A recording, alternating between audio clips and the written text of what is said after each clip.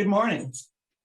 Welcome to today's listening session about FDA's proposed product standards to prohibit menthol as a characterizing flavor in cigarettes and characterizing flavors in all cigars. I'm Nicola Staples with the Office of Health, Communication, and Education at FDA Center for Tobacco Products, or CTP. I am one of several moderators that will serve as your host for today's listening session. Thank you so much for joining us.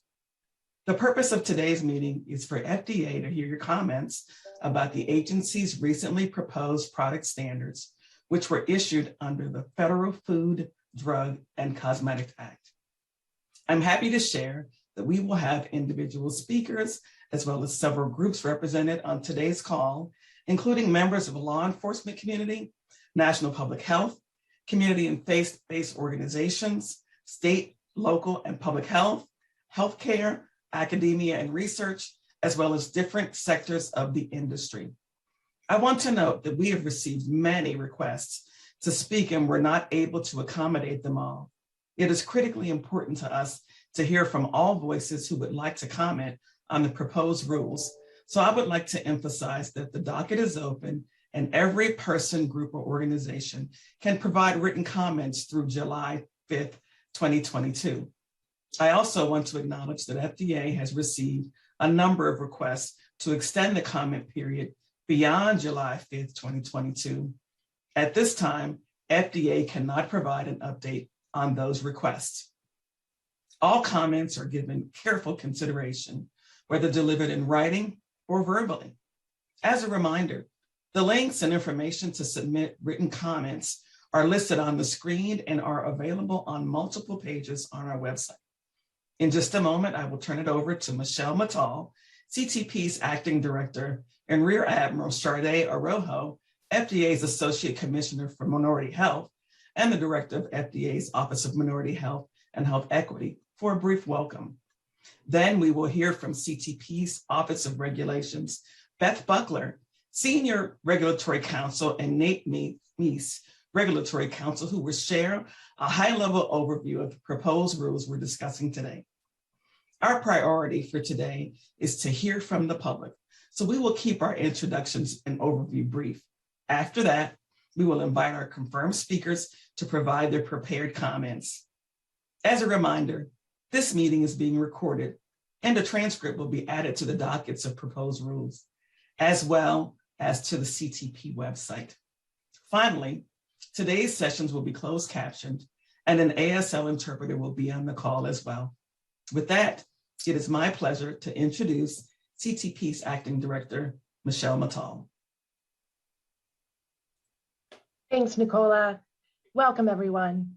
Thank you for being here to provide comment on FDA's two proposed product standards, one that would prohibit menthol as a characterizing flavor in cigarettes, and another that would prohibit characterizing flavors other than tobacco in all cigars. These proposed product standards are part of FDA's commitment to making tobacco-related disease and death part of America's past and addressing health disparities. If the proposed rules become final, they will help prevent youth from becoming the next generation of smokers and help current smokers quit. These actions are an important step forward to reduce the appeal of tobacco products, protect youth, advance health equity, and save lives. When we propose regulatory actions, we consider how they will impact people who currently use tobacco products, as well as those who do not use any tobacco products and broader communities and populations at large. An important part of this process is considering comments from stakeholders, including individuals sharing their own perspectives, organizations with expertise in public health, social justice, and health equity, academia, as well as different sectors of the industry. While we know many individuals and groups have already provided written comments to the docket, we are pleased to be able to conduct these listening sessions, which provide an alternative format for individuals, communities, and organizations to share their perspectives with FDA. Years of scientific research and analysis stand behind these proposed rules, as do voices from a wide array of affected communities seeking better health and health equity. I'm proud to be part of this important step in the process and grateful to everyone who takes the time to comment on the rules. We look forward to hearing a broad representation of ideas and perspectives during these listening sessions. Thank you for your participation in the rulemaking process. It is now my pleasure to introduce Rear Admiral Charli Greene to provide some opening remarks. Thank you, Michelle, and thank you to everyone for joining us today. In FDA's Office of Minority Health and Health Equity, we aim to promote and protect the health of diverse populations through research and communication of science that addresses health disparities. Our office works collaboratively with FDA centers and offices such as CTP to address health disparities and ensure that FDA's health equity goal is prioritized throughout all of our work. We have made significant progress over the past 55 years in encouraging people to stop smoking. But the reality is that not everyone has been included in that progress. For far too long, certain populations, including communities of color, low-income populations, and LGBTQ+ individuals, have been disproportionately impacted by tobacco use.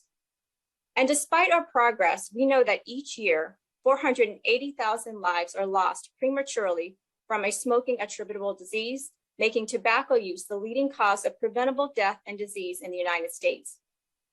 An estimated 18.6 million people currently smoke menthol cigarettes in the United States. These smokers include people from all walks of life and all demographic backgrounds, but the prevalence and the public health burden of menthol cigarette use is not the same across different communities. Nearly 85% of all Black or African American smokers use menthol cigarettes, compared with just 30% of white smokers. It is also important to note that in the United States, significantly fewer African American smokers report long-term quitting compared with non-Hispanic white smokers. Furthermore, African American smokers are more likely to die of tobacco-related disease than white smokers. As for cigar use, data show that flavored cigars are disproportionately popular among youth, young adults, and communities of color. And some research demonstrates that among past 30-day cigar users, Hispanic, Latino, Black, African American, and Asian young adults have greater odds of using flavored cigars compared to their non-Hispanic white peers. I know that some are concerned that these actions, if finalized, could result in increased state and local policing actions, and even criminal penalties in some of the very same communities that have advocated for these rules and are expected to see health benefits as a result. We take these concerns seriously. It is important to remember that FDA's enforcement authority is limited to manufacturers, distributors, wholesalers, importers, and retailers only. Consumer possession will not be governed by this rule. We encourage the public to submit comments on how FDA can clarify the respective roles of FDA and state and local law enforcement within the rules. If finalized, these rules will represent powerful, science-based approaches that will have significant and long-lasting public health impact, including helping to significantly reduce youth initiation and address tobacco-related health disparities. These product standards will save lives and improve the public health of our country. That's why I'm pleased to be part of today's listening session and hear your perspectives about FDA's proposed product standards. Our next speaker is Beth Buckler from CTP's Office of Regulations.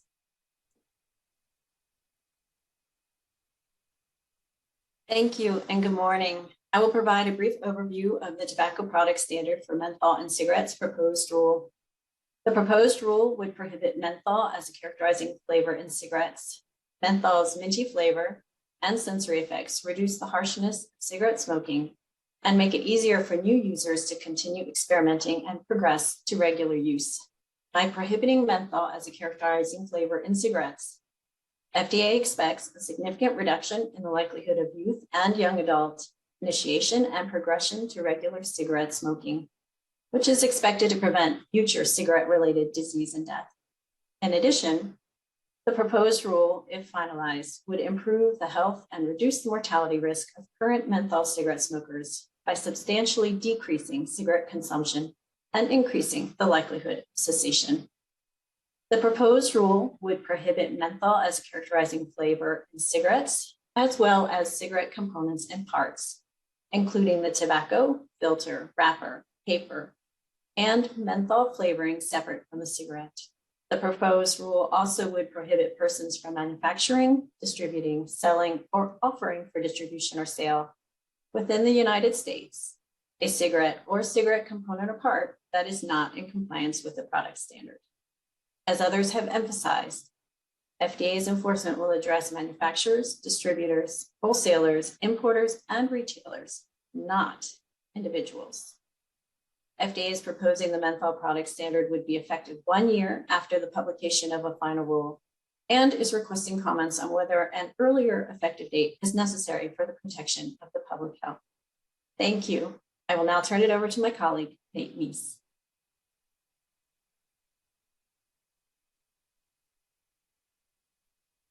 Thank you, Beth. Howdy, I'm Nate Meese. I will give a brief overview of the proposed rule, tobacco product standards for characterizing flavors in cigars.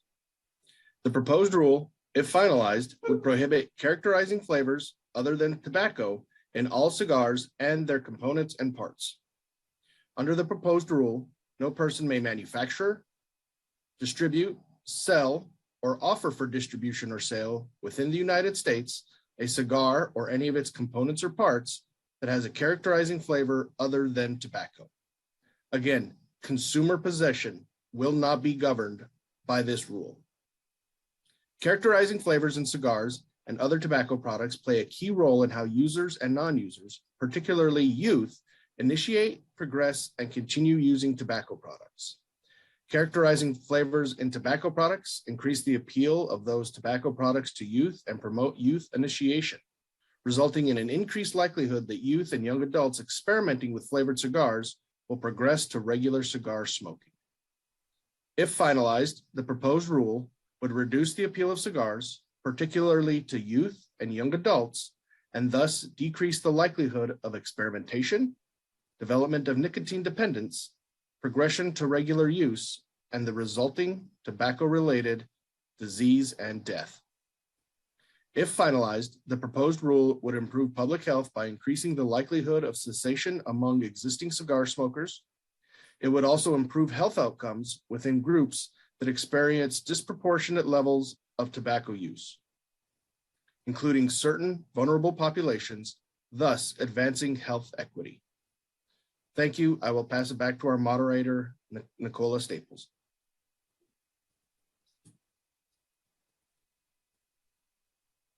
Thank you, Nate. And thank you to all the speakers today. We are ready to begin the next portion of our agenda and welcome each of our speakers to provide their comments on FDA's proposed product standard to prohibit menthol as a characterizing flavor in cigarettes and or FDA's proposed product standards to prohibit characterizing flavors in all cigars. Before we get started, I will provide you with some details about the process we plan to follow for each speaker. First, as a reminder, we ask each speaker to limit your remarks to 5 minutes or less. To assist commenters with timekeeping, we will notify you at the 1 minute remaining mark. In order to be fair and equitable to all speakers, if your remarks continue past the time limit, you will need to move on to the next speaker, so your line will be muted. We recognize there are some strongly held and differing opinions on the product of menthol cigarettes and flavored tobaccos, and we look forward to hearing all of your points of view. We ask that all remarks be focused on FDA's proposed product standards to prohibit menthol as characterizing flavor in cigars and to prohibit characterizing flavors in all cigars. At the start of your comment, please clearly state your name and the organization you represent, or note that you are speaking in your individual capacity. Let's get started. Once your name is called, you will be unmuted so that you can make your comments. Up first, we'll hear from Carol Krom. You have 5 minutes for your comment. Please proceed.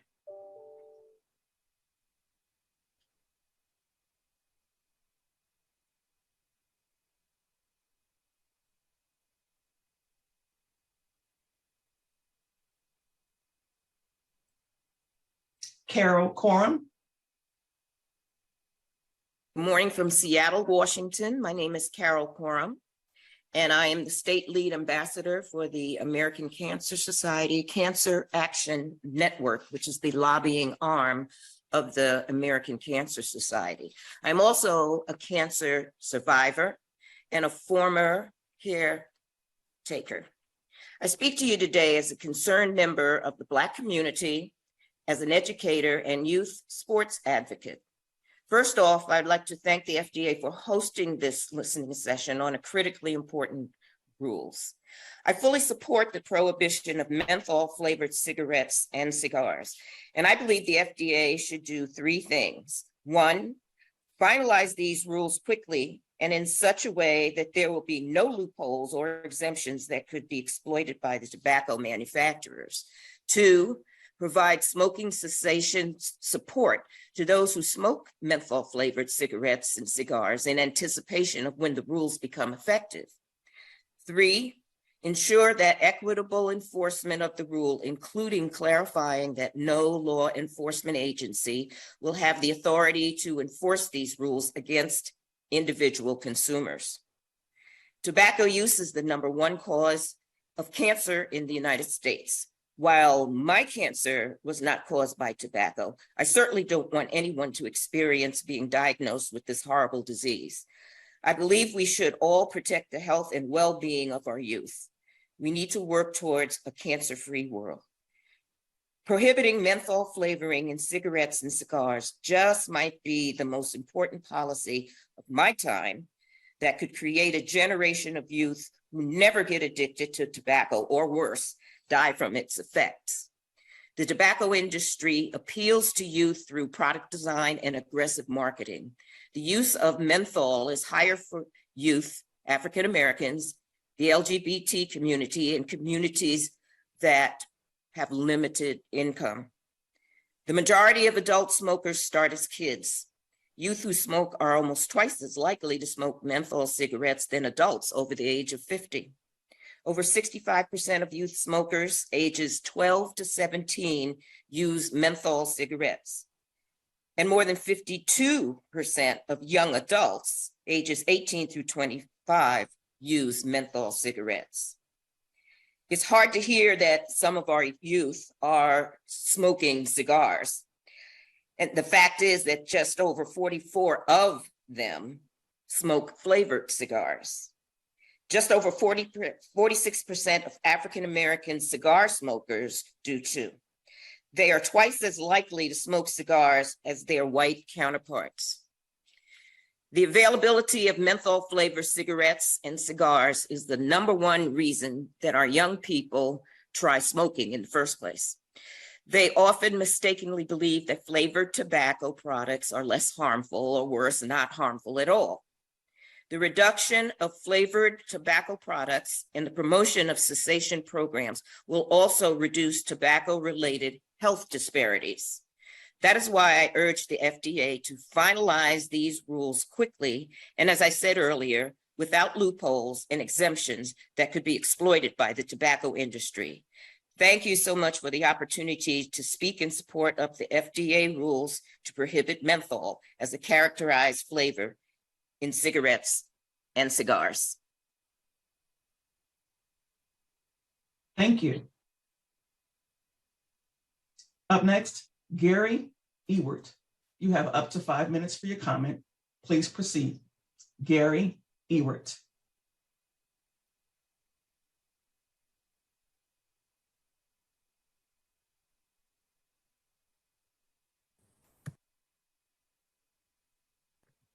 Good morning, this is Gary Ewert. Can you hear me?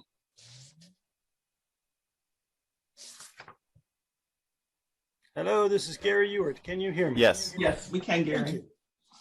My name is Gary Ewert, and I'm Director of Government Relations for the American Thoracic Society, and I appreciate the opportunity to speak this morning. The American Thoracic Society is a medical professional organization of over 15,000 physicians, scientists, nurses, and respiratory therapists dedicated to the prevention, detection, treatment, and cure of respiratory disease, critical care illness, and sleep disordered breathing. That's a fancy way of saying we are lung docs. As lung doctors, we know firsthand the disease, death, and destruction caused by tobacco use, and it is our professional and moral obligation to reduce the toll tobacco takes on society. For this reason, the American Thoracic Society strongly supports both the proposed menthol cigarette rule and the proposed flavored cigar rule, and offers the following comments on these proposed rules. First, flavored tobacco products play an essential role in luring kids in tobacco use.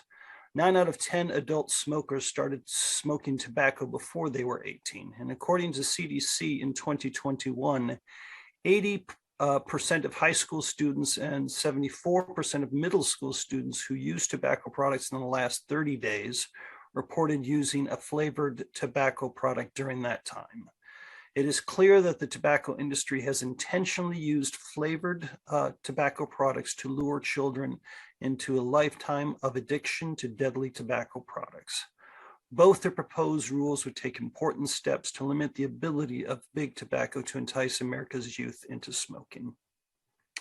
Second, the presence of menthol in cigarettes makes it easier to start smoking and harder to quit. Menthol in cigarettes improves the taste and reduces the harshness of tobacco, making initiation easier and consequently quitting harder. By removing menthol from cigarettes, we are taking important steps to improve public health for all Americans. Third, menthol cigarettes and flavored cigars have been intentionally marketed to minority and disenfranchised communities. Therefore, removing menthol cigarettes and flavored cigars from the marketplace will make important contributions to improving health equity in the U.S. Fourth, we encourage FDA to move quickly. Every day that flavored cigars and menthol cigarettes remain on the market is another day the tobacco industry can peddle its deadly products to our kids. We encourage FDA to finalize both rules as quickly as possible, but certainly by the end of calendar year 2022. Fifth, allow no exceptions in either loopholes in either rule. The ATS is pleased that the FDA did not propose a premium cigar exemption in the flavored cigar rule. And the ATS strongly agrees with FDA's definition of a premium cigar and urges FDA to move forward with its proposal to remove characterizing flavors from all cigars.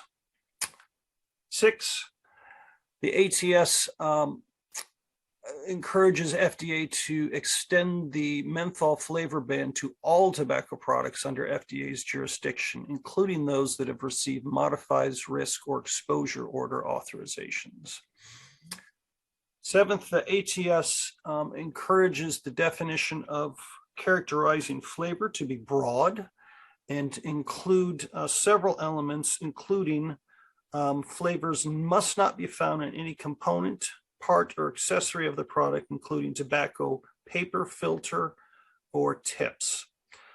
The flavor need not have to be a single or primary characterizing flavor, but simply a characterizing flavor. The flavor does not include the taste or smell of the product.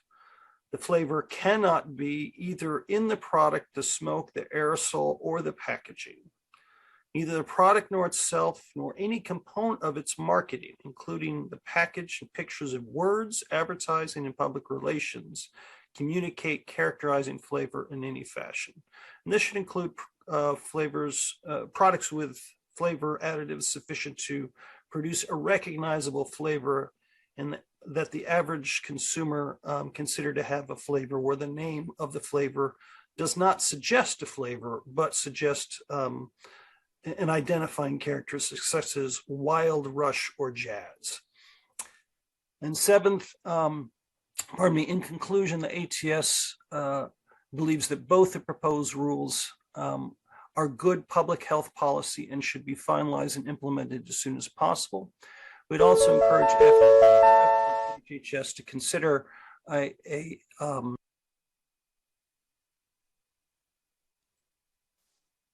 you. Up next, Elliot Boyce. You have up to 5 minutes for your comment. Elliot Boyce, please proceed.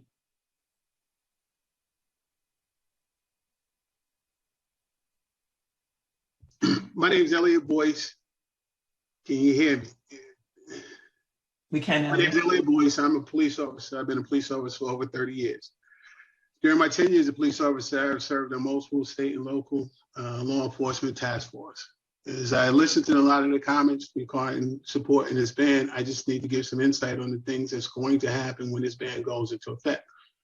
The unintended consequences. Having heard about this ban, I started an initiative to start to talk to some of the larger police organizations like Noble, LEAP, and the National Association of Black Law Enforcement Officers. And police officers around the country are greatly concerned because the FDA does not have a component on dealing with this ban when it comes to the local end. So when you look at it from a police standpoint, the second that this menthol ban goes into effect, cigarettes are going to become contraband. And once they become contraband, law enforcement officers will have no choice but to deal with the illicit market.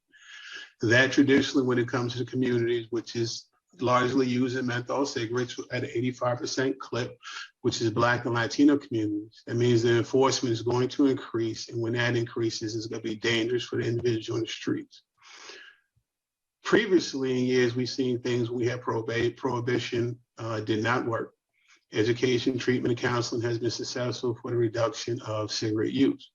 I think the thing that we're not seeing is the fact that encounters in our communities with police officers have been dangerous. And I'm saying that from the perspective of being a police officer. When you think about cigarettes being a contraband, because now without the FDA governing this, what's going to happen is state and local laws will apply. Thus meaning young adults and individuals will be arrested for felony and misdemeanor charges, which creates a real dramatic strain on not only community, but also policing. When you also talk about the revenue that's going to be lost, talk about taxes, the illicit market of menthol cigarettes is a $3 billion market. When you talk about a loss of tax revenue, that's $3 billion to $6 billion. When you start looking at that, that means resources out of the community, resources from police departments, thus meaning that we're underserved as it is, it's going to be increased. Again, as a police officer, though I do not promote smoking, I do understand that the illicit market now will have cigarettes on the streets, which now untaxed cigarettes are coming from overseas. The funding is illicit, is going to be supporting overseas terrorism, among other things that we've seen that happening already. I think when you go from a health model, you go to a criminal model, what people don't realize is normal citizens will go to the corner store and buy their cigarettes. Now you're going to be forcing them into the streets and buying their cigarettes. It's going to be contraband. That's going to be dangerous for our community. Other thing that happens is what's going to be enforced is going to be federal task force. Federal task force look like city, local, and state agencies put together with federal police officers. Thus means federal charges. So our citizens that have chosen to smoke cigarettes will now be likely to be charged with federal crimes. Federal crimes increase the amount of sentences when it comes to being arrested from some offenses that have to deal with cigarettes. That's really dangerous. It's called RICO. Many of us remember RICO from the crack era. So that's one of the things that's a big concern. When you talk about health, I've known for years that urban centers, particularly in larger cities, the health disparity really comes from the lack of health care, adequate health care within our communities. So we have to take that into account. For this ruling to be really effective, we need to do, or a impact study should be done on what are the things that's going to happen. Things like the loss of tax revenue, health issues that we know are disparity. I did a reading or I read something. CDC says the number one cause of death is cancer-related illnesses. But this cancer-related illnesses are individuals over the age of 65. Meanwhile, the number one cause of death for our community, particularly Black males between the ages of 12 to 19, is homicides, directly related to gang activities across the state and across the country. We have to be willful that this thing is dangerous. It can be very dangerous. I support taking care of our young adults and our youth, but once contraband hits the streets, it's going to be unregulated, it's going to be uncontrolled.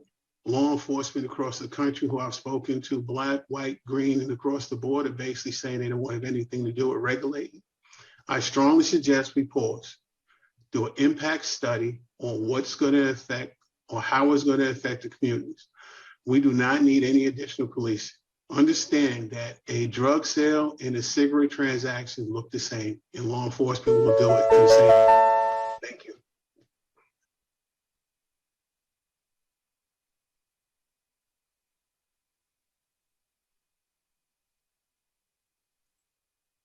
Up next, Edgar Dominic.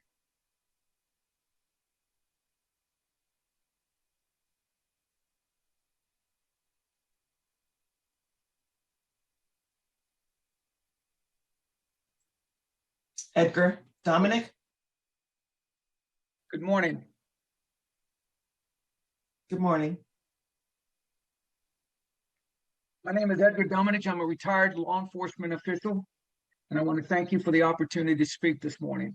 The concerns that I have are that the proposals are being considered without the input of a significant stakeholder, that being the law enforcement community. Addressing the health concerns by FDA are valid, but in this area, law enforcement needs a voice to ensure that implementation doesn't create an enormous revenue stream for organized crime groups and indirectly terrorist entities. In 2015, the US State Department, under President Obama, issued a report that stated illicit tobacco was a national security threat.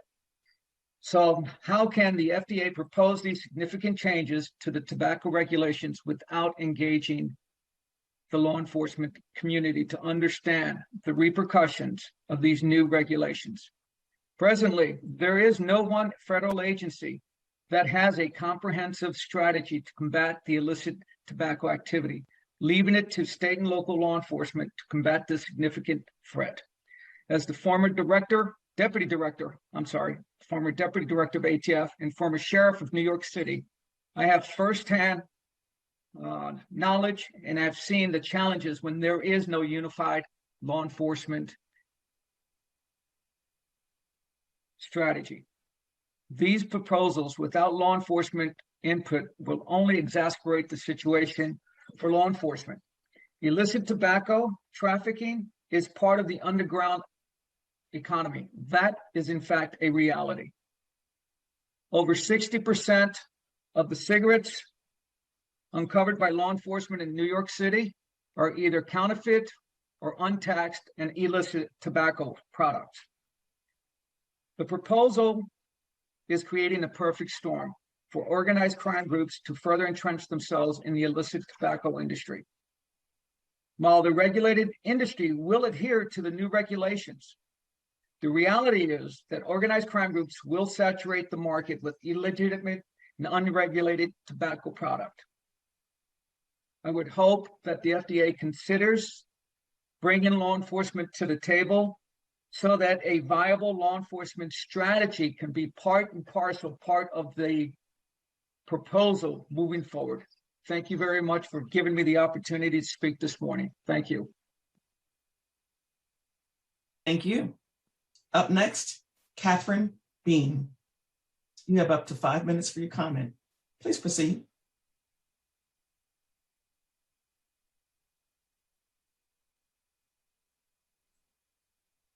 Catherine Bean.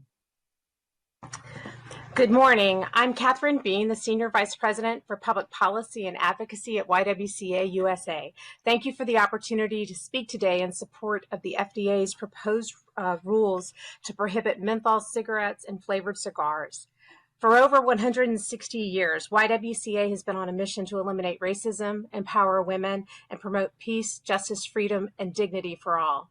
YWCAs are located in more than 1,200 communities across the country, serving as many as 2.3 million women, girls, and family members of all ages and backgrounds in a typical year, and partnering with law enforcement in our domestic violence work. We've been at the forefront of the most pressing social movements throughout our history, from voting rights to civil rights and violence prevention to healthcare reform. Notably and particularly relevant to the subject of today's listening session, the YWCA network provides an array of health and wellness programs and services, which reached more than 310,000 people in 2020. 88.7% of whom were people of color, 65.9% of whom were women and girls, and 16.6% of whom had incomes at or below the federal poverty lines. Smoking cessation classes, resources, and programs are offered in many local YWCAs, from right here in Washington, D.C., all the way to Anchorage, Alaska. In my time this morning, I will highlight two key areas that are among the issues that we will be further discussing in written comments that we'll submit through the notice and comment process. First, the proposed rules to prohibit menthol cigarettes and flavored cigars are specifically tailored to block known pathways to tobacco addiction among youth and women. As clearly documented in the Campaign for Tobacco-Free Kids report, A Lifetime of Damage, the tobacco industry's long history of predatory marketing has contributed to the addiction of millions of women and girls to tobacco products, with serious health consequences on such things as youth brain and lung development, reproductive and cardiovascular health, and the development of chronic and life-threatening disease. The report documents marketing practices that include explicitly linking tobacco products to perceptions of femininity and liberation, the proliferation of disinformation regarding low tar and light cigarettes as safer alternatives, and advertising targeted towards Black women and Latinas. In the digital age, the same kinds of predatory practices are on full display, continuing to exploit, quote, the aspirations, body image concerns, and perceived insecurities of women and girls to sell them an addictive and deadly product. The proposed rules place responsibility precisely where it belongs, with a tobacco industry that has aggressively targeted women, girls, and people of color in its marketing, and that has knowingly and intentionally placed sales and profit over scientifically documented health risks. Second, my second key point here is that rather than prohibiting individual consumer possession or use, FDA's enforcement of the product standards will be limited to manufacturers, distributors, wholesalers, importers, and retailers. As designed, the proposed rules should not contribute to or escalate criminalization of people of color, which is a long-standing focus of YWCA's racial justice work. YWCA urges the FDA to continue to make this clear and to work with relevant agencies, including the Departments of Justice, Education, and Health and Human Services, to provide guidance, training, and technical assistance to local, state, and federal law enforcement entities, including school resource officers, so that youth and people of color are not criminalized for any individual possession or use of menthol cigarettes or flavored cigars. Finally, in closing, I think it's incumbent upon us to recognize that blocking pathways to tobacco addiction is about more than statistics. It is about real lives, real families, and real impacts across generations. Like so many, I've seen firsthand the devastating health impacts of menthol products on women whom I care about and who I loved. My grandmother, who died in her mid-50s from emphysema and lung cancer due to smoking. She only had one lung left when she passed away.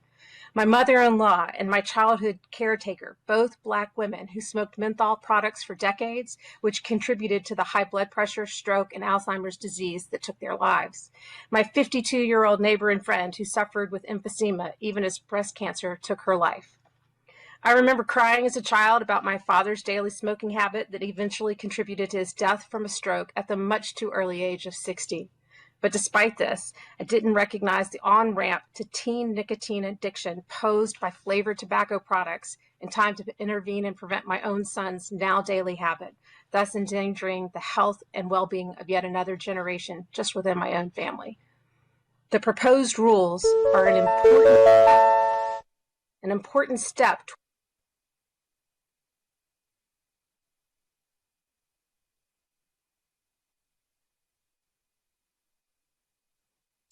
Thank you.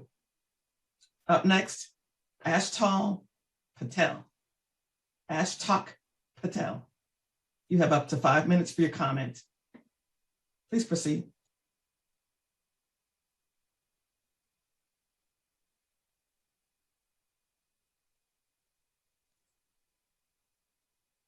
Ashtok Patel.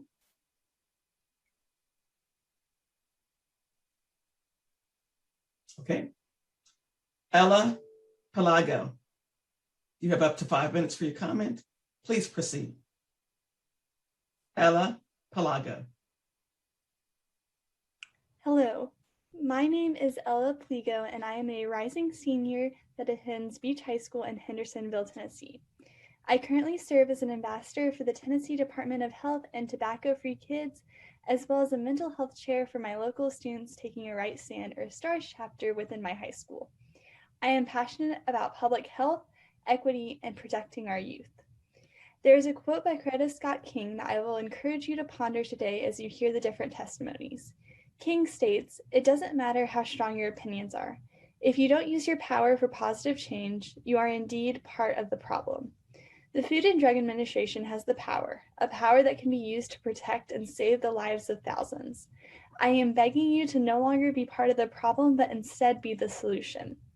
I started my journey with tobacco prevention my freshman year of high school.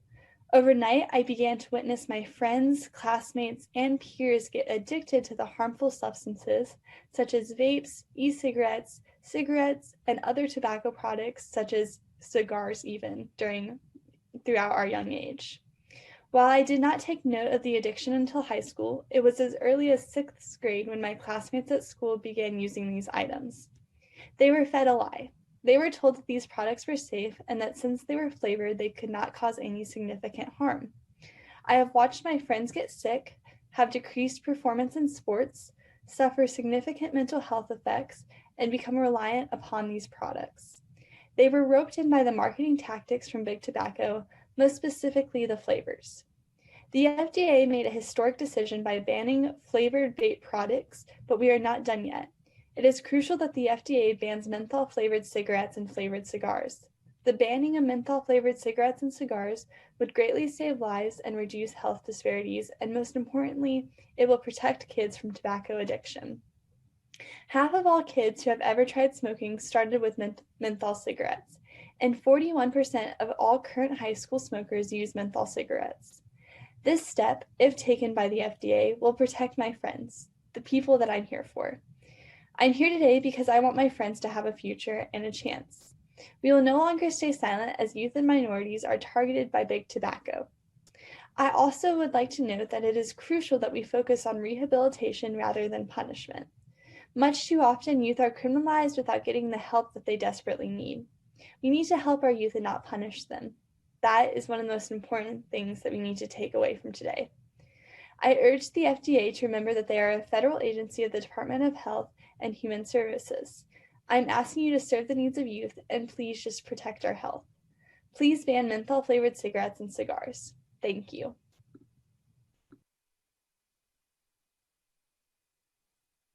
Thank you.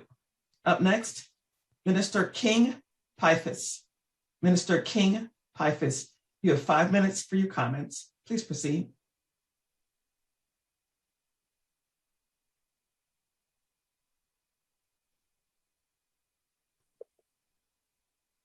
This is Minister King. Can you hear me? We sure can.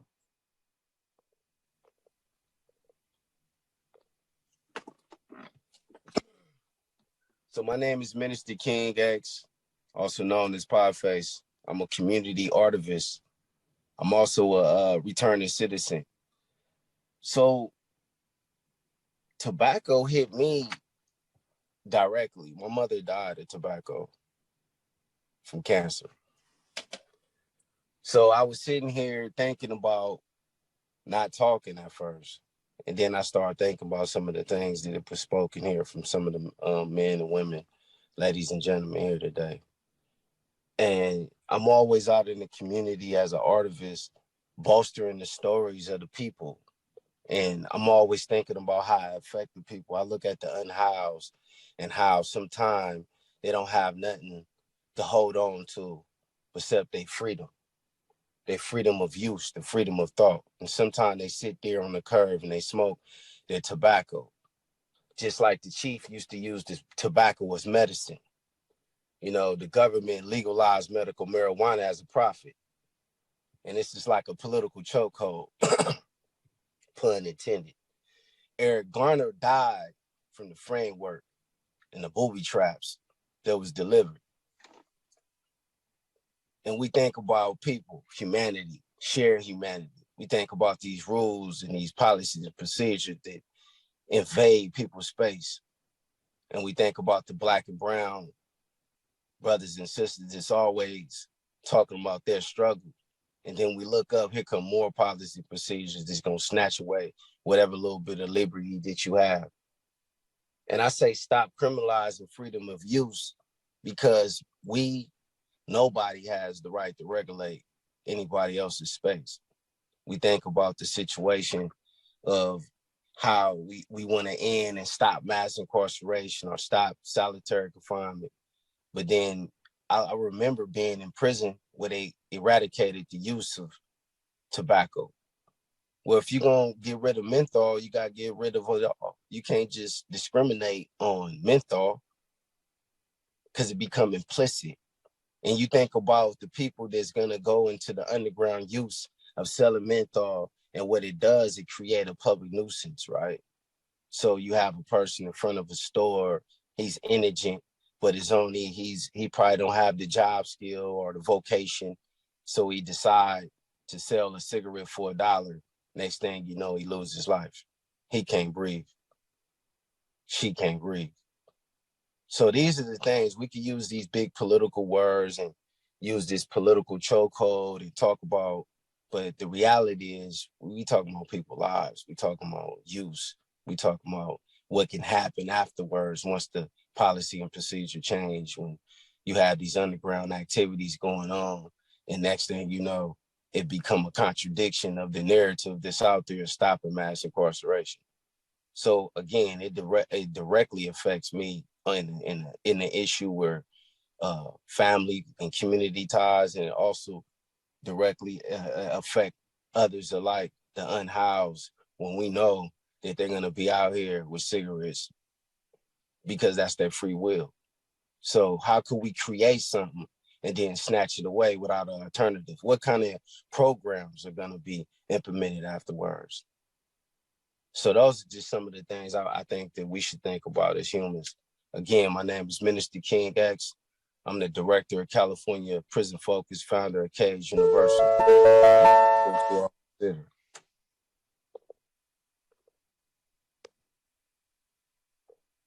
Thank you for your comments. Hello, my name is Tracy Galloway from the FDA. Up next, we have Janet Williams. Please state your name and organization, or share that you are speaking as an individual. Janet Williams, you have 5 minutes to Janet Williams, you have up to 5 minutes for your comment. Please proceed.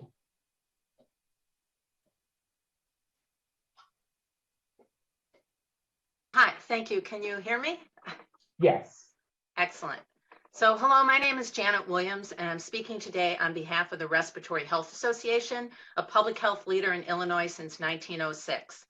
Respiratory Health Association's mission is to prevent the medical, social, and economic cost of lung disease through education, research, and policy change. I have more than 30 years of public health program and policy development experience, including my time as Director of Tobacco Control and Prevention for the Cook County Department of Public Health. I currently work for a physician-led association, and I work with clinical practices and health systems on improving prevention at the clinical and community levels. Thank you for the opportunity to provide comments today on the FDA's proposed rule to eliminate menthol from cigarettes and cigars. This rule is a long time coming. By my estimates, it's been at least 10 years when the FDA could have and should have done something. The evidence was clear then, and it's clear now. Menthol serves one purpose: it makes smoking less harsh. It works as an anesthetic and diminishes the burning sensation. And Big Tobacco knew this. They also knew they could use this smooth smoke to appeal to Black people who smoke at lower rates than whites.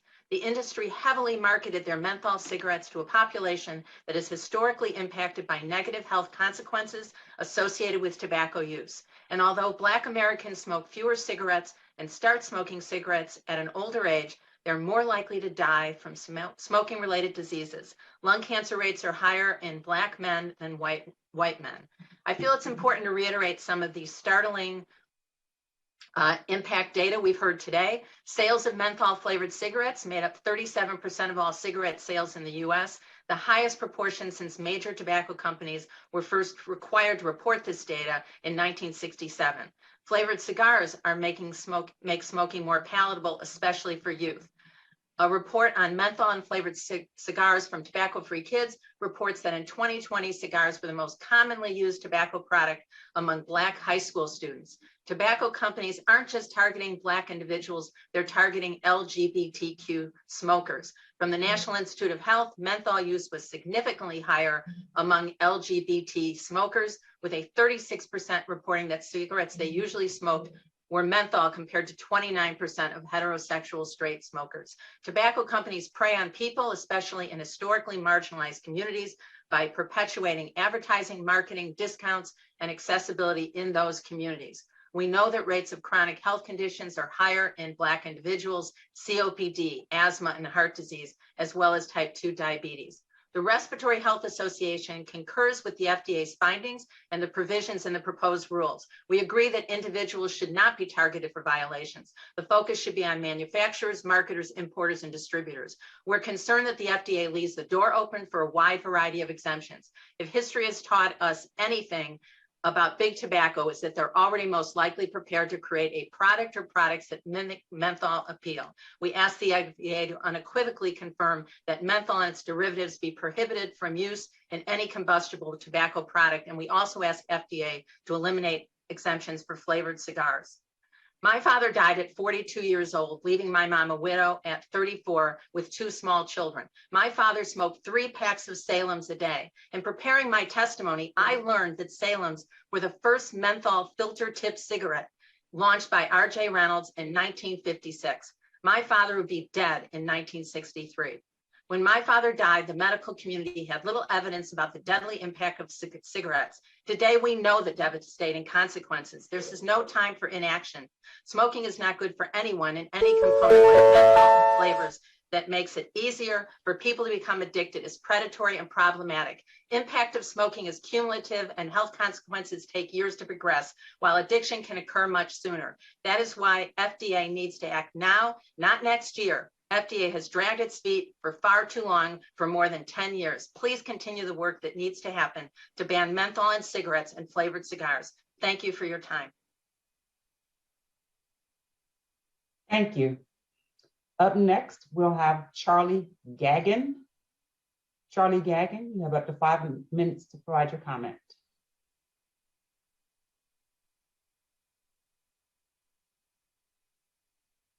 Hi, my name is Charli Greene. I am a community tobacco advocate in Austin, Texas, as well as the state advocacy director for the American Lung Association. I'm here today in support of the proposed rules on menthol flavoring and flavored cigars, and I appreciate the opportunity for public comment. As you consider my comments, I urge you to finalize these rules before the end of this year in order to save lives. As you know, the tobacco industry has long targeted Black and other specific population groups with their products, leading to significant health disparities. Menthol cigarettes make it easier to start smoking and harder to quit, robbing families of their loved ones and contributing to lost wages, lost lives, and lost productivity, not to mention substantial healthcare costs. Several years ago, we removed flavored cigarettes from the market, but left menthol, leading to thousands more deaths.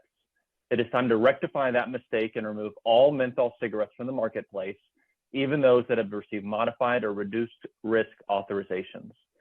In Texas specifically, more than 40% of calls to the state quit line are from individuals who smoke menthol cigarettes.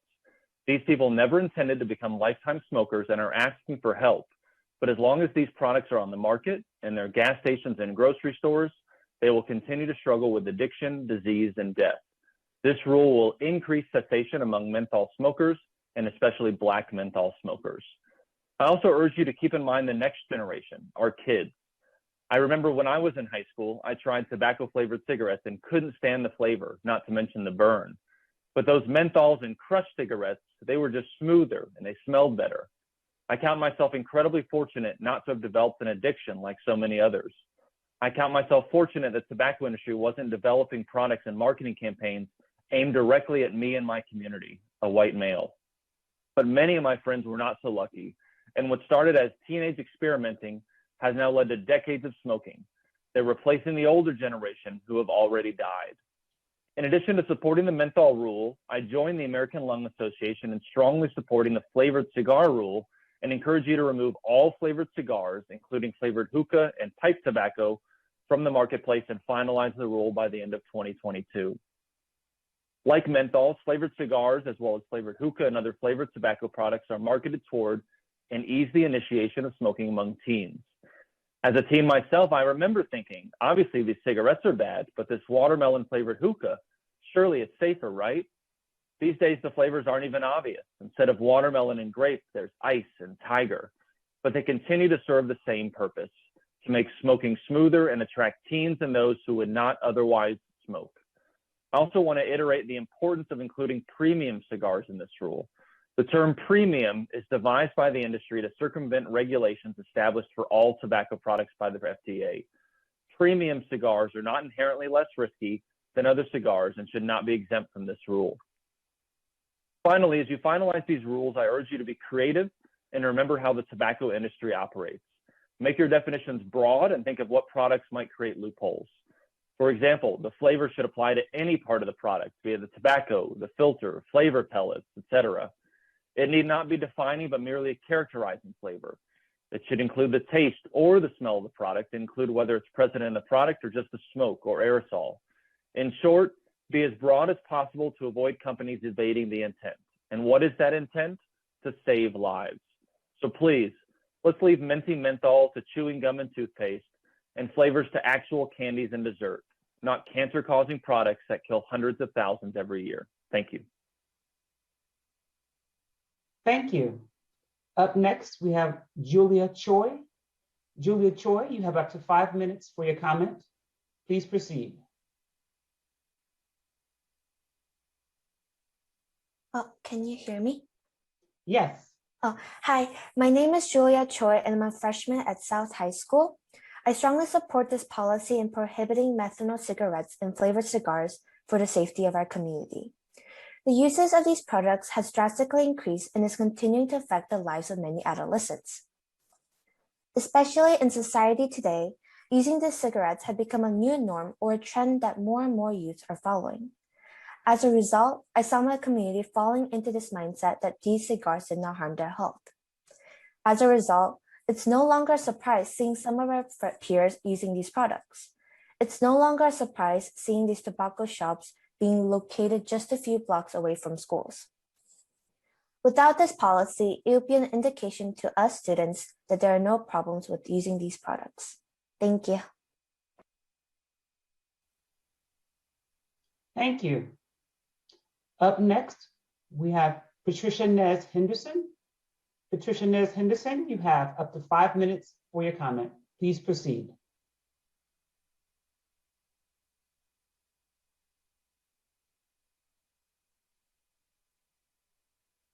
Patricia Nez Henderson.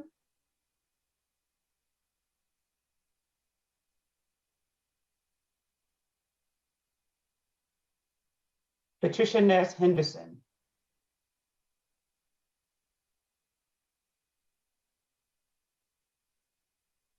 Up next, we have Anthony Carruthers.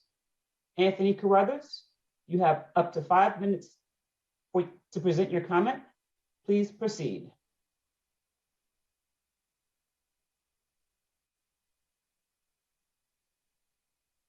Anthony Carruthers.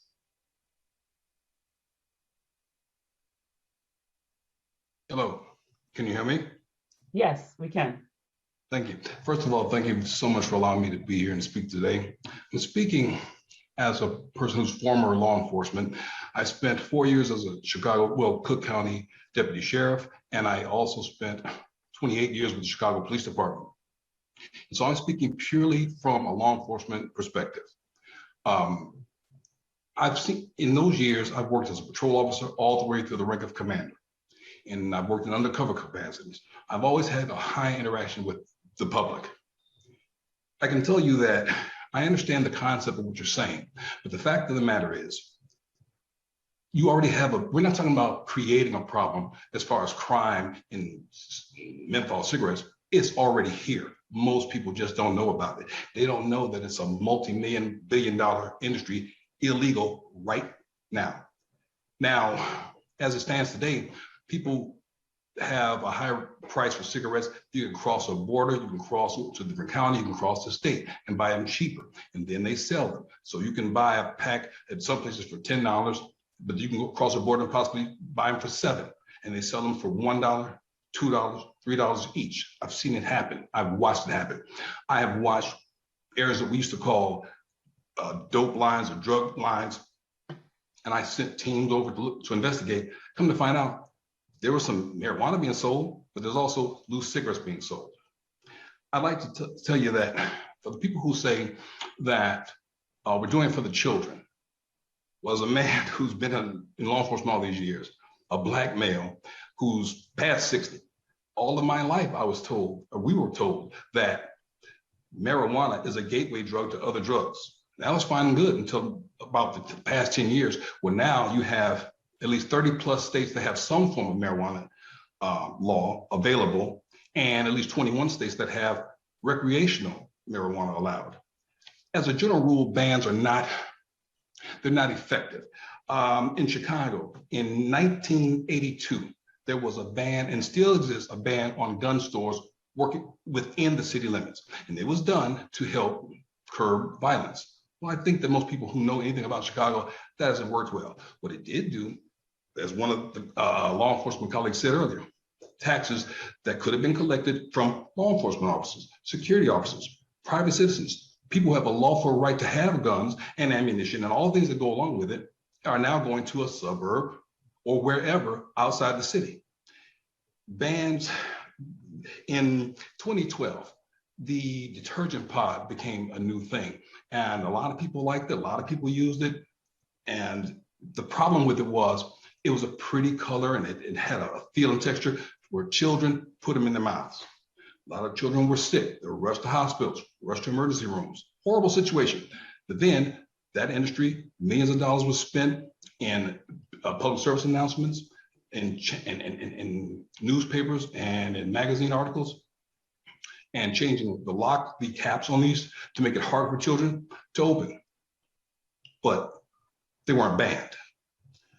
We banned alcohol for 13 years, many, many years ago, for a lot of good, noble reasons. The fact of the matter is, hundreds of millions of dollars were created illegally. Thousands of people were injured, shot, killed during that time of prohibition. The best thing to do is like you've already done. Is that education, explain to people why they should not use the product if that's what you believe. And let me be clear about something that I've heard too many times. People talk about young people smoking cigars. Let me tell you, I've watched young people in gas stations and the like, and they've gotten these cigars. The truth of the matter is, what they've done is they take the cigar, empty out the tobacco, and fill it with marijuana. So don't think that, the young people run around smoking flavored cigars. They're using the wrapper to use it for marijuana.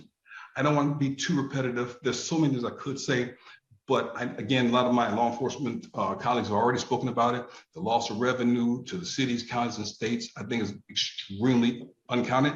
And how will you recoup that money? Normally, property tax is the one thing they can go after. You want to collect the tax from something, a revenue that you can use positively, and then ban that item. It's illogical. I can't understand, I never could.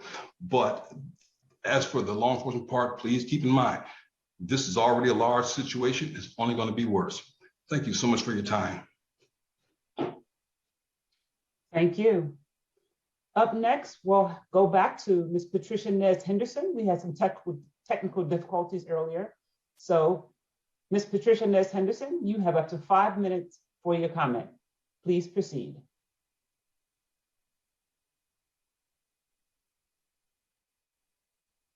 Patricia Nez Henderson. Yat A. Shea Patricia Nez Henderson, Dashajane, Tatlatin Shlot, Putsati Bashishtin, Chanjakin Dashanale, Adot, Kut A. San Shlan, Oke, and Kidishin Stija. Good morning, everyone. I'm calling from the beautiful lands of the Black Hills, the homes of the Lakota people. Again, I've been listening to the conversation this morning, and I just have a couple of comments. I'm calling in as an advocate, I'm a scientist by training, but as an advocate. I was born and raised on the Navajo Nation, where my grandfathers used ceremonial tobacco in all forms of ceremonies in cultural settings. But what has happened over the years is that the tobacco industry has come into our communities. First of all, they stole our tobacco. Number one, they stole our tobacco and mass produced it, and now it's all over the world, a product that was sacred to us. So today I'm asking the FDA to move forward on this proposed ruling. I was a member of TPSAC in 2011 when we proposed to ban all forms of menthol products, including cigarettes, and we're still waiting. So many lives have been lost up to this point because that ruling has not moved forward.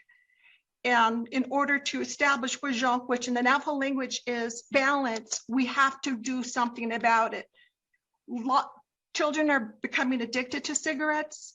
People are losing their lives because they're addicted to cigarettes. And the science is clear. We know, my colleagues have done all the work to say that menthol cigarettes are not healthy for our communities. How much more are we going to wait? How long are we going to wait? Another 10 years? I think not. You know, these products specifically target people of color. And I'm a person of color, and I have family members that are smokers that are using menthol products. So I'm coming to you as a mother, as a sister, to move forward with this proposed legislation, or to propose I'm sorry for what is happening right now. I'm sorry. And I just encourage you to really look at the science and create a community that is based on the philosophy of balance. And I just want to thank all of you. I'm doing this because our tobacco is sacred, number one. And we're here to really advocate for our tobacco products to be eliminated, these commercial tobacco products, and restore what is important to us, which is sacred tobacco. Thank you.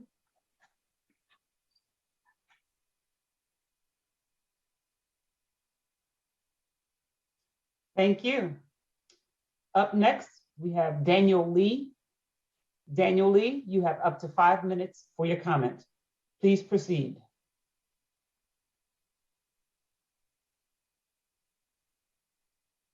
Daniel Lee.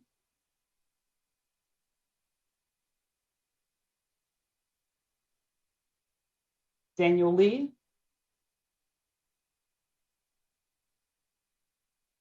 Up next, we have Justin Berry. Justin Berry, you have up to 5 minutes for your comment. Please proceed.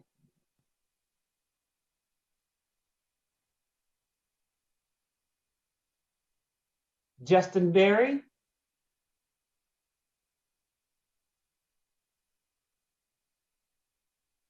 Justin Berry.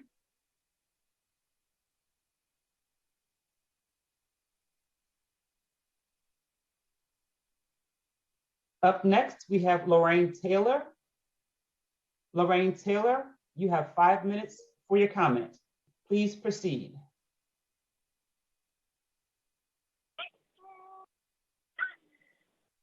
Hello, good morning. My name is Lorraine, and as a person of color, I do not want to make this about race. Yet my own race has made this about that. We have our own challenges as Black and brown people fight that we deal with every single day as people. We fight among ourselves. We don't always agree that this is one of those moments. You hear from a small group of Black and brown advocates that are against menthol, but have you truly considered what the mass majority that do smoke think? Have you asked us those questions of why? No, you haven't. And shame on you and the Biden administration, who is already on historic laws among people of color for not listening to us. The American Cancer Society, Tobacco-Free Kids, etc., was supposed to make this about the youth. How did it become to adults who are over the age of 18 and up, who are legally supposed to make our own decisions? Look, we that oppose this ban may be in the minority, and it's a slippery slope to fight. But this is my own right to ask you to stop and listen to the people who are impacted by this, both from businesses and users. Inflation had already hurt our communities, the Black and brown, and now you want to take our free choice to smoke, what makes me happy, without going to cannabis or other coping ways, because you're not listening to us. So please, just do not ban menthol.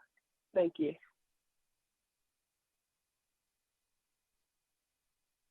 Thank you. Up next, we have Edward Long. Edward Long, you have up to 5 minutes for your comment. Please proceed.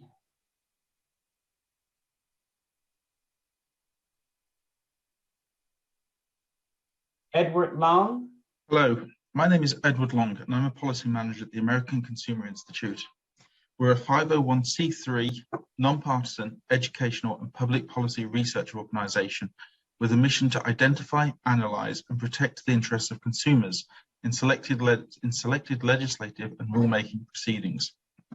While disincentivizing the use of harmful combustible products is usually good policy in the interest of public health, we are deeply concerned that the prohibition of flavored menthol products and flavored cigars is not adequately paired with measures to help smokers transition to less harmful alternatives with the view to them completely quitting. By failing to provide consumers with this alternative path, we believe the Food and Drug Administration is not empowering smokers with the tools necessary to stop. We're also concerned that a prohibition on flavored menthol products and flavored cigars will force consumers to purchase unsafe and unregulated products on the black market. This will not only lead to poorer public health outcomes, but could see further criminalization among African Americans who use menthol cigarettes at higher rates than other groups. As the Food and Drug Administration moves forward with rulemaking, we'll encourage the agency to consider measures such as allowing greater access to electronic cigarettes and non-combustible products that have been scientifically shown to help smokers quit and lead healthier lifestyles. In approaching public health questions in this way, in a way that follows the science as opposed to ineffective prohibitions, we believe the FDA will be better placed to meet its mission of protecting public health. We look forward to working with you in crafting a regulatory environment that incentivizes Americans to quit smoking. Thank you. Thank you. Up next, we have John Clymer. John Clymer, you have up to 5 minutes for your comment. Please proceed.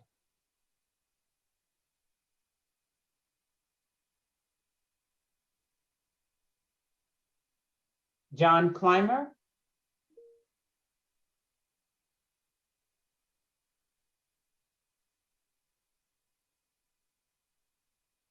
John Clymer.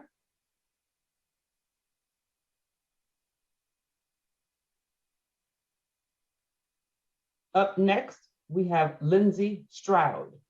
Lindsay Stroud, you have up to 5 minutes for your comment. Please proceed.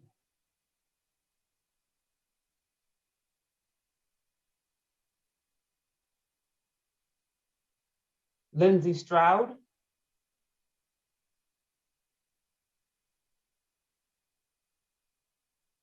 Lindsay Stroud.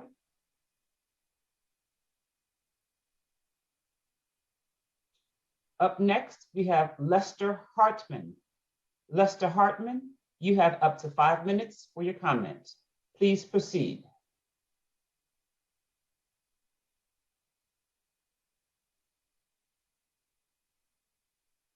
Lester Hartman.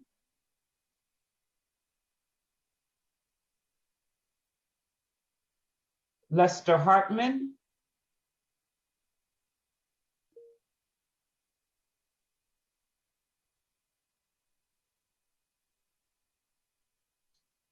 Up next, we have Henry Ortiz. Henry Ortiz, you have up to 5 minutes for your comment. Please proceed.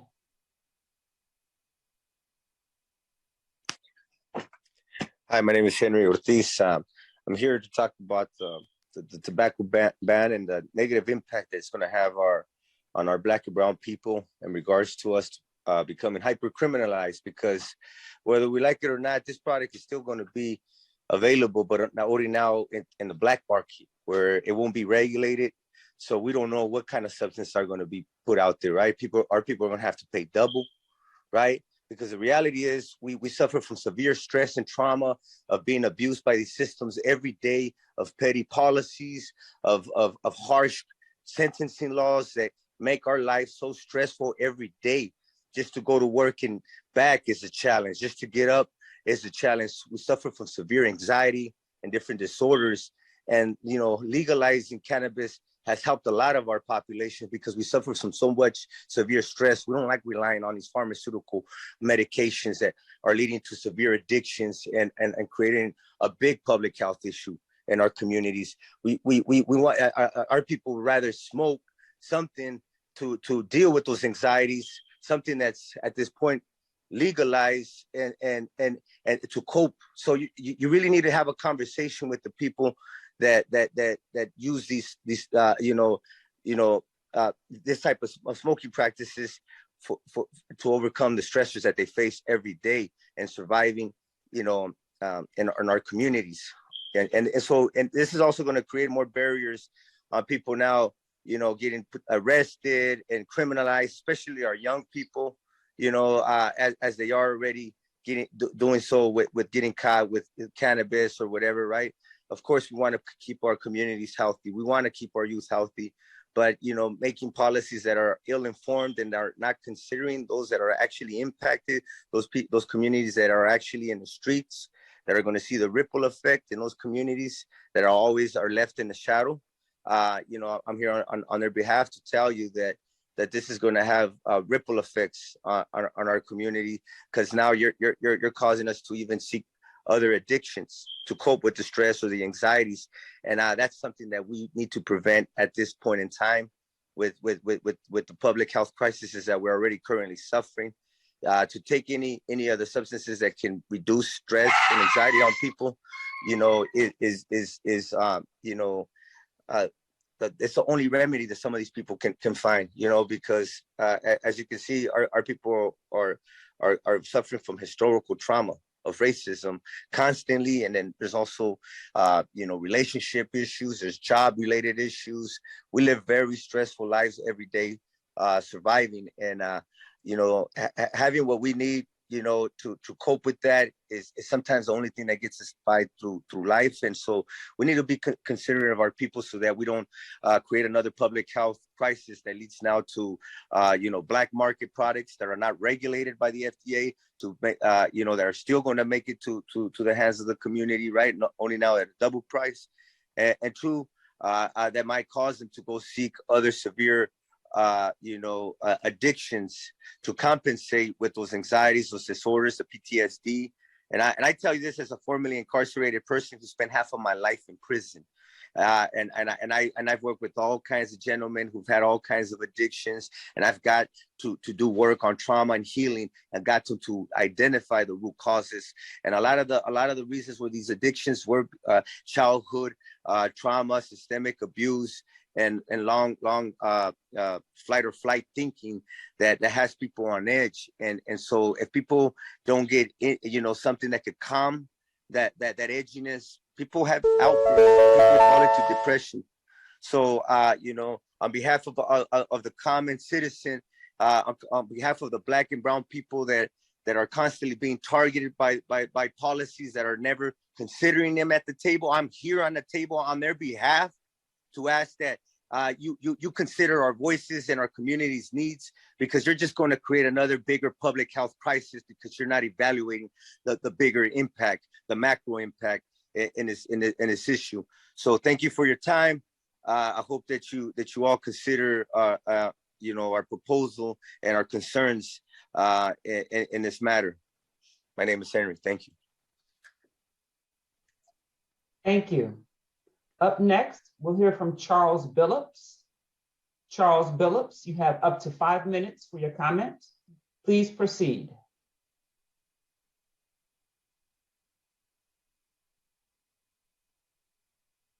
Charles Billups. Yes, can you hear me? Yes, we can.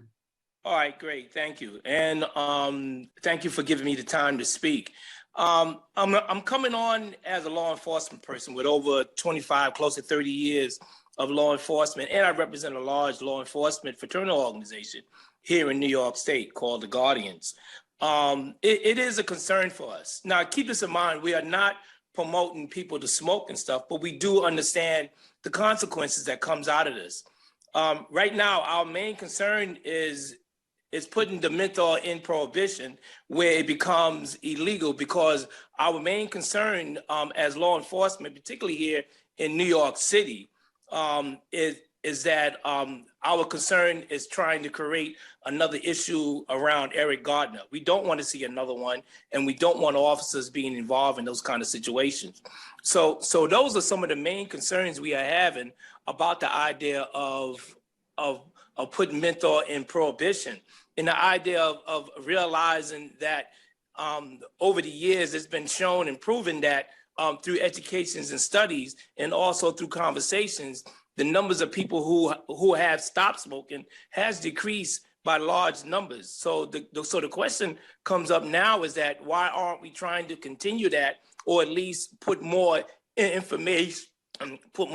information and definitely more tools out there in the idea of generating more education to teach people how to stop smoking versus trying to criminalize it.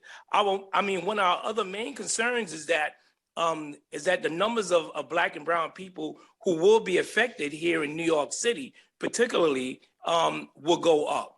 The numbers of people that are actually will be locked up will probably go up because the idea of selling unillicit cigarettes. So those are some of the main concerns we are having today. This is one of the reasons why we are hoping that they'll put a pause on this to think this over properly and talk to the right people and have real conversations around the concern, because we don't want to see this happen because it affected our communities, and law enforcement don't want to be out there chasing behind people over selling loosies. So we truly believe that a pause should be in effect right now, and more conversations should be dealt with in the idea of dealing with the situation. I heard from the other law enforcement people who came on, and I mirror and echo the same thing they are saying, which is true. This is something that should be included, and everyone should be at the table to talk about it. I'm not going to keep anything longer or stress this out. I just want to thank you for giving me the opportunity to speak. Thank you. Up next, we have Dakari Tucker. Dakari Tucker, you have up to 5 minutes for your comment. Please proceed.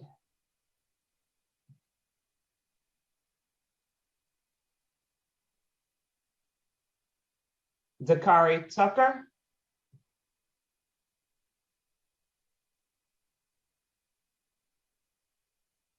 Dakari Tucker.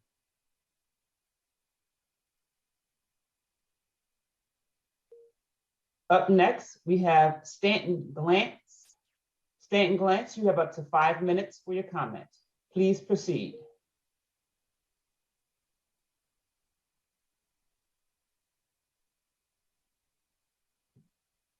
Stanton Glantz.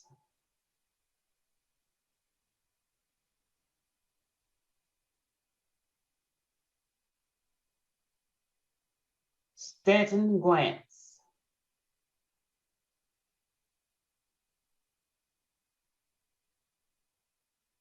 Up next, we have Peter Kruger. Peter Kruger, you have up to 5 minutes for your comment. Please proceed.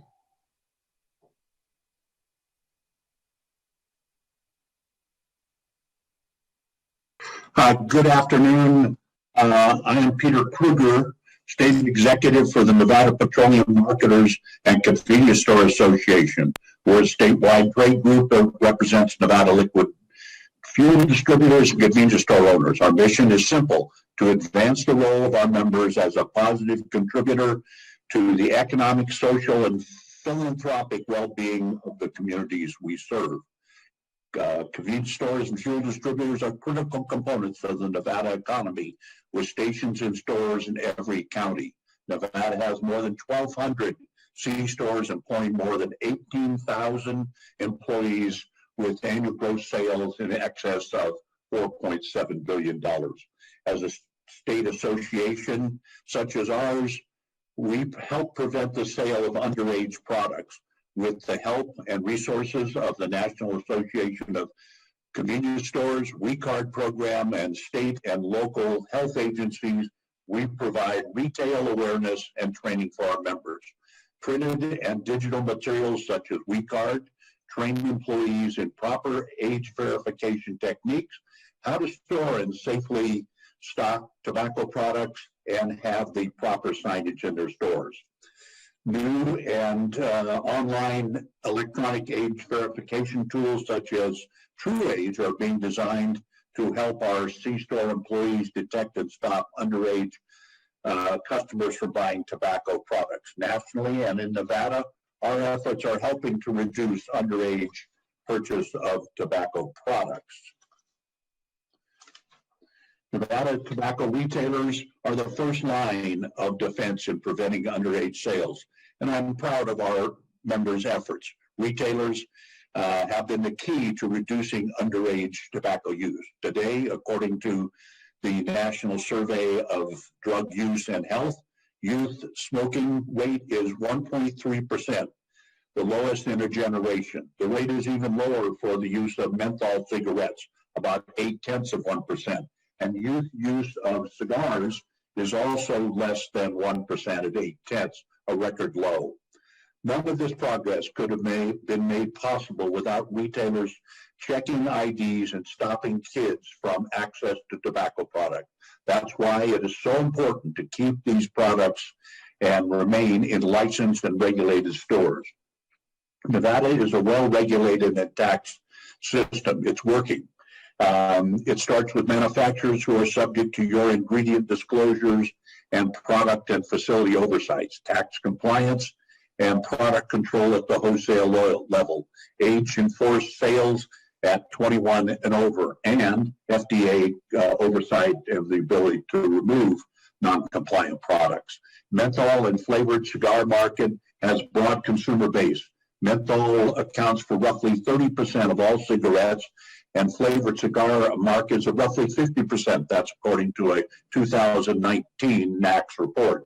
If retailers are removed from the menthol cigarette and flavored cigar market, who will prevent underage sales? Check IDs and ensure that only FDA-approved products are sold. Users of menthol and flavored cigars will not simply just quit. In many cases, they'll turn to black market and other illicit markets to find their product. Nevada knows from experience, especially in Las Vegas, where a large black market distribution system has existed. FDA proposed regulations will only exacerbate this problem. Black and gray market sellers will sell to anyone. Black market purveyors sell products either smuggled that have a greater threat to public health and are not under FDA scrutiny. We know from the 1930s that prohibition does not work for a product that has marketed and been marketed and has a large existing user base.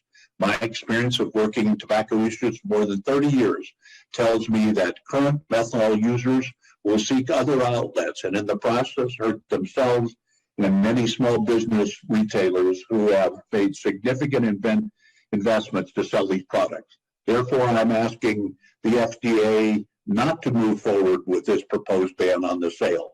Thank you for hearing my concerns on behalf of Nevada's legal and regulated tobacco markets. Thank you.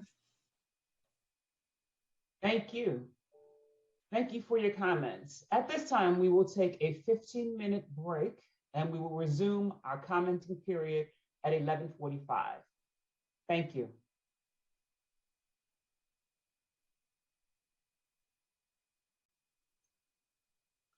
Hello, my name is Dr. Kendrick Dartis from the FDA.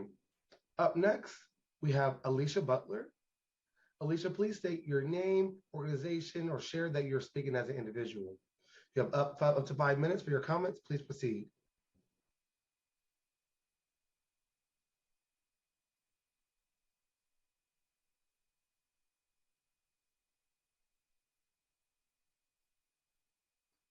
Alicia Butler.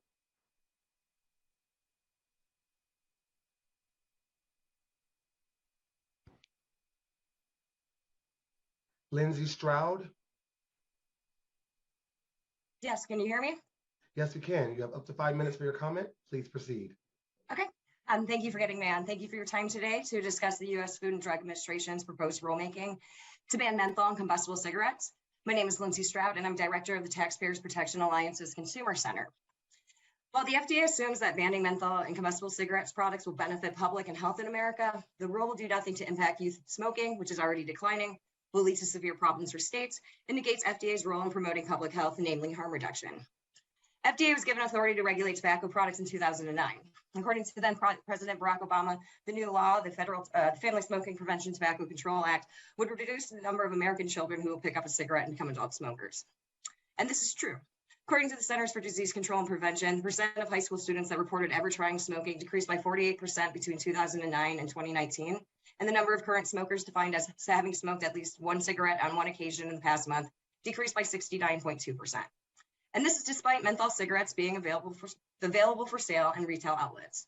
Moreover, youth smoking has essentially become a thing of the past, with rates continuing to decline in the years after the TCA went into effect.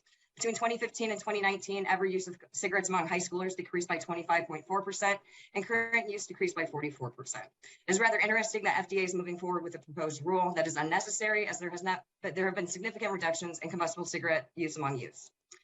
The proposed rulemaking will also unfairly burden states, causing a likely decrease in regulated and taxed menthol cigarettes, coupled with increases in illicit products and enforcement costs. And this has already been seen at the state level. Massachusetts banned the retail sales of flavored tobacco products in June 2020, and this has been felt sharply in both excise tax revenue loss and enforcement costs. Between fiscal years 2020 and 2021, state cigarette excise taxes in Massachusetts decreased by 23.7%. And at the same time, the state has been forced to allocate additional state funding to its illegal tobacco task force to enforce the ban. In fact, between fiscal year 2020 and 2021 budgets, the state funding increased by 73%. This increase in funding to the task force is likely due to an increase in smuggling. The Mackinac Center for Public Policy has estimated that in 2020, the Massachusetts smuggling rate rose to 26.5% from 20.4% in the previous year. And this is maybe limited data because it was measured in only 6 months of post-ban data. Also deeply troublesome is that the FDA Center for Tobacco Products is completely funded by user fees based off of sales of 6 different types of tobacco products, including menthol cigarettes. Approximately 1/3 of American adults smoke menthol cigarettes, and should these be banned, the CTP would actually stand to lose funding to both enforce the ban and oversee the marketing and regulation of all tobacco products. Sending existing CTP enforcement revenue into the pockets of smugglers and other black market actors is just simply irresponsible.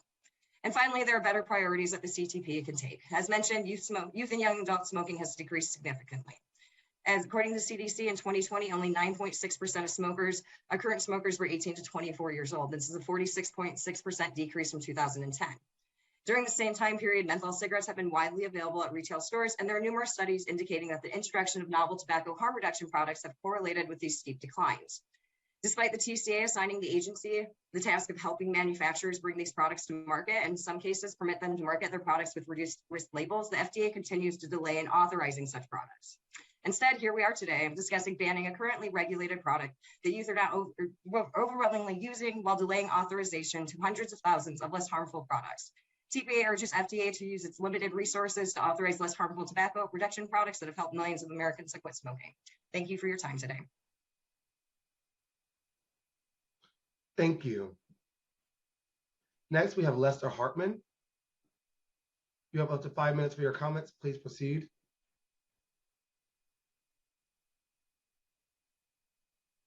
Lester Hartman.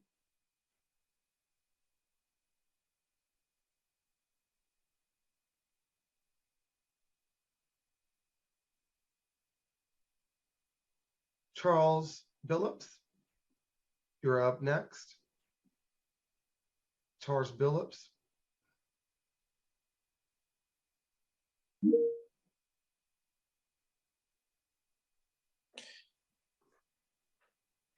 Yes, I spoke earlier, but if you want, I don't mind speaking again. For some reason, you'll have me twice. Oh, okay, we'll proceed moving forward with the next person. Thank you so much for your time. No problem. Stanton Glantz. Stanton Glantz.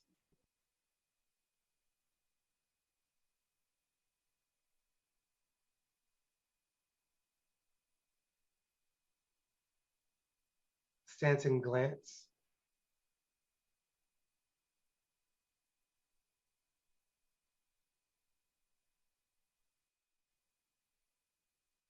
Alicia Butler. Alicia Butler. Hello. Alicia Butler is here. Hi, Alicia. You have up to 5 minutes for your comments. Please proceed. Yes, hello everyone. I'm Alicia Butler and I serve as the Health and Wellness Associate for the National Action Network. The National Action Network is one of the leading civil rights organizations in the nation with chapters throughout the entire United States, founded in 1991 by Reverend Al Sharpton, where we work within the spirit and tradition of Dr. Martin Luther King Jr. to promote a modern civil rights agenda.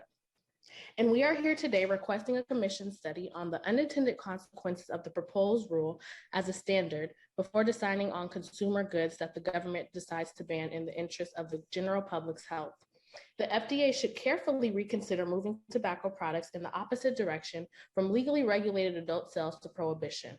Advocates for the proposed rule have not been able to explain why the preferred product for Black adult smokers will be subject to ban, while the select products for most white smokers will remain legal and readily available. The Federal Trade Commission estimates that menthol cigarettes account for around 1/3 of all cigarette sales. With a customer base numbering in the millions and a highly profitable product, there's little doubt criminal networks will seek to capitalize on prohibition. Because menthol is disproportionately the choice of Black smokers, Black neighborhoods will be a target for sales in those neighborhoods.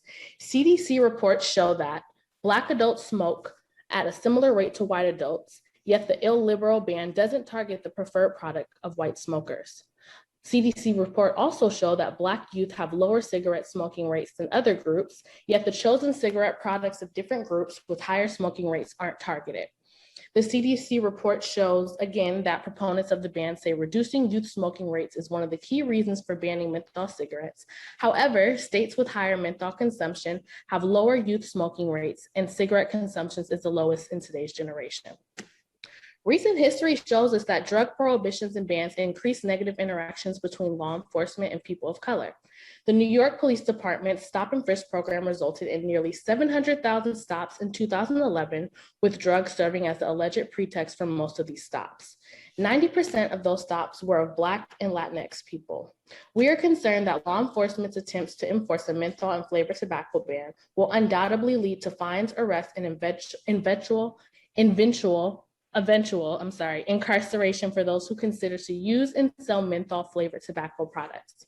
Historically, policies that lead to prohibitions have profound racial justice implications. Menthol prohibitions will create illicit markets and more police interactions, especially in minority communities. For example, Eric Garner was a Black man killed by the NYPD for selling loose, untaxed cigarettes. Banning menthol cigarettes and flavored cigars while excluding others and not all cigarettes and cigars that also have health implications and are no more dangerous than non-menthol cigarettes or more addicting puts a microscope on those same minority communities. We fully support intentional policies that support health needs with harm reduction policies, emphasizing education for adults and minors, cessation, well-funded health care for communities of color, and other measures that do not have serious implications for unintended consequences. In conclusion, we do not believe that the proposed rule will reduce the number of people smoking, but instead will increase the number of people who use illicit tobacco, creating an underground Black market for menthol cigarettes and flavored cigars that will go unregulated. Prohibition will entice Black market suppliers and criminal networks to meet that demand, just as alcohol and drug prohibitions have historically demonstrated. Underground markets will trigger criminal penalties disproportionately impacting people of color and prioritizing criminalization over public health and harm reduction. Thank you. Thank you. Next, we have Lori Beamer.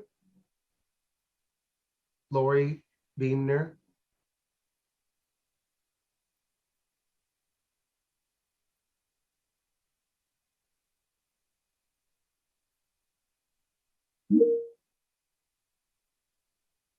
Can you hear me? I can. Thank you. You have up to 5 Great. minutes for comments. Please proceed. Thank you so much. Thank you for this opportunity to bring my voice to this conversation. I speak as an individual, a mom of 3. I'm also a cancer survivor, and I lost my dad too young to tobacco-related illness.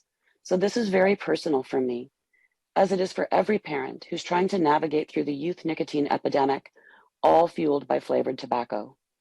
I'm also a longtime volunteer for the American Cancer Society Cancer Action Network, which is ACS-CAN, and a volunteer for Parents Against Vaping E-Cigarettes, PAVE, But today I speak on my own behalf, and I am here to tell you that parents need help.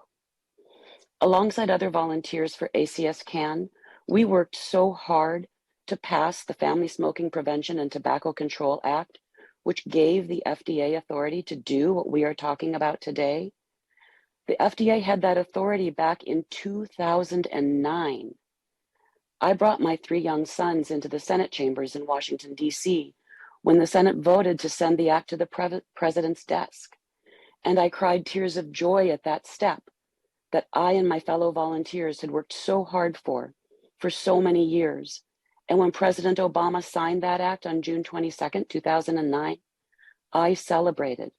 But we have been waiting for the FDA to step up and make meaningful change with the authority that we fought to give you in 2009. Back in 2009. Do you know how many youth have become addicted to menthol flavored cigarettes and cigars since then? The inaction by the FDA has condemned to death so many bright lights in our communities. And why is it so important to prevent menthol from being added to cigarettes and cigars? Because it makes it easier to start and harder to quit. My good friend and fellow advocate Carol Baker tried her first cigarette when she was 13. It tasted terrible. She coughed and choked and decided smoking was not for her. Shortly thereafter, a friend gave her a menthol cigarette. It tasted good. It felt good on her throat. And soon she was addicted and suffered greatly until finally she was able to quit.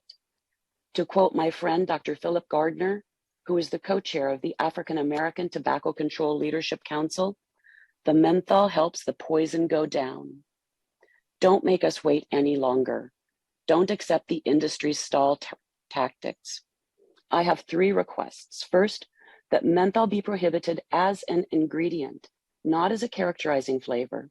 Any amount of menthol will make the tobacco more enticing and more harmful and more addicting.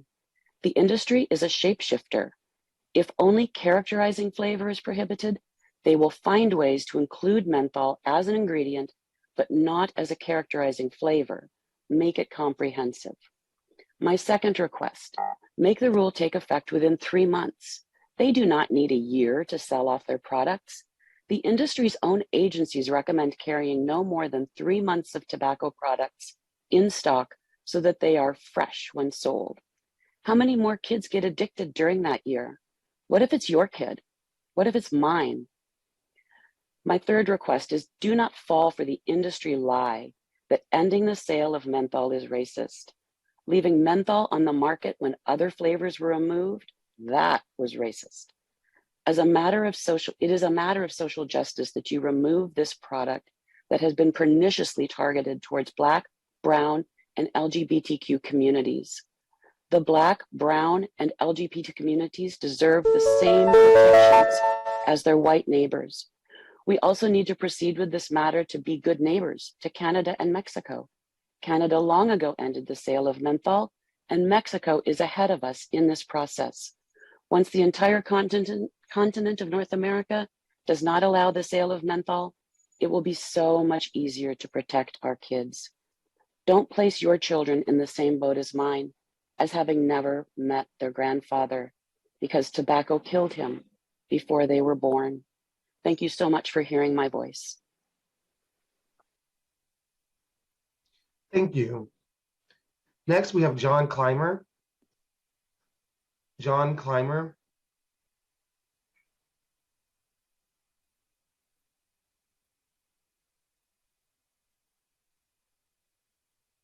John Clymer.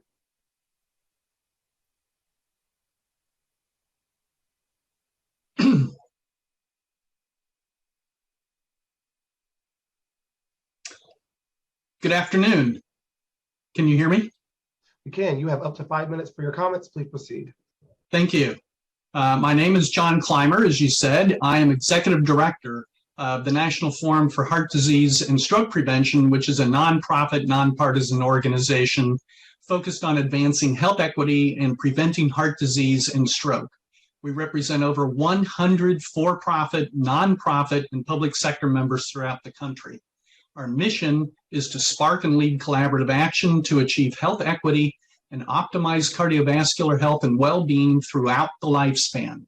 Smoking prevention and cessation is a primary means to achieve this mission. The National Forum appreciates the opportunity to voice its strong support of the proposed product standards prohibiting menthol as a characterizing flavor in cigarettes and cigars. The proposed rules will have an enormous beneficial health impact, both in the short and long term. Cigarette smokers are 2 to 4 times more likely to get heart disease than non-smokers, and cigarette smoking doubles a person's risk for stroke. It is an indisputable fact that smoking causes hypertension. Hypertension is the only modifiable risk factor that kills more people prematurely than smoking itself kills. Hypertension causes heart attacks, strokes, heart failure, and kidney failure, and multiple additional types of cardiovascular disease. The Surgeon General of the United States has issued a call to action to control hypertension, signifying it is a national priority in preventing heart disease and stroke, which are the 1st and 5th leading causes of death in the U.S. respectively. Hypertension is becoming more prevalent at earlier ages. People who develop high blood pressure before age 40 have a higher risk of heart disease and stroke in middle age. Prohibiting menthol flavorings in tobacco products will reduce youth smoking.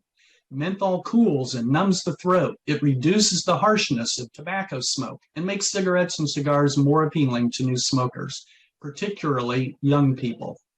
Prohibiting menthol cigarettes will increase smoking cessation and save lives. Smoking remains the leading cause of preventable death and disease in the U.S. 5% of Americans are living today with a smoking-related disease. Smoking attributable healthcare spending exceeds $170 billion per year, and that does not include the costs and hardships suffered by people with smoking-related disease who cannot work and their caregivers who cannot work. Prohibiting menthol cigarettes, which are more difficult to quit than non-menthol, will reduce this burden by increasing smoking cessation. As described in the rule, modeling studies have estimated that 324,000 to 654,000 smoking attributable deaths would be avoided by the year 2060 if menthol cigarettes were no longer available in the United States. Prohibiting menthol cigarettes and cigars would decrease tobacco-related health disparities and achieve health or advance health equity, especially among Black Americans. Menthol cigarettes have caused substantial harm to public health and particularly to Black Americans, as we've heard from previous speakers today.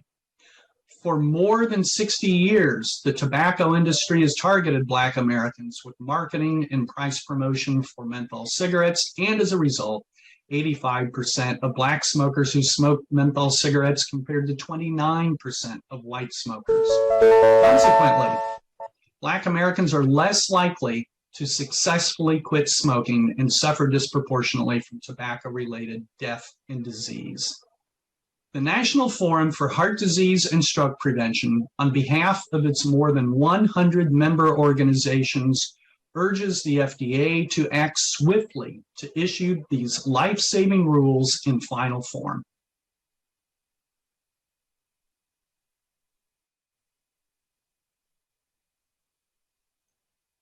Thank you. Next, we'll have Stanton Glantz. Stanton Glantz.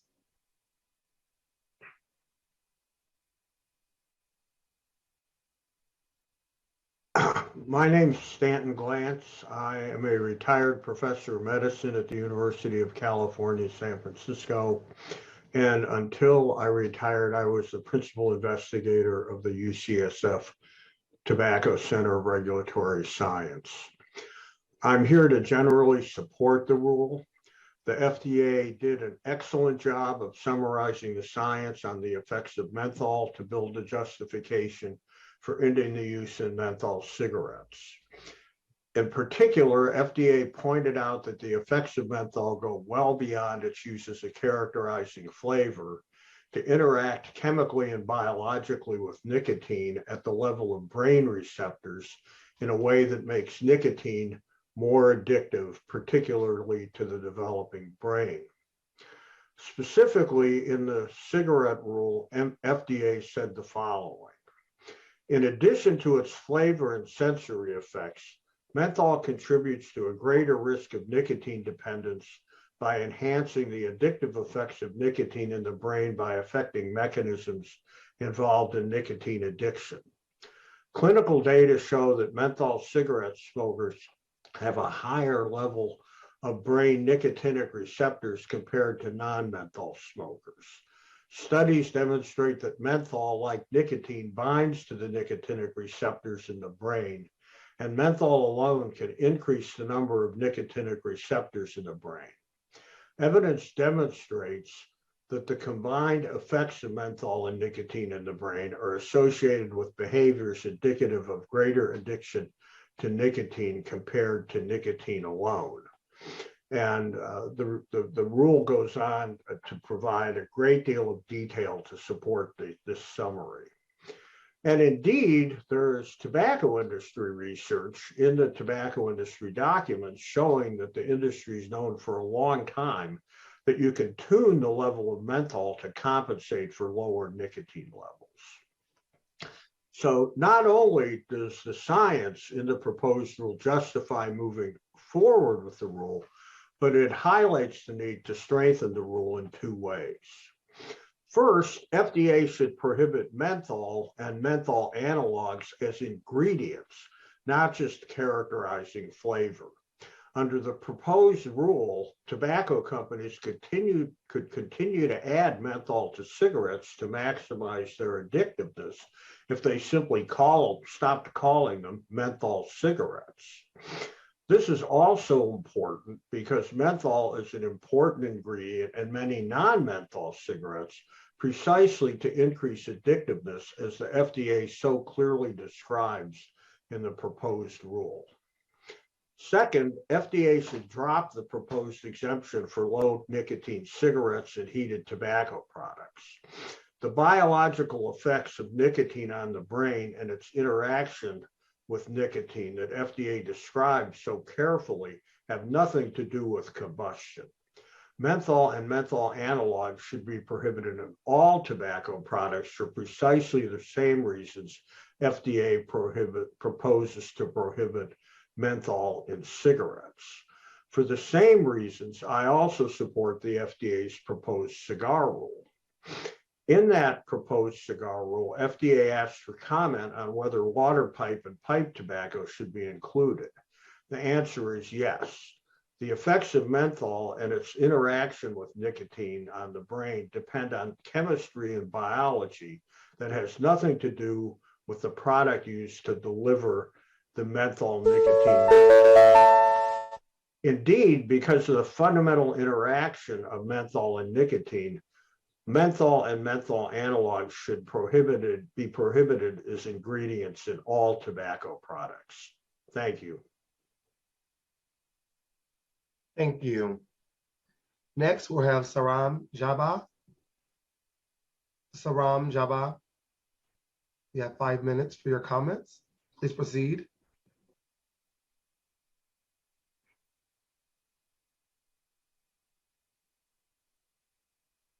Can you hear me? I can. You have 5 minutes for your comments. Please proceed. Okay. Hello, everyone. I would like to. Hello, everyone. I would like to thank the FDA for giving us the opportunity to comment on today's FDA proposed tobacco product standards that would prohibit menthol as a characterizing flavor in cigarettes and also prohibiting all characterizing flavors in cigars. I'm Saram Jabba, a research scientist in Sven Erik Yacht Lab at Duke University, where I study the toxicological and addiction properties of flavor chemicals and tobacco products. I'm providing these comments as someone who has extensive expertise in the field of tobacco regulatory science, including basic science research, toxicological research, regulatory policy, and advocacy. Also, I speak as a member of Yacht Lab that conducted foundational studies on the effects of menthol on tobacco smoke inhalation and oral nicotine intake, with FDA citing several of these studies in their proposed rulemaking to ban menthol cigarettes. Current ongoing studies in our lab focus on the behavioral effects of synthetic cooling agents that are mostly derived from menthol and on sweeteners and sweet-associated flavors. Further, I speak on behalf of other Duke University researchers conducting tobacco regulatory science, such as Dana Rubinstein. We strongly support both rulemaking proposals intending to ban menthol cigarettes and characterizing flavors in cigars. On the basis of our own research and of published literature, we recommend FDA that addition of menthol or menthol analogs that have similar pharmacological effects like menthol should not be permitted to be added to cigarettes. Menthol, through its cooling and reinforcing sensory perceptions, increases tobacco product consumption, especially in beginning smokers, by counteracting throat and lung irritation through the smoke. Menthol thereby increases the risk of nicotine dependence and makes it harder to quit smoking and increases the abuse liability of tobacco products. Further, menthol has been well documented to increase tobacco health disparities in marginalized and vulnerable population, especially African Americans, young people, and the LGBTQ community. Smoking also causes approximately 30% of all cancer deaths in the United States, and quitting smoking reduces cancer risk more than any other behavioral change. Tobacco-related health disparities exist even in cancer deaths, particularly from lung cancer, with African Americans more likely to die from lung cancer than white Americans. One of the causes of this disparity comes from the disproportionately high use of menthol cigarettes among African American smokers, which is up to 70 to 80% or more. A simulation of an hypothetical menthol ban in the US that is based on Canada's menthol ban outcomes projects 1.4 million quitters with overall reduction in smoking rates, cancer incidence, and deaths from tobacco use. A menthol ban is also estimated to reduce cumulative smoking attributable deaths and lead to higher cessation rates among African Americans. While we support both rulemaking proposals, we are concerned they contain loopholes allowing tobacco companies to continue adding menthol and other additives affecting flavor. Though the FDA intends to ban characterizing flavors, including menthol as a characterizing flavor in cigarettes and all characterizing flavors in cigar, FDA has not clearly defined what a characterizing flavor is. Our research recently revealed that tobacco companies are adding chemicals to their products that impart a cooling effect similar to menthol, but lack menthol's minty smell. Since these chemicals are odorless, they may not count as characterizing flavors. The concept of characterizing flavor is also not clear regarding the importance of pharmacological actions of flavorants. These synthetic coolants have similar pharmacological and cooling properties as menthol that are mediated by the menthol receptor. To evade the proposed menthol ban in cigarettes, the tobacco industry can introduce these odorless menthol derivatives to provide the cooling sensations without the characterizing menthol or minty odor. Even menthol cigarettes might continue to be marketed as seen in the European Union, where tobacco companies reintroduce menthol cigarettes, claiming menthol levels are too low to be considered as a characterizing flavor. Coming to cigars, the presence of flavors, especially sweet and candy flavors, helps cigarillos and little cigars to become popular among youth and assists in increasing tobacco use in this group. Studies have demonstrated that compared with conventional cigarettes, flavored cigarillos and little cigars deliver higher levels of tobacco toxicants. In a collaboration with our Yale chemistry group, we have demonstrated that tobacco companies add artificial sweeteners such as saccharin, ace sulfase. Thank you. Up next, we'll have Anthony Carruthers.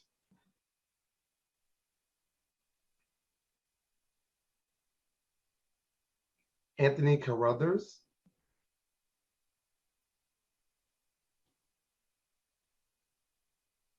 Anthony Carruthers. Next, we'll have Lester Hartman.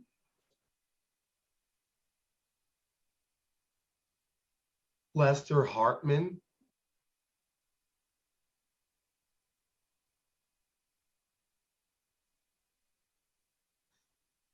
Lester Hartman.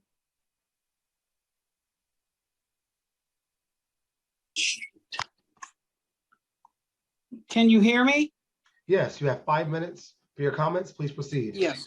Okay. My name is Dr. Lester Hartman. I'm a general pediatrician, just retired after 35 years, was very involved in turning Massachusetts Tobacco 21, and I was involved in getting the flavor menthol, characterizing flavor of menthol, as I call it, into the ruling with Massachusetts that's banned mentholated products as well. I worked on this piece that I'm about to present with Carol Magruder and Philip Gardner. We've been waiting for over 10 years for this rulemaking process to begin. Let's start with some data. Consequences of a match made in hell for 30 years till 2019. 1.5 million new African-American smokers, 157,000 smoking-related preventative deaths among African Americans, 1.5 million life years lost among African Americans. Next, these are the proposals that we see as imperatives to be put into the regulations. As many have spoken about, removing menthol from the tobacco products as an ingredient, which not just lowering the levels to levels that we think are not addictive or numbing as well. Cessation services should be targeted to by the public health community to increase culturally sensitive, tailored services that address the social and political determinants of health. Stop the production of menthol tobacco products for export. The current rule states that menthol can still be produced for sale overseas. This ensures that other vulnerable populations will be targeted and killed with these deadly products. And again, in the final ruling, remove menthol and flavored tobacco products from the marketplace within 90 days. I would also add that the tobacco industry has perniciously and racistly targeted the Black community for decades. They are in fact federally adjudicated racketeers under the Racketeer Influence Corrupt Organization statutes. Their racist practices are in violation of the International Treaty for the Elimination of Racial Discrimination. This industry has no place, absolutely none, in the negotiating table, and it is unacceptable for the FDA to allow them to interfere and further delay with this process. As we speak, the tobacco industry continues to try and pay Black leaders to say that taking menthol off the market will criminalize the Black community and result in increased police interaction and brutality from police officers. We encourage police officers who espouse tobacco industry rhetoric to disclose their relationship with the tobacco industry. We ask them to go back and clean up the police departments if they have intimate knowledge of past harms among the Black community. We refuse to let the biggest profiler and killer of Black men to hide behind their racist practices and keep the deadly products on the market. Thank you. Thank you so much. Next, we have Anthony Carruthers.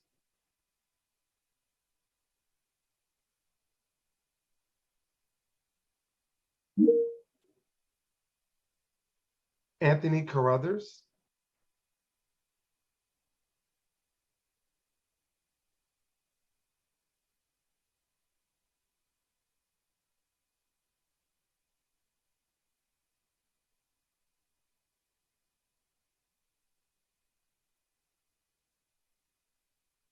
Anthony Carruthers.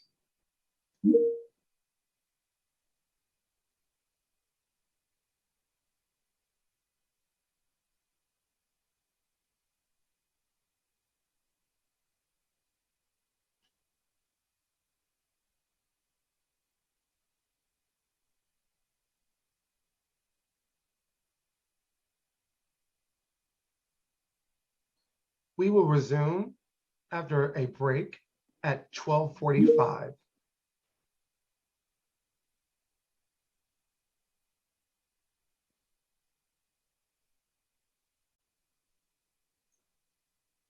Thank you.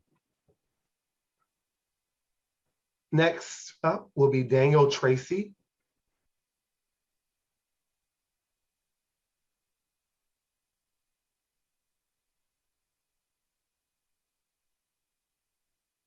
Daniel Tracy.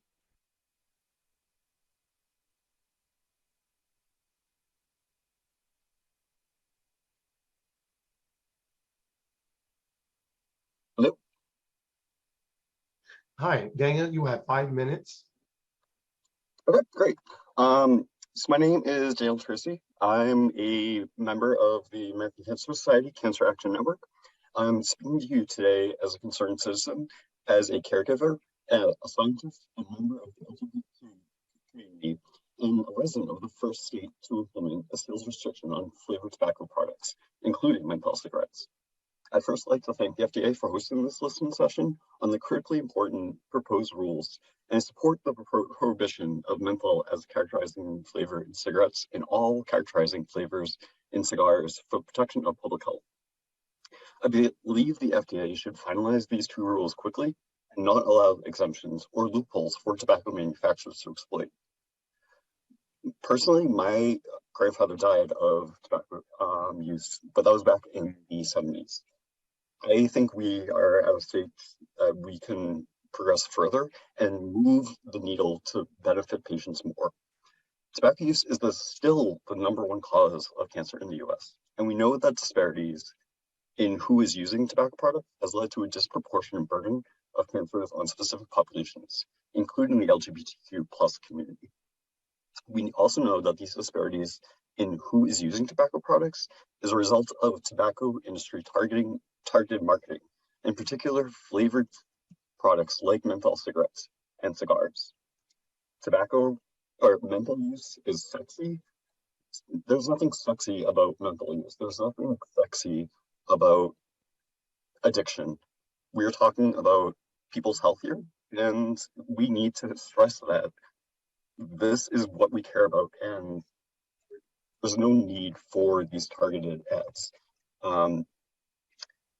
I am fortunate to live in a state that took action to eliminate the sale of flavored tobacco products as a tobacco industry tactic used to addict new users, especially youth, and to target specific populations like the LGBTQ+ and Black communities. In June of 2020, Massachusetts became the first state to implement a sale restriction on flavored tobacco products, including cigars and menthol cigarettes. We worked day and night to get this through. It was a last-minute effort that was really at the State House during the pandemic. We were calling our senators and our legislators to the wee hours of the morning. It was such a huge success to be the first state, and such a huge success to know that our legislators are working with us. And we need to make sure that the FDA is also working with us to ensure public health. We are already seeing benefits of that law. A first of its kind study by ACS published earlier this year shows that the law tremendously decreased overall cigarette sales in the state, and that this decrease was due to a significant decrease in menthol cigarette sales specifically. While the study showed the overall decline was partially offset by increases in non-menthol cigarettes, it does not change the fact that the law significantly reduced overall cigarette sales and the sale of menthol cigarettes. I believe it is long overdue for the entire nation to be free of flavored tobacco products, including menthol cigarettes and flavored cigars.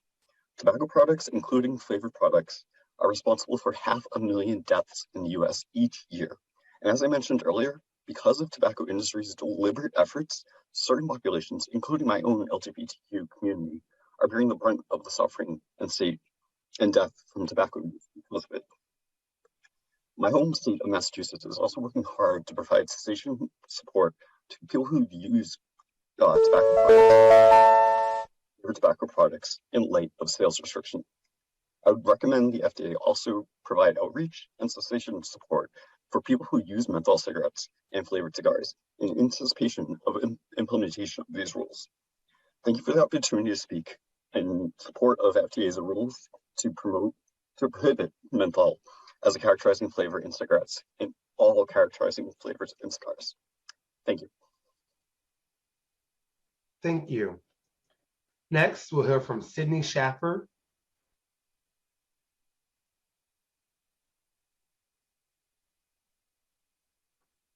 Sydney Schaffer.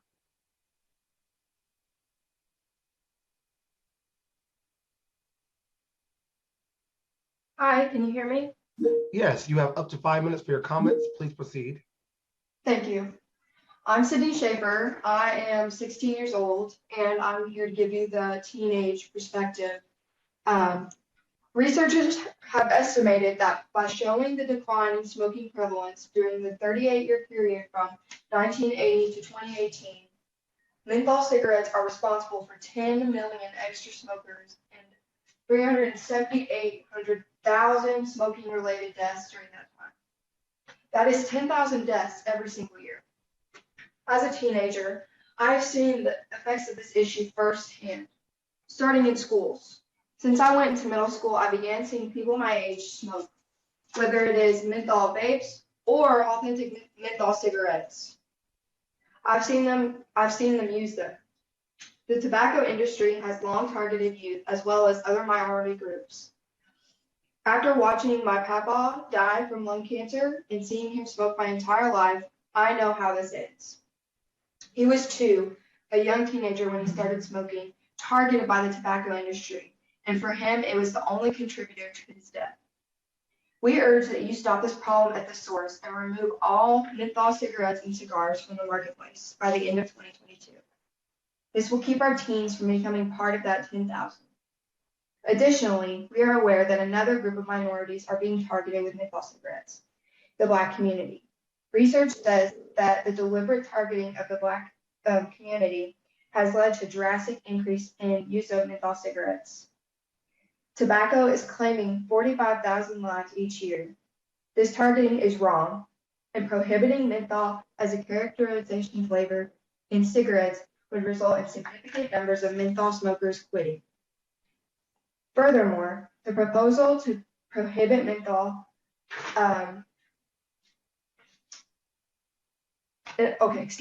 another point to be made is that menthol flavoring that attracts new smokers, it is not just menthol, it is other flavors as well. Cigars continue to target youth as well as Black Americans. Surveys that show that flavors are a major factor leading to youth usage of cigars. 74% of youth who use cigars said it was because they enjoyed the flavoring. Also, given the higher levels of cigar use in the African American youth, prohibiting flavors would advance health equity greatly. The targeting of minority groups is wrong and unjust. All kinds of flavoring must be removed from the market. These rules will prevent new smokers from starting, decrease the death in our country, and help to save healthcare costs by thousands of dollars. Each year, the U.S. spends more than $225 billion on smoking-related healthcare costs. For each smoker who quits because of this rule, at least $11,000 in long-term healthcare costs will be saved. People's lives are on the line, and I urge the FDA to act on these rules by the end of 2022. People's lives should not turn into statistics. This is an important step we need to take to get these harmful products banned. Thank you. Thank you. Next, we'll hear from Neil Franklin.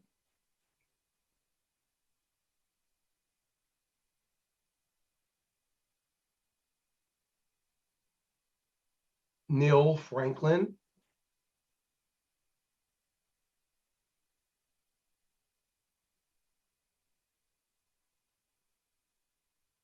Neil Franklin. I'm here. Can you hear me? Yes, you have 5 minutes for your comments. Please proceed. Thank you. I'm a 34-year Maryland police veteran and retired from the Maryland State Police as a major. During that time, I spent the majority of my career in criminal and narcotics investigation, focusing upon organized crime and illicit markets. I've been also accepted as an expert witness in Maryland Circuit Courts, federal district courts, on police policy practices, training, use of force, and criminal and narcotics investigations. I'll be speaking to illicit markets from a law enforcement perspective. Illicit markets that are created from problematic public policy like alcohol prohibition up to the 1920s, when it was illegal to manufacture, transport, and to sell alcohol. It was not illegal to possess. There's a fallacy that if you ban a product, it will disappear from society. Alcohol prohibitionists and drug-free America once believed this. It's all about product demand. This proposed FDA rule to ban the selling of menthol cigarettes in the United States, if placed into effect, would undoubtedly give birth to yet another very profitable illicit market in all of its harms. And here's why. It's about product demand. In 2020, of the 203 billion cigarettes sold in the United States, 37% were methylated. This is a significant number of cigarettes that would easily transition from a regulated market to an illicit market. And at an average cost of around $8 per pack, that's about $30 billion per year in an illicit market. Profitable illicit markets are commonly managed by organized crime syndicates, cartels, and gangs. Trafficking routes and local distribution markets are attained and controlled by using force, fear, violence, and as such, the use of firearms have become common management tools. We in law enforcement have also recognized the use of children by these organizations in transporting and selling illicit markets. The reason for using children is that they cost less, they're easier to manage, and when caught, the penalties are far less severe.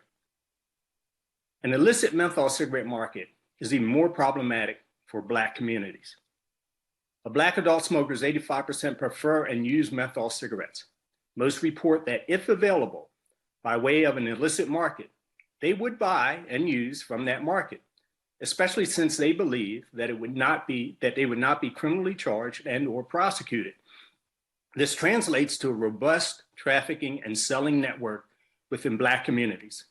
As such, law enforcement will have no option other than to aggressively enforce smuggling and selling prohibitions, bans. At a time when communities are struggling to reduce their policing footprint within their communities of color, this would be an unwelcome enforcement initiative. It has the potential to undermine many of the policing reform efforts currently underway. Although menthol users cannot be arrested for simply possessing menthol cigarettes, in an effort to identify smugglers, police will creatively interact with citizens for minor crimes like jaywalking, loitering, trespassing, traffic violations, using those crimes as leverage for information on their tobacco sources. This is the very same tactic we use for locating guns and drugs. In closing, if children are concerned, the current national regulated retail rate for not selling cigarettes to minors is close to 97%. In an illicit street market, that percent is zero. Every child buys, many children sell. I recommend that we conduct a proper adverse impact study to include all stakeholders, especially law enforcement. As stated above, law enforcement will be a crucial tool in suppressing illicit tobacco markets, and there will be a significant fiscal note attached to this. Community relations challenges are also a problem.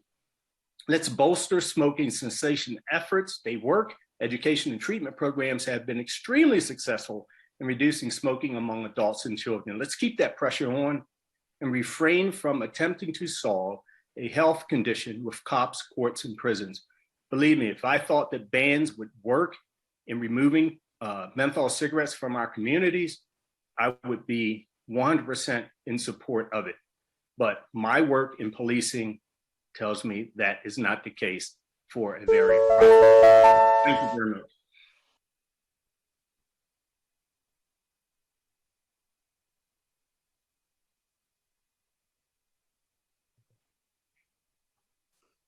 Hello, my name is David Oliveira from the FDA. Up next, I believe we have Alyssa Montanez. Please state your name and organization or share that you are speaking as an individual. Alyssa, you have up to 5 minutes for your comment. Please proceed. Thank you.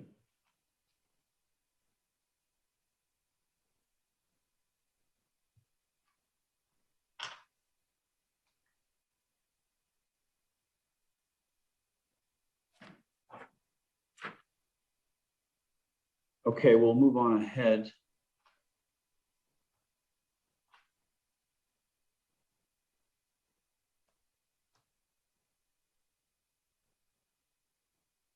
Do we have Neil Franklin available?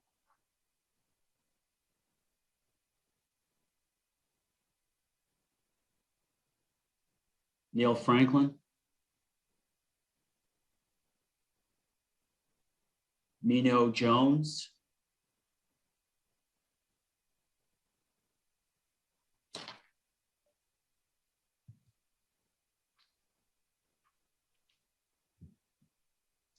okay, how about Mino Jones?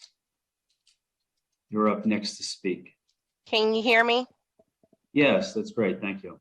Hi, thank you for allowing me to speak today. My name is Minu Jones. I am the founder and CEO of Making It Count Community Development Corporation, a nonprofit organization whose mission is to advance health equity and equality in underserved communities through volunteers who dedicate lived experience, professional expertise, and resources that count towards making a positive change.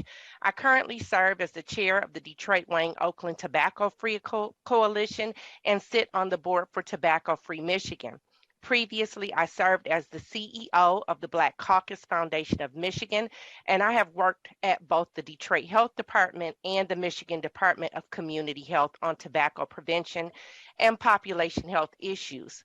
The data is clear. Eliminating menthol cigarettes will have immediate and far-reaching benefits for public health, expressly among African Americans, and I unequivocally support the two proposed tobacco product standards. I won't repeat all national statistics, however, I want to underscore one point. From 1980 to 2018, Black Americans made up 12% of the U.S. population, but represented 15% of the additional smokers and 41%, let me repeat that, 41% of the premature deaths due to menthol cigarettes, 157,000 premature deaths among Black Americans together. And we know that this is no accident or coincidence. For decades, the tobacco industry has deployed aggressive advertising and other tactics dedicated to and designed to hook African Americans on menthol cigarettes. My family has suffered because of that. Growing up in Detroit in the 70s and 80s, so many people in my immediate circle smoked menthol cigarettes, including both of my parents. We were surrounded by flashy ads in magazines like Jet, and we read and we placed in places we went and shops we hung out at. I have a vivid memory of models in gold jumpsuits hanging out at the jazz festivals, and the African festivals. I later learned that they were paid $10 an hour, and this is when minimum wage was $3.85. Menthols were everywhere you turned, including in the hands of some of my most beloved Black music idols, civil rights leaders, and family role models. And now we know we were played. The tobacco industry documents provide clear evidence that we were played. I have seen the horrible consequences of tobacco addiction affect my family. I've lost my grandmother, my uncle, my aunt, my best friend, and my cousin way too soon because of their addiction to menthol cigarettes. And my father, a former menthol smoker, struggles with emphysema and COPD today. I can't help but wonder if my father right now would have been able to quit smoking if menthol was banned 10 years ago when FDA banned all other flavored cigarettes. And my family is just one of millions of Black families who live this experience every day. This is our history. It does not have to be our future. Eliminating menthol cigarettes and flavored cigars will save lives. And I know some have voiced concerns that this policy could lead to increased criminalization, even though the proposed rules clearly focus on manufacturing. And I understand where this comes from. I'm a Black mother of 5 Black boys. And when Michigan considered increasing statewide tobacco sales to age 21, I testified at our state capitol with genuine concerns about the proposed policy because our state still has antiquated penalties on underage tobacco users. In contrast, I have no concerns whatsoever about the proposed rules leading to increased interaction with law enforcement or an increase in criminalization. I refuse to let an industry that makes money off of death and disease and manipulate our collective trauma and stand in the way of meaningful, overdue change that will save lives. It was an honor to speak today on behalf of my family and my community. I implore you to move forward with the proposed rules and implement them as soon as possible. Our lives are depending on it. Thank you. Thank you. Up next, we have Dan Stevens. Dan Stevens, you have up to 5 minutes for your comments. Please proceed.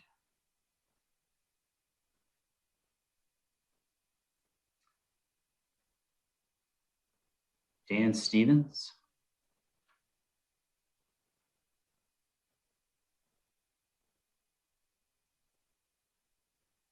Okay, we'll skip ahead to Ashok Patel. You're up next to speak, and you have 5 minutes for your comment.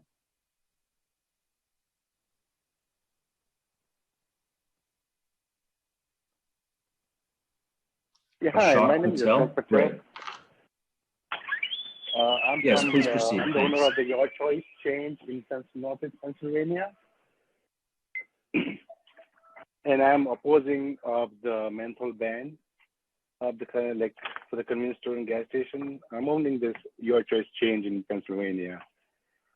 So the menthol is like, in our area, the menthol is not a great seller, but people do buy the menthol cigarette in our area too. But like people are like, they buy all kind of stuff, like, the regular, all kind of flavors, tobacco product. And also like in our state, they are like more towards the like marijuana, they legalize the marijuana. So this is more worse for everyone too, instead of menthol. So I always, I'm opposing like not to ban the menthol, but we always watch like not to sell to the kids and everything. So we have to educate all our employees and people too, not to sell underage people. So like we try to save the kids too. So that is my request for not to ban the menthol. Thank you, sir. Thank you. Okay, up next, we have Art Way. Art Way, you have 5 minutes for your comment. Please proceed.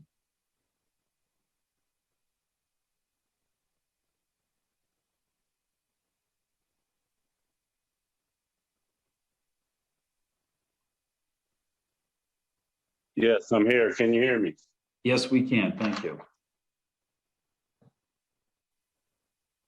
All right. Once again, Art Way. I am a drug policy consultant with Equitable Consulting. I have a history in police accountability work, drug policy reform, and harm reduction. And so that history is really what brings me here primarily as an individual to speak to you all. I have 3 primary concerns with a menthol ban. And before I get into those 3, I want to quickly address the cigar issue. Those cigars are not purchased for their intended use. I believe a police officer let you all know that those products are popular in communities of color because they're used for blunts. And so, I bring this up because in my history, I've seen the public health community have blind spots in regards to what's really happening on the streets. We do not have an issue in our communities of young Black and brown people smoking strawberry flavored cigarillos from beginning to end. That is just not an issue. So, I'm concerned with blind spots. That's one of them. And when it comes to menthol cigarettes, I think we have more. First, my issue is in regards to preparation. I may sound like many of the proponents here. What are we doing in regards to any type of economic impact assessments, any type of racial impact assessments? And I'm not just talking about public health cherry picking of certain data that was funded to show an issue with menthol. I'm talking about broader assessments that include poverty, diet, education, and the impact of the illicit market in certain communities. What's being done to publicly educate people about the incoming ban? Are we just simply going to just throw this ban out there and then worry about educating the consumers later? What's being done in regards to youth initiation from an illicit market? Major Franklin spoke on that. What's being done in regards to prevention and cessation?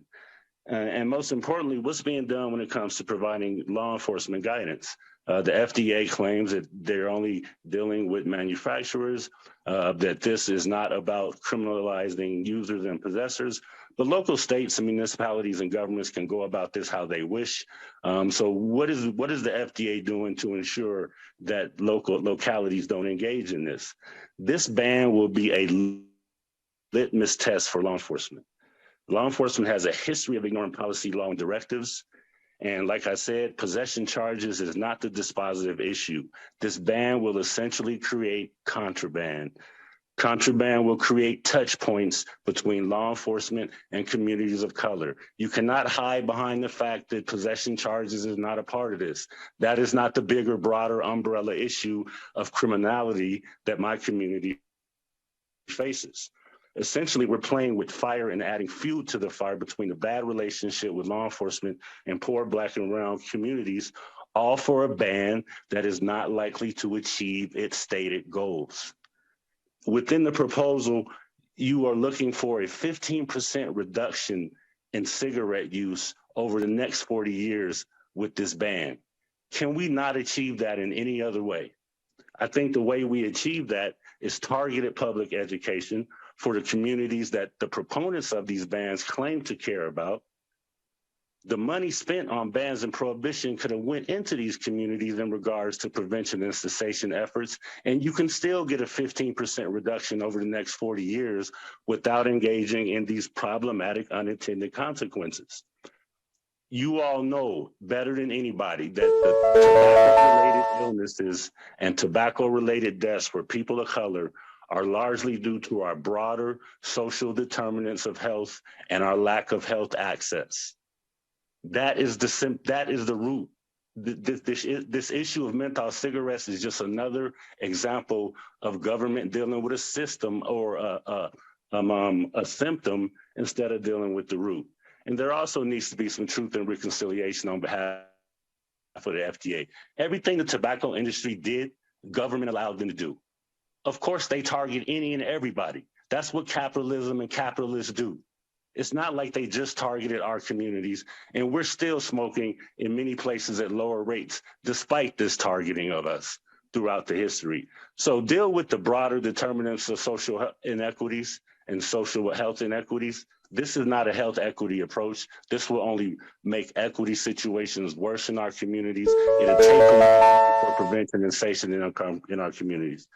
Thank you so much. Appreciate it. Thank you. Okay, so at this time, which I have around 1:15, we're going to be taking a break until 2 o'clock.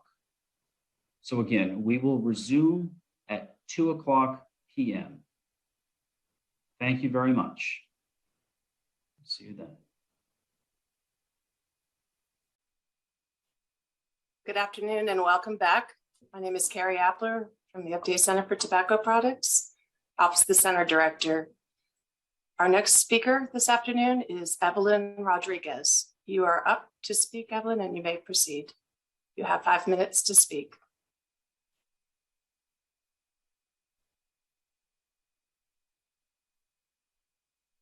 Evelyn Rodriguez, you may proceed.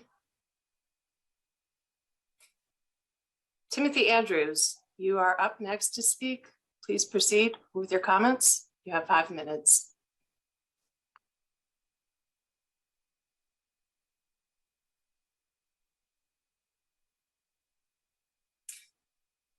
Timothy Andrews, are you online and are you ready to speak? Yes, thank you very much, and thank you for the opportunity to present. My name is Tim Andrews. I'm here representing Americans for Tax Reform, where I'm the Director of Consumer Issues. But I'm also speaking as somebody who has lost uncles to the scourge of lung cancer caused by smoking. I'm also speaking as a father of a 20-month-old child who I want to grow up in a smoke-free world.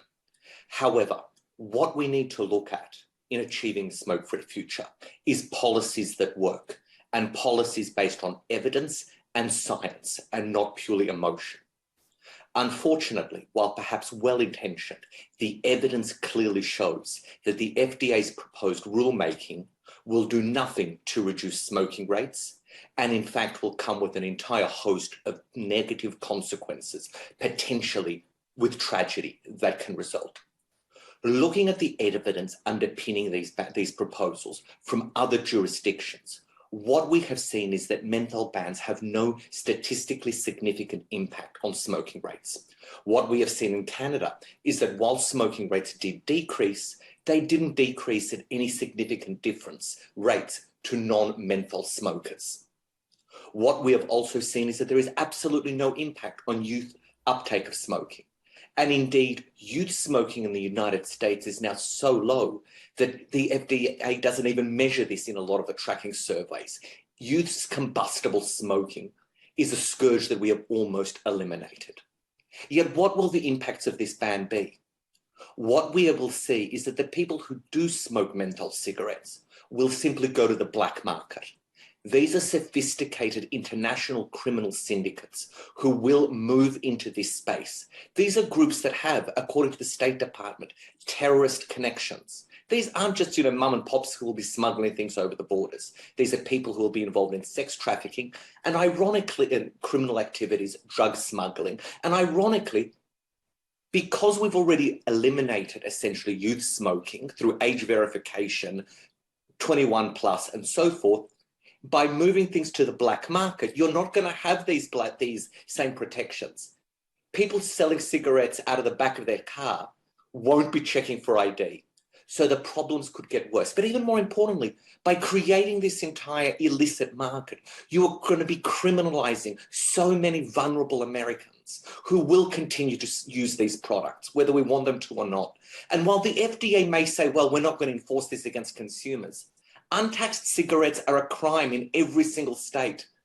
Police will have the legal authority to arrest people. We saw in New York the tragedy of Eric Gardner, who was killed by police for selling untaxed cigarettes. This is a tragedy that is going to happen. And the FDA can't simply say, we're not going to be enforcing this, because police can, they will, they have, and this is a tragedy waiting to happen, which is why law enforcement experts, the ACLU, Reverend Al Sharpton, so many minority representative organizations are so bitterly opposed to this, because it will lead to tragedy.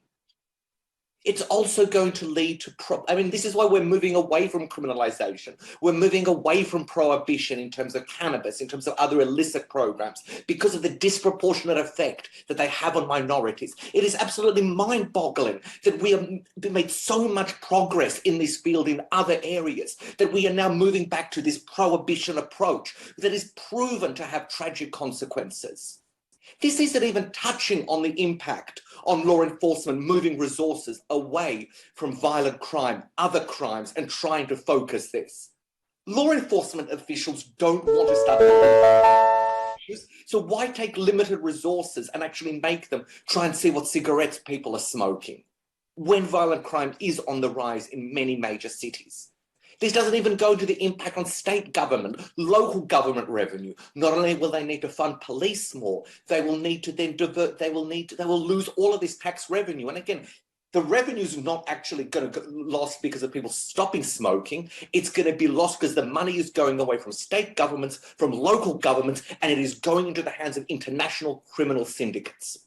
So once again, I urge everyone at the FDA to listen to the evidence, listen to the science, listen to the data, listen to the bipartisan coalition that brings together people on all sides of policies who show these tragic consequences on minority groups. Instead, embrace tobacco harm reduction, embrace science and proven techniques to help people quit through reduced risk alternatives and not abstinence.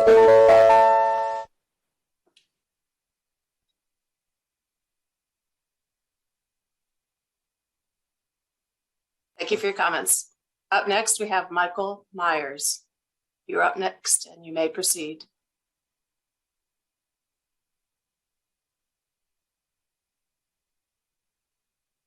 Michael Myers, you are up and you may proceed with your comments. Hello? Hello? Hello. Hi, We sorry can hear about you. that. Perfect. Well, hello, my name is Michael Myers, and I'm from King of Prussia, Pennsylvania.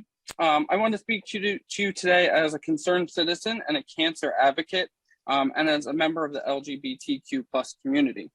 I would like to first thank the Food and Drug Administration for hosting this listening session today on this critically important proposed rules, and I support the prohibition of menthol as characterizing flavor in cigarettes and all characterizing flavors in cigars. I believe that the FDA should finalize these two rules as quickly as possible without allowing any exemptions or loopholes for tobacco manufacturers and to exploit individuals and communities. To start some outreach for cessation support groups for people who smoke menthol cigarettes and flavored cigars now in anticipation of when the rule becomes effective, and also to ensure an equitable enforcement of the rules, including clarifying that no law enforcement agency has the authority to enforce these rules against individual customers. Tobacco use is the #1 cause of cancer in the United States. While my experience with cancer has likely not been caused by tobacco, I do not want any person in my family or my friends to experience what tobacco-related cancers cause and other health issues. Tobacco is the #1 cause of cancer deaths in the United States, and my family has experienced devastating cancer effects, devastating effects from cancer and tobacco use. I have 5 nieces and nephews, all between the ages of 10 and 15, and I'm here to fight for them so that they will never begin smoking. If they were to begin or even try smoking, the addictiveness of them would increase their risk of cancer or other deadly illnesses, ultimately ending their lives early. Flavored tobacco products, including menthol, are a way for tobacco manufacturers to recruit and help keep new users by masking the harsh effects of cigarettes or cigars, and the vast majority of those who smoke start when they're kids. Use of flavored cigars is associated with increased addiction. And when it comes to menthol, the science is clear. Menthol increases inhalation, decreases successful quitting, and leads to greater addiction, all independent of damaging effects of nicotine. It is not by accident, but by tobacco industry design, that tobacco use overall and menthol cigarettes used in particular are higher in LGBTQ plus individuals, Black individuals, and individuals with limited income and youth. Among youth, almost 500,000 teens who identify as LGBTQ plus are using tobacco products, more than double the rate of their peers who identify as heterosexual. The same is true for transgender teens who use tobacco at twice the rates of those teens who do not identify as transgender or not sure. Teens who are from communities that have been marginalized, like the LGBTQ plus community, are more likely to use cigars regularly, more frequently after starting than teens from communities who have not been marginalized. Among adults, those who identify as LGBTQ plus are more likely to smoke menthol cigarettes, and smoke flavored cigars. In fact, women who identify as LGBTQ plus who smoke have the highest rates of menthol cigarettes compared to heterosexual men and women of any sexual orientation who smoke. LGBTQ plus women also have higher rates of flavored cigar use. The consequences of the tobacco industry targeting the flavored products has been great and likely not fully qualified, especially because LGBTQ communities have saved those comments, have not been fully qualified, especially since the LGBTQ communities the data has not been collected for them. However, prohibiting menthol is characterizing flavor in cigarettes and characterizing flavors in cigars are some of the important actions the FDA can take to reduce initiation, promote cessation, and reduce tobacco-related health disparities. Thank you for the opportunity to speak with you today on these rules, and I hope that you will make these changes successful. Thank you. Thank you for your comments. Julie Waters, you are up next to speak. Please proceed.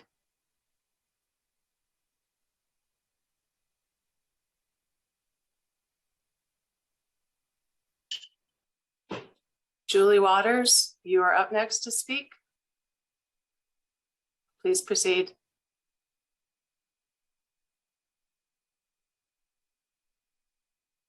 Julie Waters, if you're online, now is your chance. Please proceed.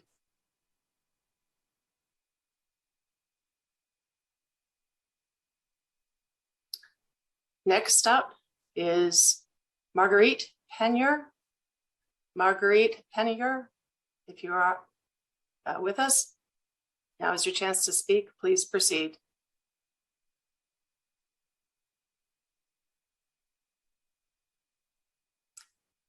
Marguerite Penier, you are up next to speak. Hello, my name is Marguerite Penoyer. I'm a physician specializing in allergy, asthma, and immunology. I also volunteer as board chair of the American Lung Association in Maine and as vice board chair of the ALA in the Northeast Mid-Atlantic. I thank you for the opportunity to share my concerns on the use of menthol in any tobacco product and to voice my support for the proposed rules on both menthol cigarettes and flavored cigarettes. Menthol and flavorings clearly enhance enjoyment and mask the harshness of tobacco products and thus appeal to use as how it's potential first-time smokers. Many of my patients shared with me that they started smoking menthol cigarettes when they were young, and patients admit that they would very likely have been less inclined to start or continue smoking plain unflavored tobacco products. Flavors were important to my patients' initial smoking enjoyment. Menthol has clearly helped enhance early addiction to tobacco. It has started my patients smoking, and it has kept my patients smoking. The tobacco industry has targeted the Black American population and minorities in its quest for new smokers. During my medical training in Upper Manhattan, New York City, TV advertising had just been banned. However, billboards were everywhere throughout Harlem, advertising the cool flavors and cool factors of menthol cigarettes with giant images of sophisticated, chic Black American smoking. Tobacco advertisers next moved these targeted ads to magazines and glossies as billboards were banned. We know that the tobacco industry was deliberately targeting Black Americans with calculation and that they continue to do so. Already faced with increased risks of hypertension, cardiovascular disease, cancer, and strokes, this targeting was and continues to be disastrous to the health of Black Americans, as smoking dramatically magnified each of these health threats, as well as posing its very significant own health threat. Smoking is an important equity issue for minorities. The menthol cigarette smoking rate among Black Americans is approaching 85% when compared with white smokers who smoke menthol cigarettes at only 29%. Studies show it is also harder for Black Americans to quit. Menthol cigarettes increase addiction and reduce smoking cessation, particularly among Black American smokers. Menthol is keeping minorities hooked. Canada banned menthol cigarettes in 2017, and there has been an increase in quit attempts and cessation among their menthol smokers. The science is clear. Menthol in cigarettes makes it easier to start using the products and to become addicted, and it makes it harder for people, notably Black Americans, to quit. Spurious arguments are made that indicate banning menthol will contribute further to racial inequity. These arguments from the industry could not be further from the truth. Smokers themselves will not be penalized. Instead, industry will be held accountable. And we know as physicians and healthcare providers that we will be easily able to meet the increased needs of these patients for tobacco cessation programs, and we will be more than happy to do so. Flavored cigars also now pose a replacement risk if menthol cigarettes are removed. The second proposed ruling on flavoring in cigars needs and must accompany the first ruling, as there will be an immediate shift otherwise to flavored cigars. The second rule banning cigars must be instituted simultaneously so that menthol cigars don't slip and slide over into that empty menthol cigarette slot. Already, flavored cigars are the most important common item smoked by kids next to e-cigs. Flavored cigars are deliberately marketed to youth, especially to African American youth. Prohibiting them will help reduce this health disparity. Manufacturers are poised and ready to replace menthol cigarettes with cigars if flavored cigars are not also exempted under the proposed ruling. Please remove all flavored cigars and similar products from the marketplace, regardless of the type of cigar, its cost, or other factor. If any loopholes are created, the industry will find a way to exploit them. Please protect my vulnerable asthmatics and my adult patients in their efforts to quit or to not start in the first place. Please finalize. Thank you. Good afternoon, Karen Beard. You are up next to speak, and you may proceed.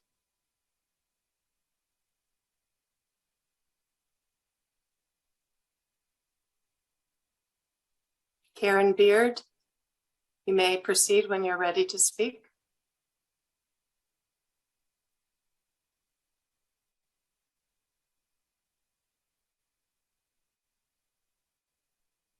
Karen Beard, if you're online, now is your chance to speak. We're going to move on. Next up to speak is Bishop Demmer. You are allowed to proceed when you're ready. Thank you.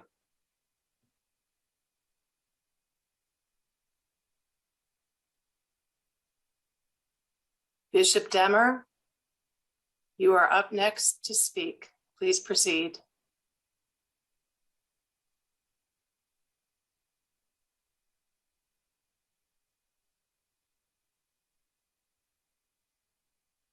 Bishop Demmer, you are up next to speak. We're going to move on. Skip Stanford, you are up next to speak. Please proceed.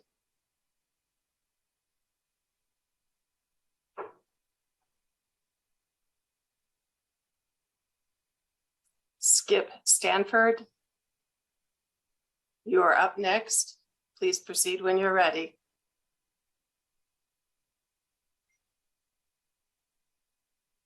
Skip Stanford, if you're online, now is your chance.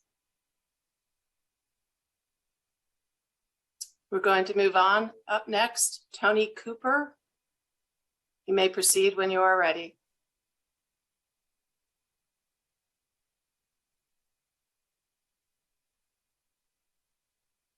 Tony Cooper, you are up next to speak and may proceed. Hi, can you hear me? Yes. Thank you. Good afternoon. My name is Tony Cooper, and I'm the president of Cooper's Country Corner. We operate 10 stores in Northeast Texas, and I'd like to give a little bit about my background. My mom went to work for a tobacco distributor as an accounting clerk in 1975 so that she could afford to buy a carpet for my baby bedroom. By the time I was 15 years old, Mom was running that company, and she made me work in the warehouse, presumably to keep me out of trouble. When I graduated from high school, I went to work for that same distributor full-time. When I was 25 years old, I left that job and started Cooper's Country Corner. I have been in the tobacco industry for 30 years, and the comments I'm about to give are based on that pedigree. With respect to the proposed rules, FDA has already attempted a similar strategy with vapor products. We've seen a large number of flavored and unauthorized products removed from market. This has created a huge underground trade. You've removed most of the reputable companies from that space, and the void has been filled with bad actors. And now FDA is on the cusp of using that same heavy-handed hammer on menthol cigarettes and flavored cigars. Right now today, we have 5 or 6 reputable tax-paying manufacturers producing almost all menthol cigarettes and flavored cigars. From a regulator's perspective, that has to be a dream scenario. If this rule goes into effect, you're going to trade that for thousands of bad actors filling the void left behind. As it currently exists, we have an industry that is generally reputable and committed to age verification. I can swear to you that the largest manufacturers place the greatest emphasis on age verification. As a retailer, the largest manufacturers penalize us for failing to achieve age verification benchmarks. In an underground market scenario, all that ceases to exist. It'll be the Wild West, just like the vapor market space. The underground market is going to be so pervasive because there are between 25 and 35 million consumers of these products. There is substantial organic demand, not demand that was manufactured by somebody making a menthol cigarette. The demand is already there. So this brings me to my next point. 25 to 35 million people use these products that the FDA proposes to ban. This listening session should be filled with people from that group. They are the ones most impacted by this rule. Most of these people can't take off work 2 hours to come give testimony to FDA. What's going to happen is they're going to get off work at 5, stop by a store, buy a beer and a pack of Newport, and head home to relax. Do you imagine that person is sitting on their back porch, unwinding from a long day, hoping FDA will ban their Newport?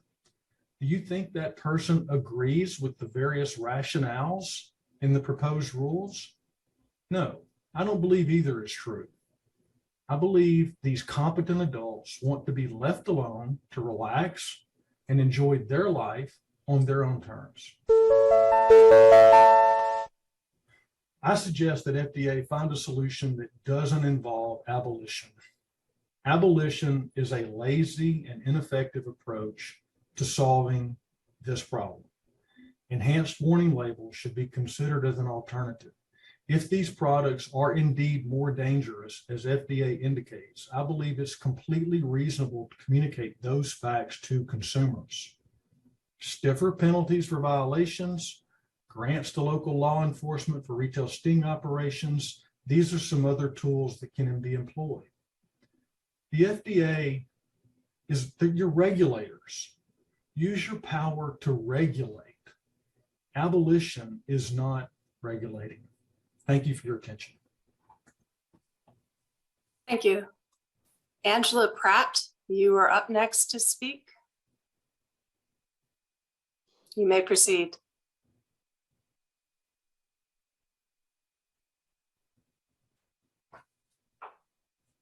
Angela Pratt, you are up next and may comment when ready.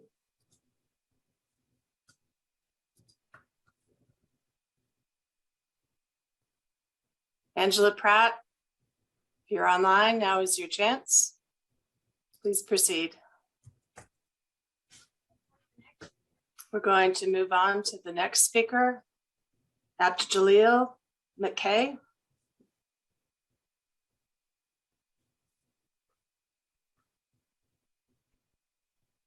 Abdul Mackay, you are up next to speak and may proceed.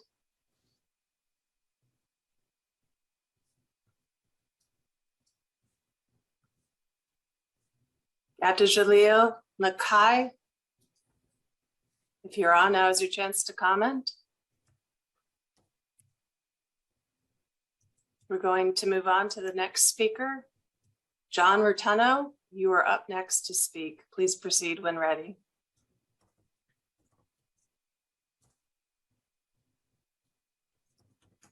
Can you hear me? Yes, thank you. You may proceed.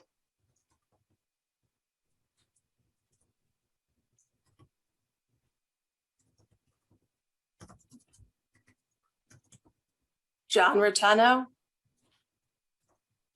if you are online, you may speak now. Okay, can you hear me? Yes. All right. Yes, John Rotuno, thank you for having me. Whoever's listening. Again, my name's John Rotuno. I am a retired ATF agent. I was on the job for 30 years. Prior to ATF, I was DEA. so I know a little bit about the drug and the gun trade that's going on these days in our cities. I'm going to base my comments on my experience, and I hope for some of you who are listening to me, you can identify with the things that I'm saying. All right.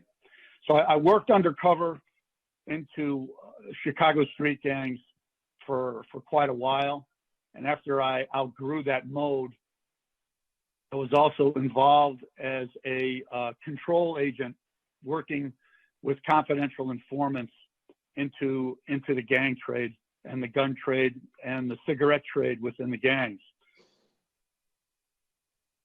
Putting it simply, I've been trading menthol cigarettes during the time I was undercover, which was like 1986. I retired in 2012.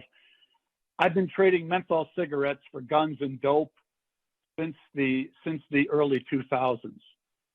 And according to my informants and my personal experience, in this day and age, gangs prefer cigarettes over cash. They're able to use the cigarettes far more. They can make more money selling cigarettes out on the street than they can trading dope or guns trading dope or guns for money. All right. Over my years, I've watched open air Lucy sales. Lucy is a common street term. It refers to loose cigarette sales. So over the years I worked undercover into these gangs, I was able to observe a lot of these open air Lucy sales. Actually, they operated with impunity alongside with the gun narcotic sales. All right. So loose sales cigarettes is more lucrative. The menthol, in particular, the gangs prefer the menthol. It's more lucrative than the narcotic sales. In my experience, we used menthol cigarettes to enhance our undercover operations and to enhance our undercover mode into gaining access into the gangs. It created a lot of trust between law enforcement and organized groups of criminals. All right.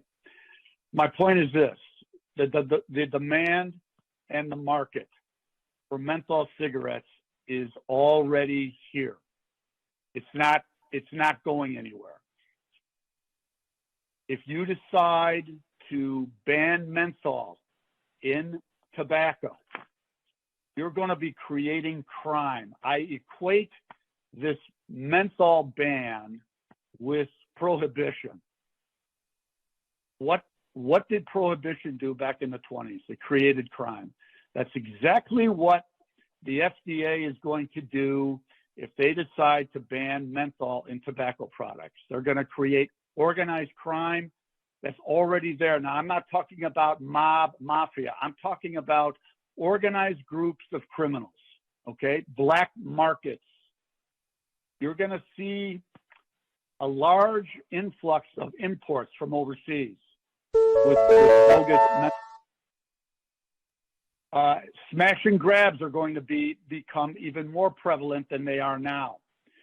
And last but not least, you're going to get homemade menthols where individual groups, individual criminal organizations are going to grab regular cigarettes, throw them into a swimming pool liner, and buy the menthol online and use the everyday garden sprayers and use to make their homemade menthol cigarettes. So essentially, if you ban the menthol in cigarettes, I just believe you're going to be creating a bigger crime issue for law enforcement. Thank you, and that's all I have. Thank you for your comments. Yolanda Dickerson, you are up next to speak. Yolanda Dickerson.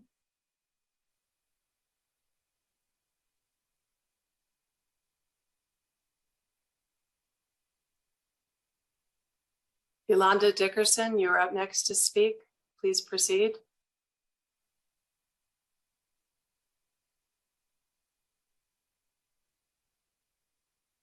Yolanda Dickerson, If you're online, now is your chance to comment. Please proceed. Can you hear me? Yes, now we can. Thank you. I'm sorry. Okay. Hi. Thank you for taking the time to listen to why I support removing menthol cigarettes from the marketplace. I'd like to start by saying that I fully support the proposed rule and encourage you to act quickly. This rule must be made final and go into effect as soon as possible. My name is Yolanda Dickerson, and I was born with congenital heart disease. Smoking is one of those habits that immediately affects everyone sitting in the vicinity of the smoker. Despite this fact, I grew up with two smokers as parents. My parents grew up in a time where the dangers of smoking were not widely known. My father started smoking at 14, and my mother started smoking, ironically, the day of my open heart surgery to ease her nerves. Due to their and many of their predominantly Black friends' smoking habits, I was often surrounded by cigarette and cigar smoke in our home and family car. I still remember the distinct smell of menthol cigarettes and cigar tobacco throughout our home long after their friends had left. We kids were exposed to this for years, and it remains to be seen how it will affect us directly, though every doctor on this call will agree we will not benefit from years of secondhand smoke inhalation. Menthol and flavors make smoking easier to do, and has been targeted to young people and communities of color like mine for decades. The overall health benefits of not smoking, as well as the devastating financial impact on families and our healthcare system, should be reason enough to prohibit anything that increases the likelihood of smoking. My father died nearly 8 years ago from lung cancer and COPD after battling for more than 2 years with them. After 3 years of multiple strokes, my mother passed in 2017 from heart failure, which, as you know, are frequent deadly effects of smoking. While not only the only contributors in this day and age, no one should be in denial as to smoking's significant contribution to a slow, painful death. As an adult congenital heart disease survivor and the daughter of two former lifelong smokers, I urge you to move quickly and issue a final rule prohibiting menthol cigarettes and flavored cigars by the end of this year. Many families like mine continue to suffer the devastating effects of menthol tobacco and flavored cigar use, and it's far past time to remove these products from the marketplace. Thank you for listening. Thank you. Shannon Baker, you are up next to speak. You may proceed when you're ready.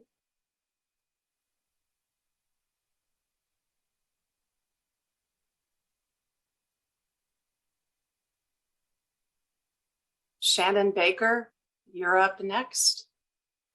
Please proceed when ready.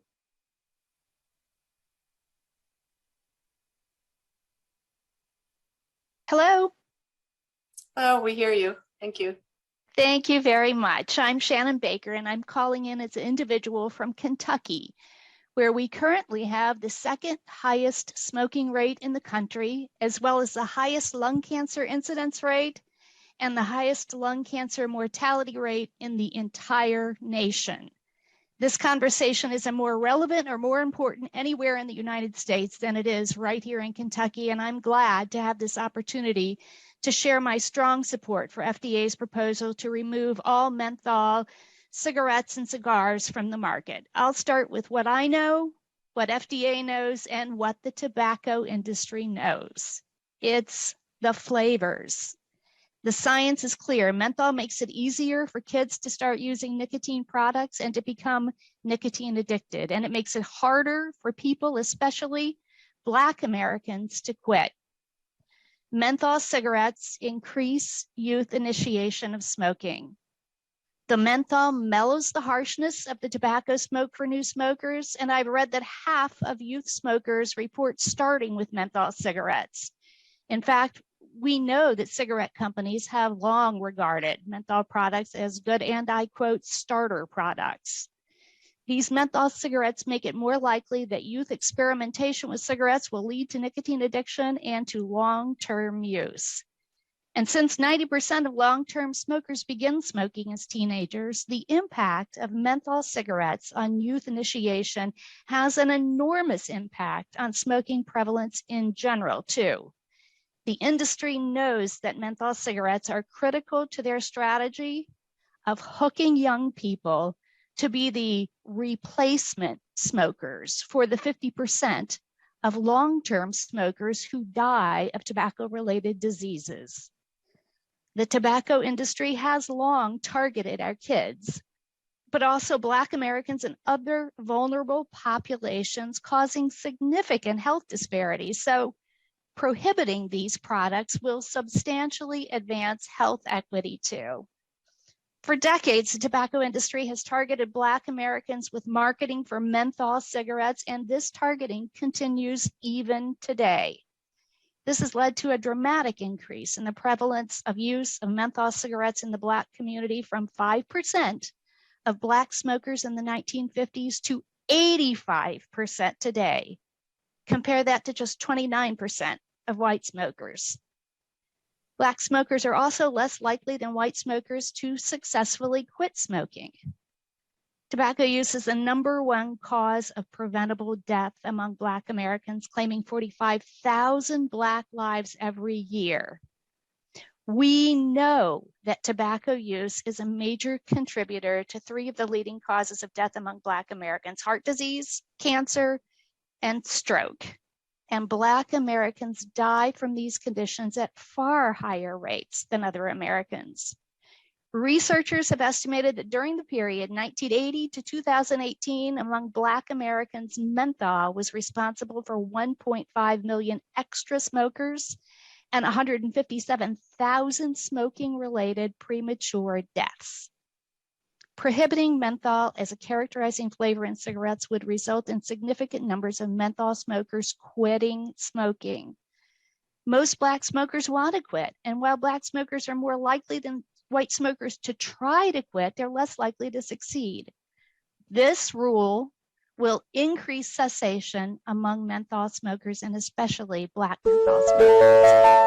The fact is that the availability of menthol cigarettes contributes substantially to disease and death from smoking. Researchers have estimated by slowing the decline in smoking prevalence during the 38-year period from 1980 to 2018, menthol cigarettes were responsible for 10 million extra smokers and 378,000 additional smoking-related deaths during that period, or almost 10,000 deaths every year. It's well past time to remove all menthol cigarettes from the marketplace, including those that have received modified risk or exposure orders or authorizations. Look, given the continuing toll on public health from menthol tobacco products and the fact that FDA has consistently maintained since 2013 that prohibiting menthol as a characterizing flavor in cigarettes would promote public health, a proposed rule should be issued without any further delay.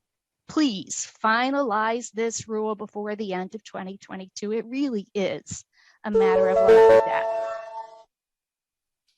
Thank you for your comments. Next up, Brianna Holmes, you're next to speak. Please proceed with your comments.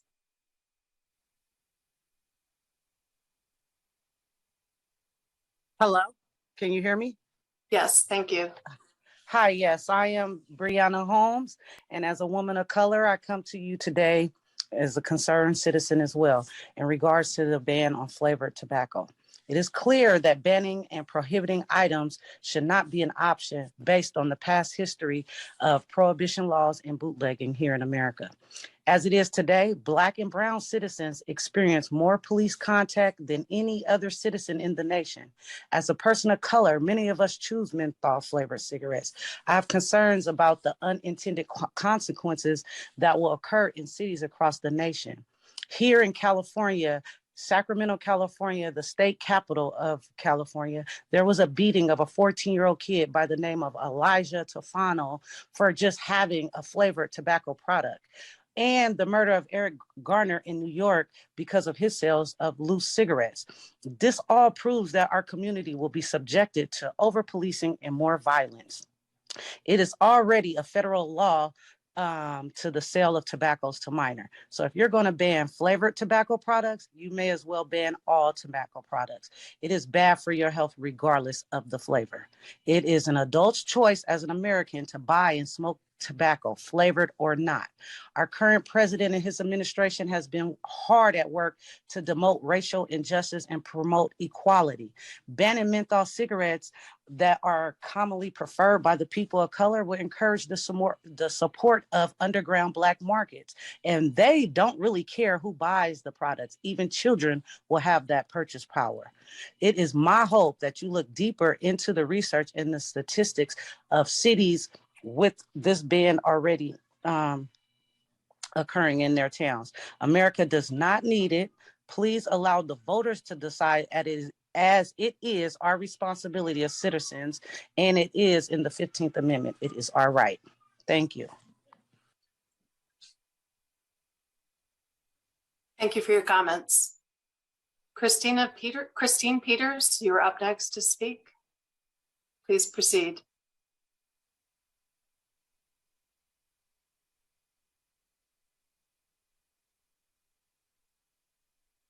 Christine Peters, you're up next to speak.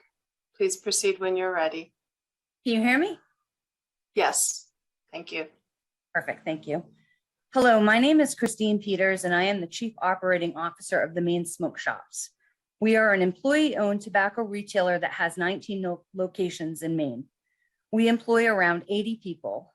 We are an adults-only location that requires ID for anybody that looks under 30 as they enter the store. No children are allowed in our stores. We have a 99% ID compliance rate. We sell legal FDA regulated products. We have yearly training for all employees. We do our own internal compliance checks. Most of our employees are also parents that do not want to see children vaping or smoking. We do not see ourselves as part of the problem. We like to think that we're part of a solution. There are many retailers just like myself out there, and I'm here to say that young adults are likely not buying these products at a store level. A menthol ban will only push law-abiding citizens to turn to a black market. Sadly, the local drug dealer will not only be supplying heroin, but will also be supplying menthol cigarettes. And trust me, that drug dealer is not going to check for age verification.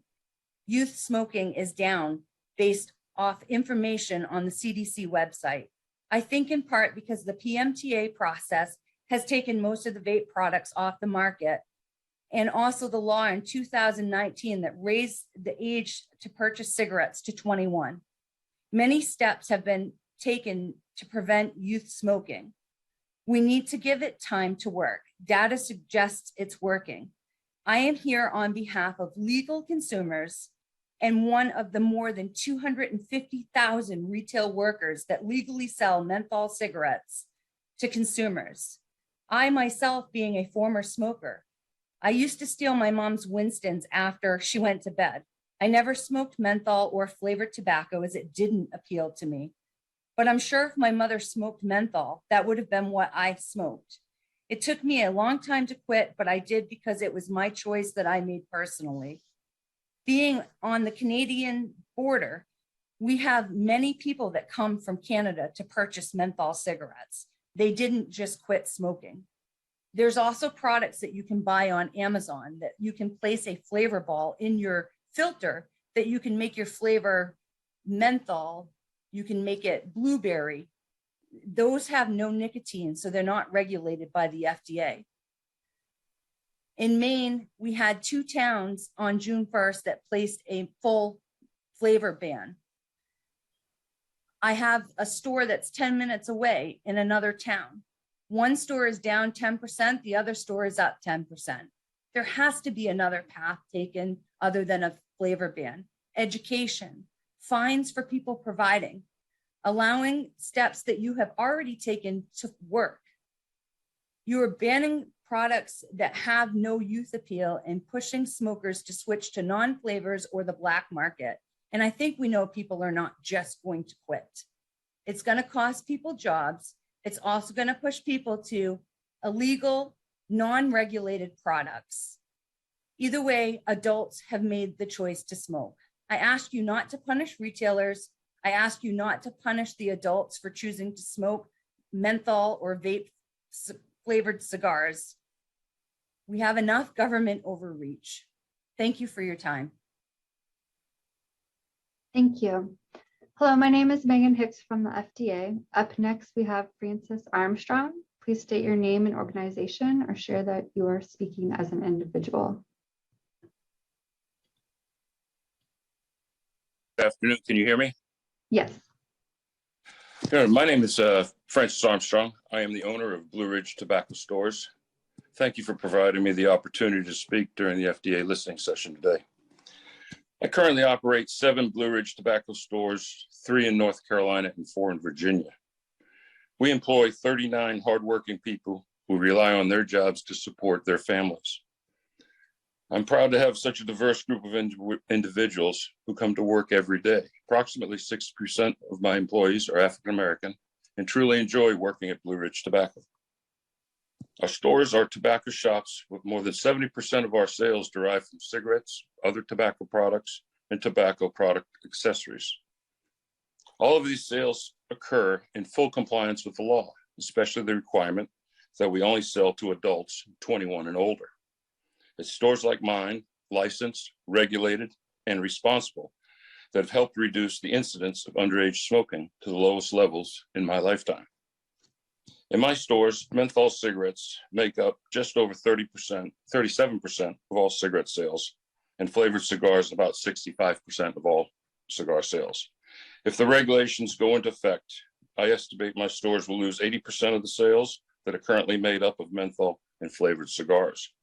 While the other 20% of sales may shift to non-flavored tobacco products, my stores will lose 80% of current dollar sales because my customers will find these products from other sources, including illicit market sellers. Illicit sellers will pick up my customers and make their profits illegally, while I will lose out. I'm a small businessman, and it is my small business that supports me and my family and all of our employees. At a time of such major economic problems, why would we make a decision to send all of these sales to the illicit markets? They don't care who they sell to or what age the people they sell to. I realize the FDA has stated in its proposed regulations that the effects of an illicit market in menthol cigarettes would be minimal. I strongly disagree with the agency's conclusion. We know our customer base, and when factoring in that millions of Americans choose menthol cigarettes, adults are not going to let prohibition prevent them from seeking out other sources for their menthol cigarettes and flavored cigars. History teaches us that prohibition of alcohol was a failure, and the FDA should not let history repeat itself. If this menthol and flavored cigar ban is fully implemented, Blue Ridge Tobacco will be forced to shut down stores and send these folks to the unemployment line. I did not start this business so that the federal government could put me out of business and force me to terminate all 39 employees. Moreover, these proposed regulations would discriminate against our diverse customer base. All of our customers, including African Americans, have a right to choose what kind of legal products they would like to purchase. Why should the federal government impose its will on and discriminate against legal adults? For that is what these proposed regulations are, namely measures that usher in a new wave of prohibition and impose discrimination on our customers. We want to avoid having to tell our customers they can no longer buy legal tobacco products and informing our employees they no longer have a job because of discriminatory regulation. Also, there's a further trickle-down economic effect. If I'm forced to close our 7 stores, the landlords from who I rent space will be left with empty storefronts and unpaid rent. I ask the FDA to be as concerned about the freedom of choice our customers want to exercise along with the economic well-being of my business and our employees' jobs. For these reasons, I request the FDA not proceed with the proposed menthol cigarette and flavored cigar ban regulations. Thank you for your time and consideration. Thank you. Up next, John Dixon.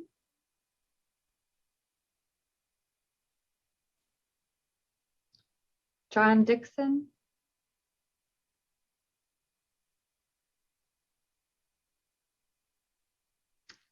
John Dixon, are you on the line?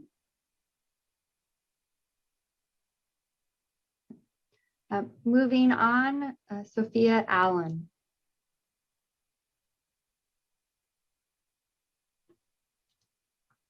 Sophia Allen.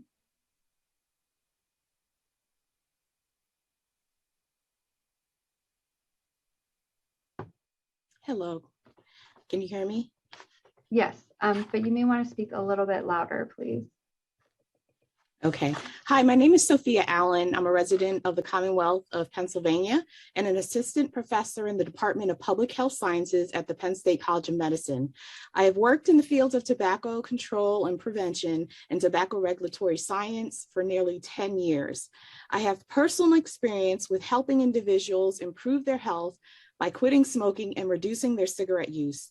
I support the U.S. Food and Drug Administration's proposed tobacco product standards that will prohibit menthol as a characterizing flavor in cigarettes and would prohibit characterizing flavors in all cigars. These product standards would greatly reduce the adverse health outcomes experienced by individuals who use tobacco in not only Pennsylvania, but the rest of the United States of America. In the clinical trials I have conducted along with my colleagues at the Penn State Center for Research on Tobacco and Health, we have heard from countless individuals that use tobacco and that have expressed their opinions to stop selling tobacco, take them out of all stores, stop selling them, quit selling them. So I implore you to approve this rule immediately. There are clear disparities in the marketing of menthol tobacco products in keeping with tobacco industry documents that highlight how the industry targets specific populations, that is, according to race, ethnicity, gender, and socioeconomic status. For example, in the United States, advertising of menthol products is predominantly targeted to Blacks and African American neighborhoods, often accompanied by price promotions. The proposed tobacco standard is appropriate for the protection of public health. However, enforcement of the rule or standard should apply only to retailers, wholesalers, importers, and manufacturers, and not enforce the rules against individual consumers or possession or the use of menthol cigarettes. As a public health professional dedicated to the lives of Americans, I strongly urge you to finalize the two proposed rules to end the sale of both menthol cigarettes and flavored cigars. As a tobacco control researcher and professional in health, public health, I dedicate my life to improving the health of our patients and participants in our research and our nation's public health. Menthol cigarettes and flavored cigars work in direct opposition to us reaching this goal. The U.S. Surgeon General has concluded that tobacco causes dozens of serious and potentially fatal diseases, including lung and heart diseases, cancer, diabetes, and a myriad of other conditions. Tobacco claims more than 480,000 lives per year. Tobacco claims more than 480,000 lives per year. Let that settle in. Why are we standing watching this happen? Finalizing these two rules would dramatically improve the health of many Americans and assist us in ensuring the well-being of our patients and the nation's public health is protected. Menthol cigarettes are often the first cigarettes youth and young adults try and can increase the chance they become regular users of cigarettes. Researchers have estimated that menthol cigarettes are responsible for 10 million more people who smoke and 378,000 additional smoking-related deaths between 1980 and 2018, or almost 10,000 deaths every year. Additional studies show hundreds of thousands of people who smoke menthol cigarettes will quit as a result of products being removed from the marketplace, which would reduce disease and save lives. There is significant continuing toll on public health from menthol cigarettes and flavored cigars. The Food and Drug Administration has consistently maintained since 2013 that prohibiting menthol as a characterizing flavor in cigarettes would promote public health. Flavored cigars pose a similar risk to public health and health equity. Over 40% of current high schoolers who smoke cigars and nearly 60% of middle schoolers who smoke cigars use flavored cigars, and youth use of cigars almost among Black students is higher than their use of cigarettes. We beseech you to finalize both rules this year and dramatically decrease the terrible toll tobacco use causes in the US. Now is the time to make a significant steps towards improving the health of our entire nation. Thank you. Up next, Rich Marianos. Rich Marianos.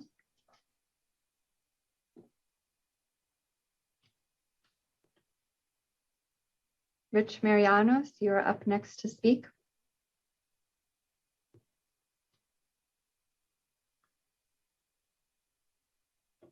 Hello, can you hear me? Yes, we can. Thank you so much. I was having problems with this. Hi, my name is Rich Marianos. I'm the retired assistant director with ATF. I spent 28 years on the job, and I'm currently a professor at Georgetown University. I want to speak about something that's near and dear to my heart because as being a law enforcement professional, I see right now something that is very difficult for me to swallow as a lifelong cop, is a prohibition that's being put on something that is only going to create more crime and cause more problems and havoc to law enforcement. And I say that is if you ban flavored products and menthol products out there, we're going to see an increase in criminal activity that's already out there, that's evidence-based, of individuals that are selling on street corners, such as street gangs, high-value targets, such as terrorist organizations. And we're going to see a ban which is going to create the most violent illicit market in the nation. And I honestly want to bring that point to your attention because I need you to pay attention of what's happening around us right now. We have our crime rate is the highest it's ever been before. And now we're going to ask our law enforcement professionals to now jump into the arena of policing the sale of menthol cigarettes or flavored cigarettes. We have more important fish to fry right now. And the creating of more crime is a huge, huge problem that we don't need to do, considering this has been in the marketplace for 75 years. And now all of a sudden we're going to police this. It is wasting law enforcement resources. It's wasting time, and we need to concentrate on bigger fish. Second, it's causing dysfunction in terms of police reform. We've learned since 2020 how important it is for our law enforcement officers to work in conjunction with the community. If you're asking police, whose job it is to serve and protect, to go out there and to regulate and harass, you are inviting trouble. You're inviting problems. And when we need our police to gather information in terms of who the shooters are, where the narcotics are being sold, where the armed robberies are taking place, we can't expect them to do that on one hand and then go out and regulate and harass citizens who are trying to buy menthol cigarettes, or giving kids another opportunity to try, to buy cigarettes off the street, which are much more difficult than buying from the consumer entity. Finally, the money that we're going to lose, billions and billions of dollars from taxes that are going to be going away from this when the country is in its worst financial strait since 1981. If we look at some of the things that are happening around there, cops need training, cops need help. Just what you're spending, FDA, on this initiative, if it went through the scenario of giving this money through this whole exercise to law enforcement to come up with a solution on school shootings, school resource officers, violent crime, and that is what this country wants. This country, look at the voters, look at the population. This is not what we should be spending our time, resources, and money on. We have real problems here that need real leadership and real agencies to step in front of it. And putting a ban on an entity that has been in interstate commerce for 70 some years, and in additionally creating a greater crime problem that's already out there, is crazy, it's ludicrous, and it's something we really need to put our big boy hats and big girl hats on and begin to come up with a solution that's going to help everyone.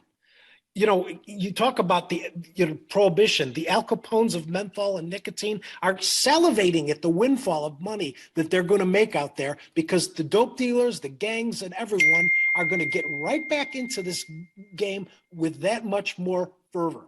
And that's what's important to understand here. I want to close it out of, we talk about the biggest problem is the kids, the kids, the kids, the kids. I've heard a lot of rhetoric surrounding the kids, and I agree. They are an important asset out there. They are our future. But we need to put our money behind what is killing these kids in schools. How do we prevent these problems and not throwing our money away at wasted proposals for somebody to look good? Again, real problems need real solutions. Not silly harassment bans, but real educated programs and money put towards efforts that can help this country, not just help a select few.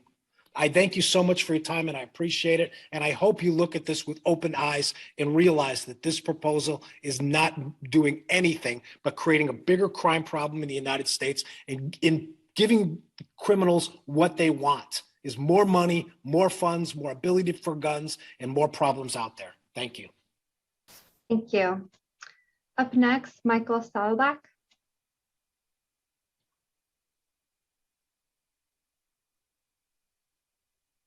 Michael Salbach.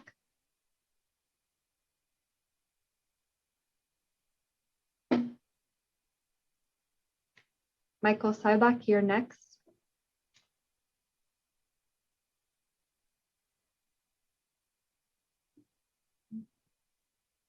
Moving on, Alyssa Schatz, you are up next.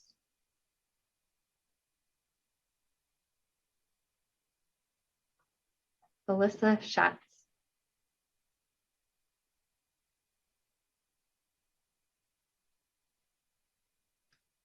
Alyssa Schatz, are you on the line?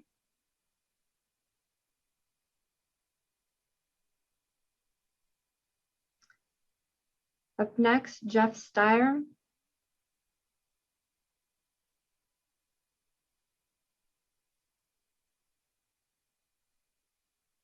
Jeff Steyer. Hi there.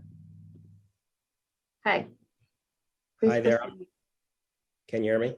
Yes, thank you. I'm Jeff Steyer. Thank you for having this listening session today. Speaking as an individual who attended the FDA's TPSAC meetings on menthol over a decade ago, TPSAC cautioned that the FDA needs to consider the unintended consequences, which as a policy question rather than a science question was outside the realm of that committee's mission. And since then, times, boy, have they changed. We finally begun having a reckoning about policing in the minority communities, a topic you heard a lot about today. And as you still have before you in the form of menthol e-cigarette, PMTAs, we have data to show that adult smokers use e-cigarettes to quit smoking. But the FDA has done nothing to promote the use of tobacco harm reduction.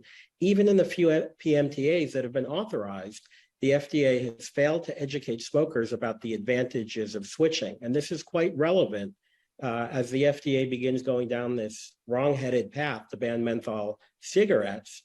It could do better by authorizing menthol e-cigarettes combined with an educational campaign about the benefits of switching, along the lines of what's worked very well in the UK.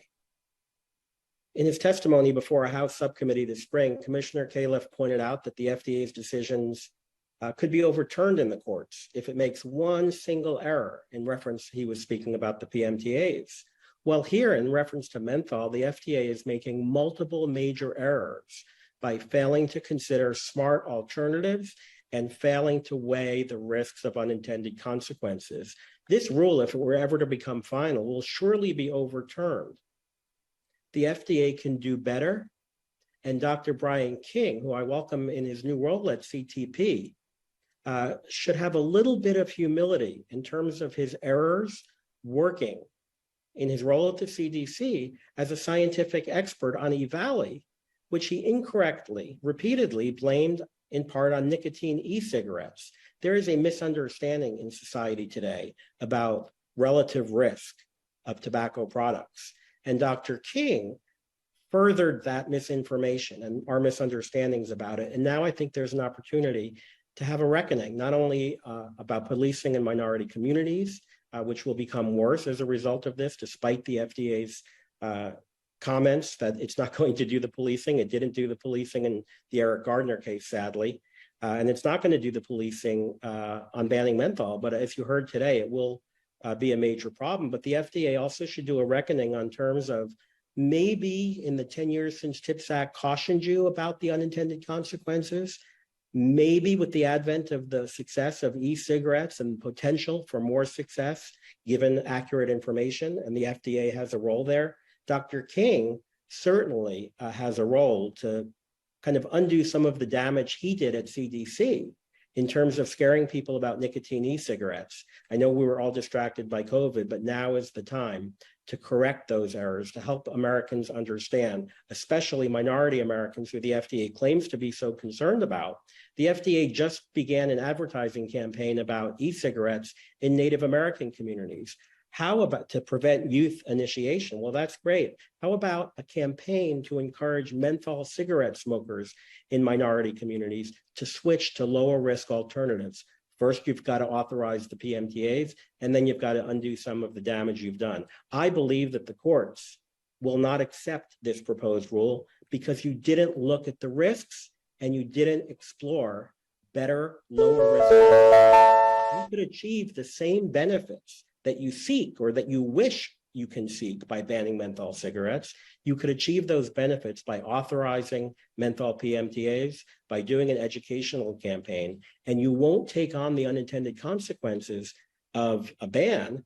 And you haven't looked at the potential of the unintended consequences of menthol e-cigarettes because we've got Tobacco 21, we've got educational campaigns to prevent youth initiation. Times have changed. Risks of kids using e-cigarettes, especially menthol, have gone down along with these educational campaigns, better enforcement, which is always necessary, and Tobacco 21 rules. The whole game has changed, and the FDA is acting like it's looking at 2009 data rather and taking on unintended consequences of a menthol ban rather than doing simple, smart policy. And I encourage the FDA to rethink this before it gets overturned in the court. Thank you. Frank Leone, you are next to speak.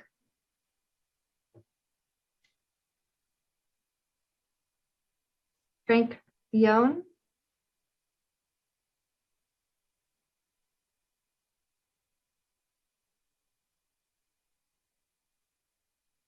Frank Leone, you are up next to speak.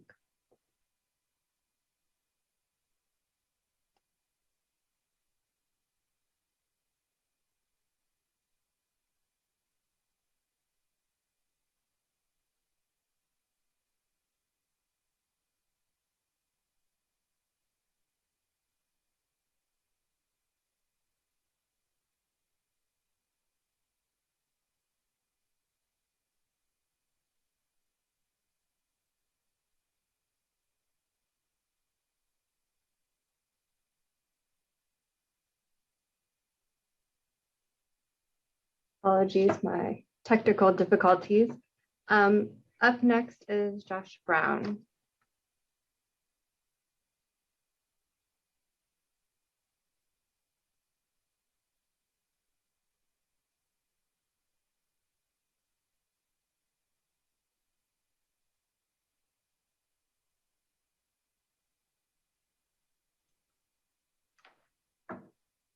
Up next is Starletta Camille.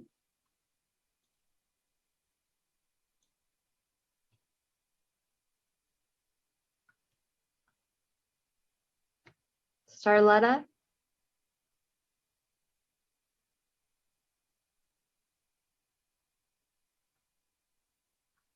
Moving on, Kiana Maria Sears, you're up next.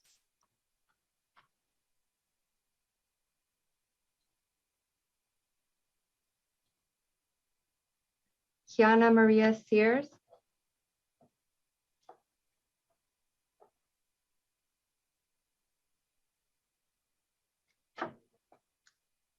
Kiana Maria Sears, you're next.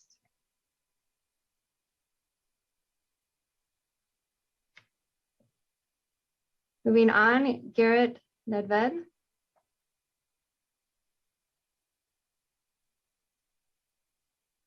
Garrett Nedved, you're next to speak.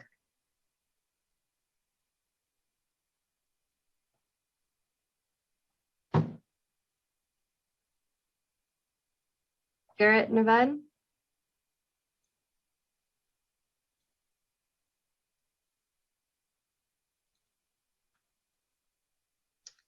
Ned Bowman, you're next to speak.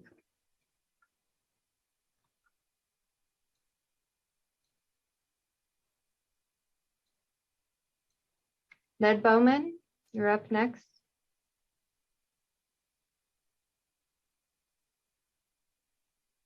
Ned Bowman.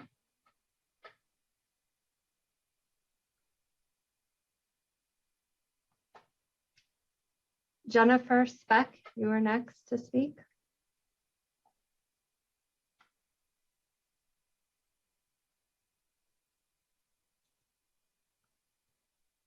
Jennifer Speck.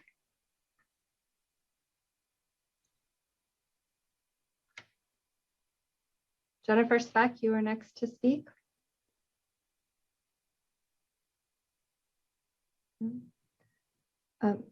Mike Salbeck, you are next to speak.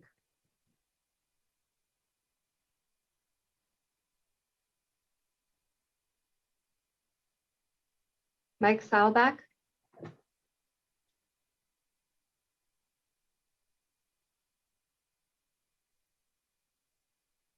Good afternoon. Thank you for giving me the opportunity to speak today. My name is Mike Sealback, and I live in Comac, which is on Long Island in New York. And I'm here today to speak in strong support of the proposed product standard prohibiting menthol as a characterizing flavor in cigarettes, as well as the other rule regarding characterizing flavors in cigars. These rules will reduce youth smoking, save lives, and advance health equity. I'm speaking today as a longtime health advocate and the parent of a 11-and-a-half-year-old and a 14-year-old who you may be able to see in a picture over my shoulder. We know that prohibiting menthol cigarettes will reduce youth smoking. Flavors hook kids. Menthol acts as a coolant and it numbs the throat, which reduces the harshness of tobacco smoke, making menthol cigarettes more appealing to new smokers, especially young people. We know that flavoring will lead to greater nicotine dependence, and it's more likely that people that use these products, children that use these products, are going to progress to becoming regular smokers. We know that kids are using these products, and as a father, it frankly frightens me that another generation of kids are becoming addicted to these deadly products. As someone who's lost a loved one to cigarette smoking, we need to do everything we could to prevent this generation, another generation, from becoming addicted. It also, besides preventing another generation from starting these products, we also know that prohibiting menthol cigarettes will increase smoking cessation. It will encourage current users to quit smoking. So if these two reasons weren't enough, we also know that prohibiting menthol cigarettes are going to decrease the health disparities that we currently see due to tobacco use and advance health equity, especially among Black Americans. Unfortunately, today we've seen a bunch of arguments being made from folks in the law enforcement community, and we know that that is not the way that these laws are enforced. Across the country, we are seeing a whole bunch of laws. Even just this morning, the city of Los Angeles passed a flavors ordinance, and we think that that's great. But if we're going to enforce these laws, we need to get these products off the shelves in its entirety. So we want to see one nationwide law that will prevent the sale of menthol cigarettes and prevent and stop the sale of flavored cigars. For more than 60 years, the tobacco industry has targeted Black Americans with marketing and price promotions for menthol cigarettes. Instead of hearing tobacco industry arguments, we know that these products have been targeted into these communities. And the best way that we can help decrease the disparities that we see is to prevent the sale of these products. Despite accounting for 12% of the population, Black Americans represented 41% of premature deaths caused by menthol cigarettes between the years 1980 and 2018. And it's not just the African American community that we see. These products have been marketed in the bisexual community. We know that it's disproportionately high also in Hispanic and Asian smokers. So we need to do everything we could to decrease these disparities, and these rules will help save lives. So on behalf of myself, my wife, my kids, and their friends, we urge you to strongly, to quickly get these rules into effect and get these products off our shelves. Thank you. Thank you. Up next, Vali Singh.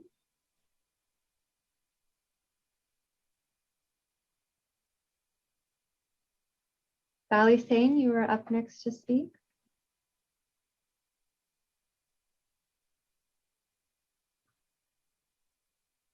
Vali Singh, you may proceed.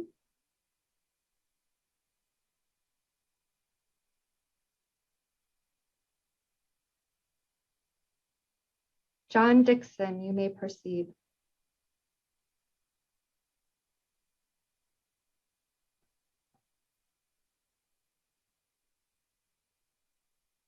Can you hear me?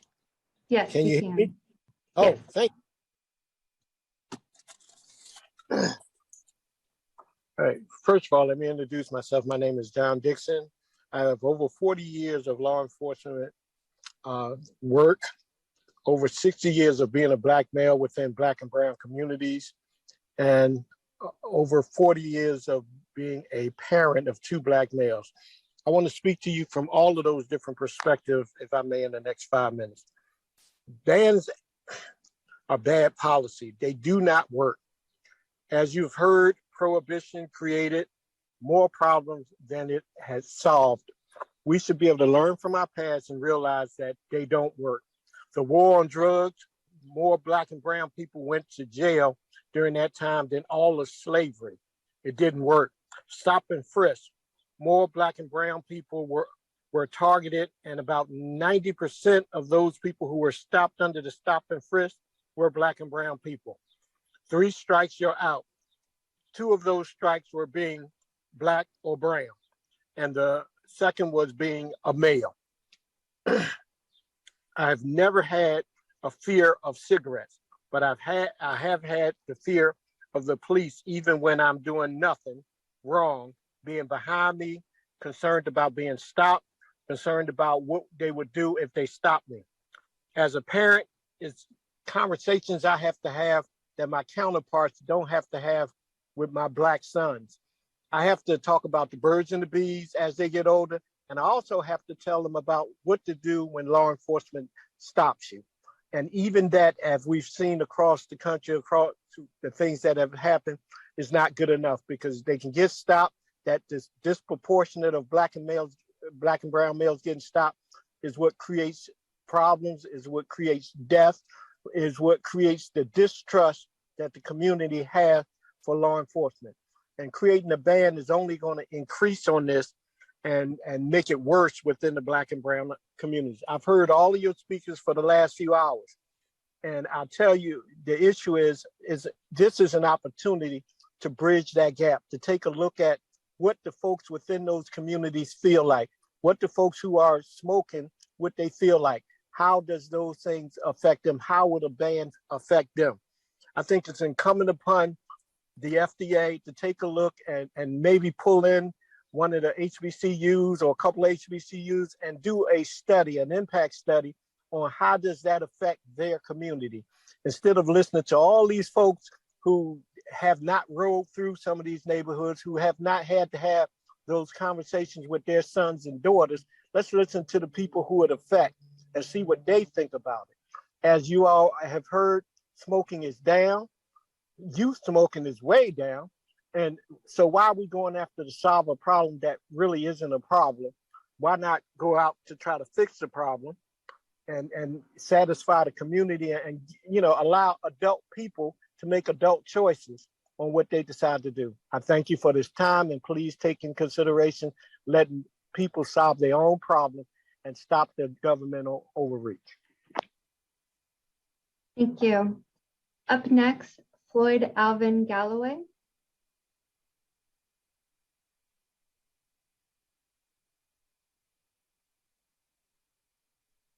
Floyd Alvin Galloway, you are next to speak.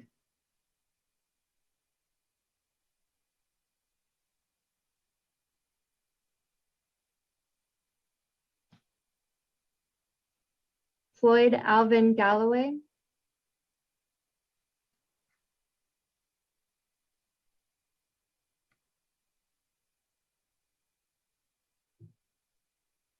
Is there anyone here with a confirmed spot to speak that wasn't able to today? Please let us know if you're here.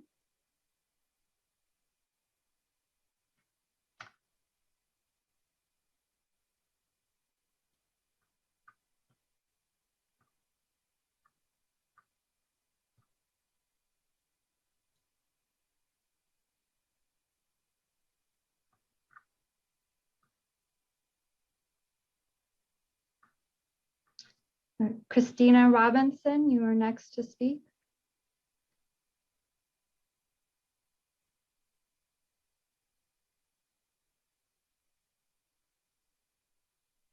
Christina Robinson.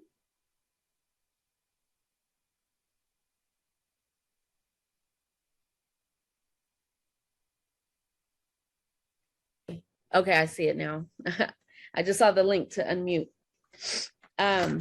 Hello, my name is Christina Robinson, and I'm in Sacramento. I just wanted to kind of express my concern over the situation with considering a ban on flavored tobacco. A lot of people had already came on here and spoke about it, saying a lot of the same things, things that I even have concerns about. And one of those issues is banning something is taking the right away from adults, pretty much, who has a choice to, if they choose to smoke flavored tobacco, that should be their right. There is a lot of restrictions. You know, you got to be 21 years old now to be able to buy tobacco. There's a lot, you know, standards that prohibit, you know, just children buying, purchasing the tobacco. So if you ban these products, what's going to happen is it's going to, of course, flood our streets. And then our children, teenagers mostly, will be out there probably selling it. And now it'll affect neighborhoods, and the mom and pop stores, these small businesses, are going to be losing money. Some of them are going to be closing down because now you're taking the money away from them when they could have been making the money legally. I have a concern about that because I would hate to see these mom and pop stores or these small businesses lose out on, you know, something that can help everybody. It's a trickle effect. If you're going to ban menthol or flavored tobacco, then you might as well ban all cigarettes. It's kind of like taking something, let's say some type of drug or alcohol, and you sprinkle sugar on it. That alcohol or drug is still deadly. It doesn't change. So when you put flavor to something, that's not changing anything. Yes, it's enticing to kids. If you're throwing commercials out there and you're putting cartoons, you got to go after the people that are making those type of things. You know, the boxes and the enticing people. Those kids they shouldn't know about it. If you walk into a store that says that you have to be 21 and older, like a bar, kids don't know what a bar looks like inside. They shouldn't know what it looks like inside. And the same goes for stores that sell only alcohol and beer. It should be the same restrictions.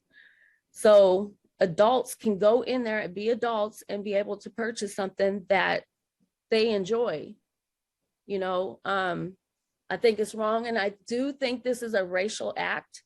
To me, all I can see is race all over it. If you go and look at the facts, if you look at the research, 85% of Black people smoke menthol tobacco.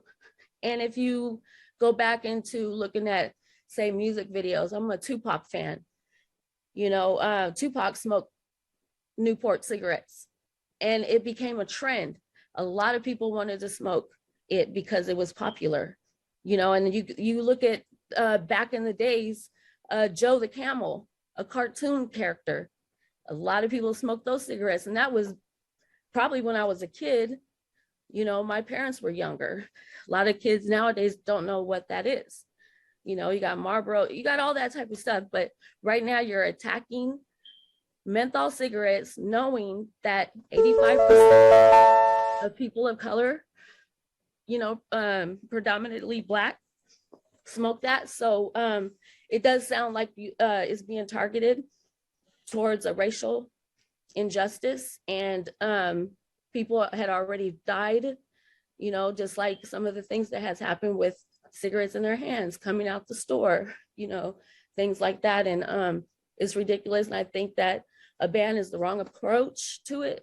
And if people look into it deeper, they would understand that this is completely wrong. And we got to think about, if you're going to protect our children, this is the wrong way to go. And that's all I had to say. And I thank you for your time. Thank you. Up next, Carol Magruder.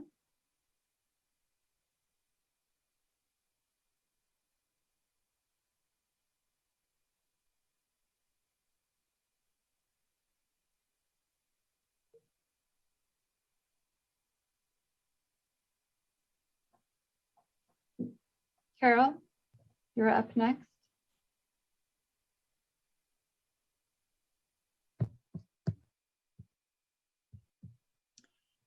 Hello, good afternoon. Can you hear me and see me? Yes, thank you. Okay, hi, good afternoon. I'm Carol Magruder, and I'm one of the co-chairs of the African American Tobacco Control Leadership Council. We were founded in 2009, and since that time, we have been at the forefront of the movement to get mentholated tobacco products out of the Black community and off of the US market. We work hard to save the lives of the 45,000 Black people who die every year in this country from tobacco-induced diseases. And that the reason why we have such a high smoking prevalence and death rate is because of the racist and pernicious targeting that we have endured for decades in our community at the hands of the tobacco industry. The tobacco industry are, in fact, federally adjudicated racketeers under the racketeer influence corrupt organizations. And it's interesting that we have so many former African-American law officers on this call who actually are consultants with federally adjudicated racketeers. That intersection is very interesting. And we would like for people who are taking money from the tobacco industry to disclose that as they're speaking, to disclose that they are in fact consultants, paid consultants to espouse the rhetoric of the tobacco industry. Our council works at the intersection of public health policy and social injustice. And what we posit is that the predatory racist targeting that the tobacco industry has done on the African-American community is a violation of the International Treaty for the Convention of All Forms for the Elimination of Racial Discrimination. And that when President Obama signed the Tobacco Control Act in 2009 and left menthol in, they took all the other flavors out. That was in fact the racism, the institutional racism and the benign neglect of the Food and Drug Administration and Congress to protect African Americans. African-American smokers are not born whole with a Newport in their mouths. Our children deserve and merit the protection of other people's children in this country. And when menthol was left in as a characterizing flavor, that was discriminating against Black children. And as Joseph Califano put it, it was relegating Black children to the back of the public health bus. So we are happy to see now that our children will be allowed on the bus, and that this taking menthol off is in fact working against the manufacturers. It's not about individuals.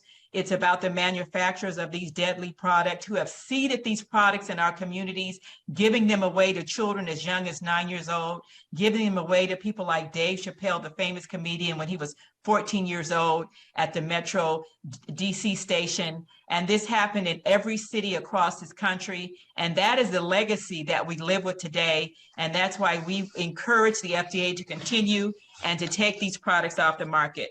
We want them to remove menthol from all products as an ingredient, not just as a characterizing flavor. We want cessation services to be provided to our people who have been disproportionately targeted. And these cessation services must be culturally tailored and address social and political determinants of health. We want the same vim and vigor coming from public policy, public health advocates, to help our people, as was done in neglecting our people and allowing the tobacco industry's pernicious targeting. When the rule is finalized, we want products to be removed within 90 days. And we also do not want these products to be manufactured in the United States, because that would be how an illicit market would occur, as if the products can continue to be made in our country and then sent to other countries, which sometimes those are African-American communities in the confines of the United States. We know that taking these deadly products off the market is the beginning of the process. No one loves a Black menthol smoker more than the African American Tobacco Control Leadership Council does, and the Center for Black Health and Equity. That is why we exist. And so we are here for the beginning of the fight of undoing the neglect of our community and the legacy that we live with, so many of our people dying every year from tobacco-induced diseases, more than every other form of preventable death, including AIDS, car accidents, violence, officer-involved shootings, and all other forms of cancer that are not related to tobacco. Thank you for your time, and we look forward to overseeing and keeping this on top of this process as we move forward. Thank you for allowing us to speak today. Thank you. We have gone through the list of confirmed speakers and waitlist speakers for today. If you are on the line and would like to speak, please respond in the chat with your name and affiliation. We will go in order of those that sign up until 4 p.m. We are interested in hearing from those whose organizations have not been represented today. Up next, we have Desmond Jensen.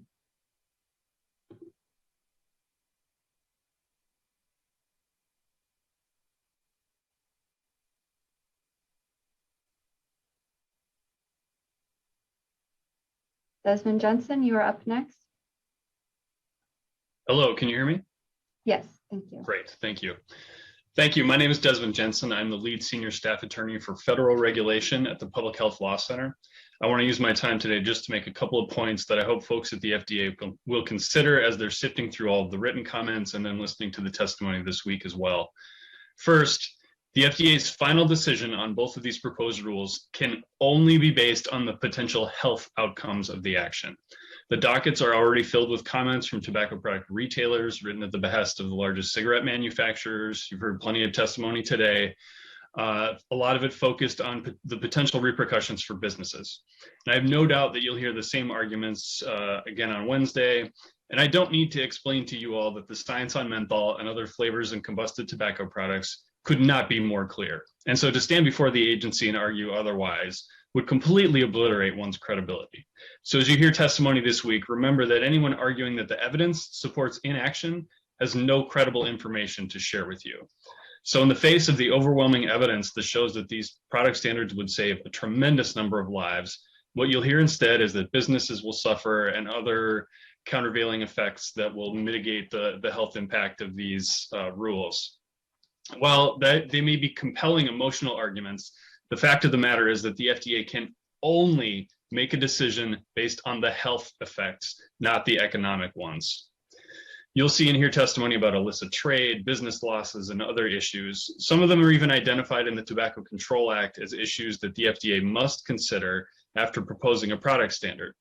However, even a cursory reading of the statute will show you that the FDA is required to accept comments on a variety of issues, but after the comment period has expired, the statute requires the FDA to either terminate the proposed standard and notify the public, or finalize the standard. And the decision to finalize is required if the agency determines that the standard would protect public health. So in case it was unclear to anyone, the moment these rules were proposed, the agency started a process that ends with a mandatory decision, a decision where the sole calculus is the impact on public health, not the impact on business. In this particular case, because of the overwhelming evidence on the health impact, there is only one decision that the agency can make, and to do otherwise would be the very definition of arbitrary and capricious. Now, because of how much is at stake, the FDA must get these rules finalized as quickly as is possible. The deadline for comments must not be extended, the final rule must be issued quickly, and the time for implementation must be short. Every day wasted represents generations of addiction and additional lives marred by illness and death. There is no excuse for further delay. We are thrilled that the FDA has finally made it to this point, but the delay has caused a catastrophic loss of life that is inexcusable. The FDA must know that its inaction is just as powerful and important as any action that it takes. Finally, I want to commend the FDA for providing some analysis of health equity issues in the proposed rules. I think that was a terrific first step, and I want to urge the agency to do more of that in the final rules, and also to ground all future analysis under the public health standard in health equity. The FDA can join a growing list of people and organizations in public health that have recognized that all policy making must be equity centered in order to have the biggest health equity gains. We will not reduce health disparities if we do not act deliberately. This is particularly acute in tobacco control, where most of the harms caused by the products happen to people who belong to groups that are already marginalized in our society. They're targeted by the tobacco industry, they have the least access to adequate health care, and they live in environments that don't provide them with adequate opportunities to live their healthiest lives. Now, the FDA has tremendous power to shift that dynamic in a meaningful way. These two rules are the lowest of the low-hanging fruit. And as the FDA continues to consider future product standards, sales restrictions, and as it's reviewing tobacco product marketing applications, the agency must conduct all that analysis under the public health standard in a way that centers health equity, not just analyzes it in passing. Thank you. Thank you. Erica Sword, you are up next to speak.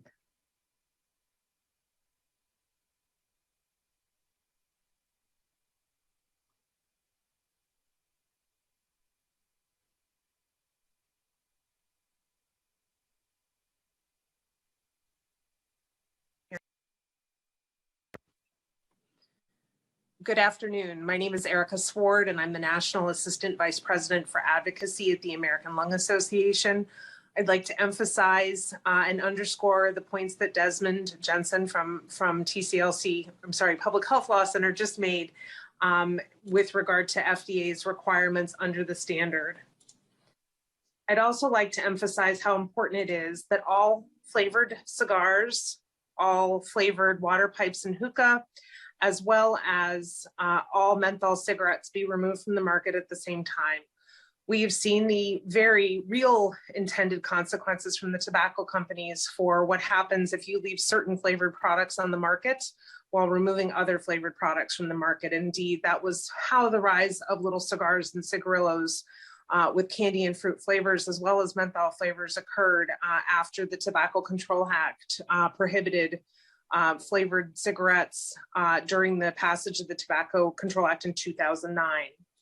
It is also very clear that flavored cigars are marketed to youth, especially African-American youth, and prohibiting them will help reduce the health disparity associated with this.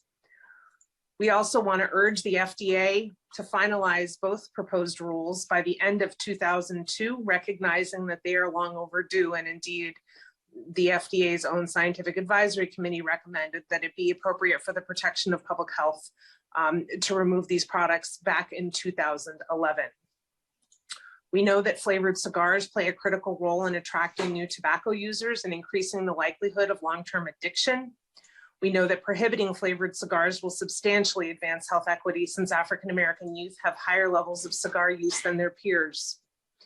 We also recognize that given the flavors, the role that flavors play in attracting young people to use cigars, there's no rationale for continuing to permit any characterizing flavors in any cigar, and attempts to draw clear-cut lines to differentiate between cigar products or flavors for the purpose of exempting some products from a flavor rule are vulnerable to evasion and amplify the risk of industry manipulation. I think we've all learned from both what happened with the rise of taxes and the passage of the Tobacco Control Act in 2009, that when an industry and a company within an industry is willing to add kitty litter to their products so that they can pay less in taxes, that no opportunities for evasion can be allowed.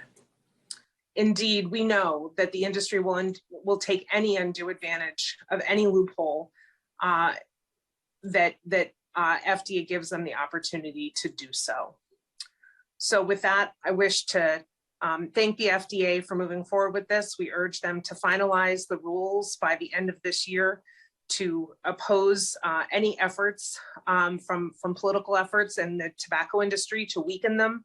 And we look forward to working with FDA to ensure that everyone who currently is addicted to tobacco is given the help they need to quit smoking, which they can do at lung.org or by calling 1-800-QUIT-NOW. Thank you. Thank you. Charles Giblin, you are next to speak.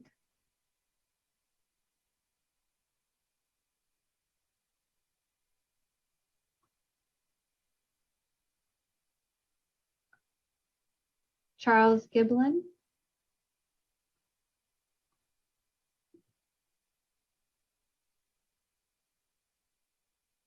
Public safety and security.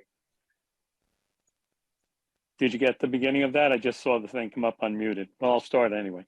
My name is Charli Giblin. I'm representing the Center for the Advancement of Public Safety and Security. After 45 years in law enforcement, I retired as the special agent in charge of the New Jersey Treasury Department, Office of Criminal Investigation. It is the state law enforcement agency responsible for the enforcement of the laws related to tobacco and vape, as well as the criminal code violations involved. During my career, I served on the board of directors of the International Association of Chiefs of Police, as well as a number of other professional organizations, including the Federation of Tax Administrators, where I served on the tobacco section's leadership and recipient of their Lifetime Achievement Award for that type of work. I've served as a subject matter expert for numerous agencies, both state and federal, and recognized in the court system, both federal and state, as an expert witness. I have a unique perspective as a career law enforcement officer on the investigation and enforcement of tobacco laws, both in New Jersey and nationally as a former task force officer. I have spoken before the American Bar Association and National Association of Attorneys General on this very subject. To get to the point, despite the good intentions of banning what is now a legal, highly regulated and controlled product within a very strict framework across the country, this ban will have other unintended consequences. Please remember and understand that illicit sales are outside the controls established to ensure the legal age of sale and will lead to the erosion of those controls over the tobacco and vape industry. I've evaluated even the Massachusetts situation and have testified before their illicit tobacco committee. Additionally, based upon my experience and interactions with other national law enforcement associations, I'm keenly aware of the current landscape of law enforcement, even though I'm retired. I fully expect that cross-border smuggling and counterfeit product will fill the gap created by this new prohibition. Once a ban that would go nationally, we will see that ban make its way to see a significant underground economy, criminal operations run by different organized groups, and in particular, we will see activity along our southern border with Mexico. As an example, we are keenly aware that the new Jalisco cartel, an extremely violent Mexican drug crime group, has established their own illicit tobacco distribution network in the Mexican cities along the border. Using old-fashioned organized crime techniques of threats, coercion, violence, and protection rackets, the new Jalisco cartel has full authority over that marketplace, which is sourced by the Chinese National Tobacco Company. Those cigarettes that people are talking about banning being manufactured in the United States of menthol design will not be manufactured here. They will be manufactured in other countries by the Chinese National Tobacco. They are the largest manufacturer of cigarettes. Most of these products will be disguised as legitimate U.S. trademark brands, including menthol, and they will flow from Paraguay, Colombia, and the Southern Triangle into the United States. Counterfeit cigarettes will also, and I've not heard this mentioned, they will not be certified fire safe. They will bear counterfeit state tax stamps. They make them prima facie contraband under almost every state's law. Thus, the new dynamic of why law enforcement would be involved in enforcing this ban. We know that law enforcement internationally and nationally has recognized cigarette smuggling as a terrorist funding source, favorite moneymaker for organized crime groups, and our current intelligence indicates that our China tobacco interests have been investing in both physical and financial infrastructure along the southern border in Mexico. I strongly believe our nation will be inundated with counterfeit products and various pathways, including traditional narcotic routes. Please understand that the sale of any cigarette sold without the required state tax stamp or bearing a counterfeit tax stamp will be considered a crime across the United States by those states. For instance, a second or subsequent violation in New Jersey by any person of any tax law would expose that violator to doubling of the sentence and doubling of the fines. We'll see a newly invigorated illicit market of the very product you're seeking to ban, not to mention new responsibility upon law enforcement generally, as well as our criminal justice system. This is one of the greatest challenges ever for law enforcement as we're trying to create a better relationship with community and modernize tactics and approaches and eliminate the situation as occurred, unfortunately, in New York City. I strongly recommend that these regulations be tabled, not acted upon, as it will criminalize the sale of menthol cigarettes on the basis of many, many states. Thank you for your time.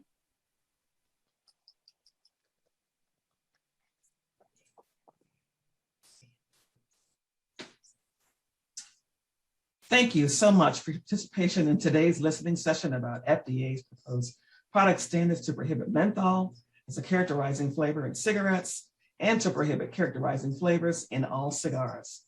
Just like today, if we have more time on Wednesday, we will open it up again to those individuals on the call and those organizations we have not yet heard from.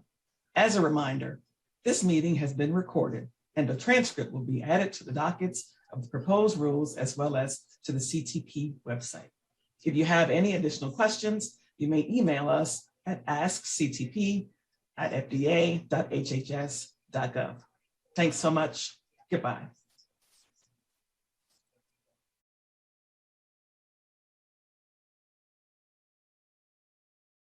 Submit comments to the docket at https://www.fda.gov/products/guidance-regulations/submit-comments-tobacco-products. Report adverse experiences with tobacco products at https://www.safetyreporting.hhs.gov. Call us at 877-CTP-1373. Follow us on Twitter at FDA Tobacco. Subscribe to CTP email newsletters. https://lowercase go.lowercase-usa.lowercase-gov/9-D-m. Logo for U.S. Department of Health and Human Services. Logo for U.S. Food and Drug Administration Center for Tobacco Products.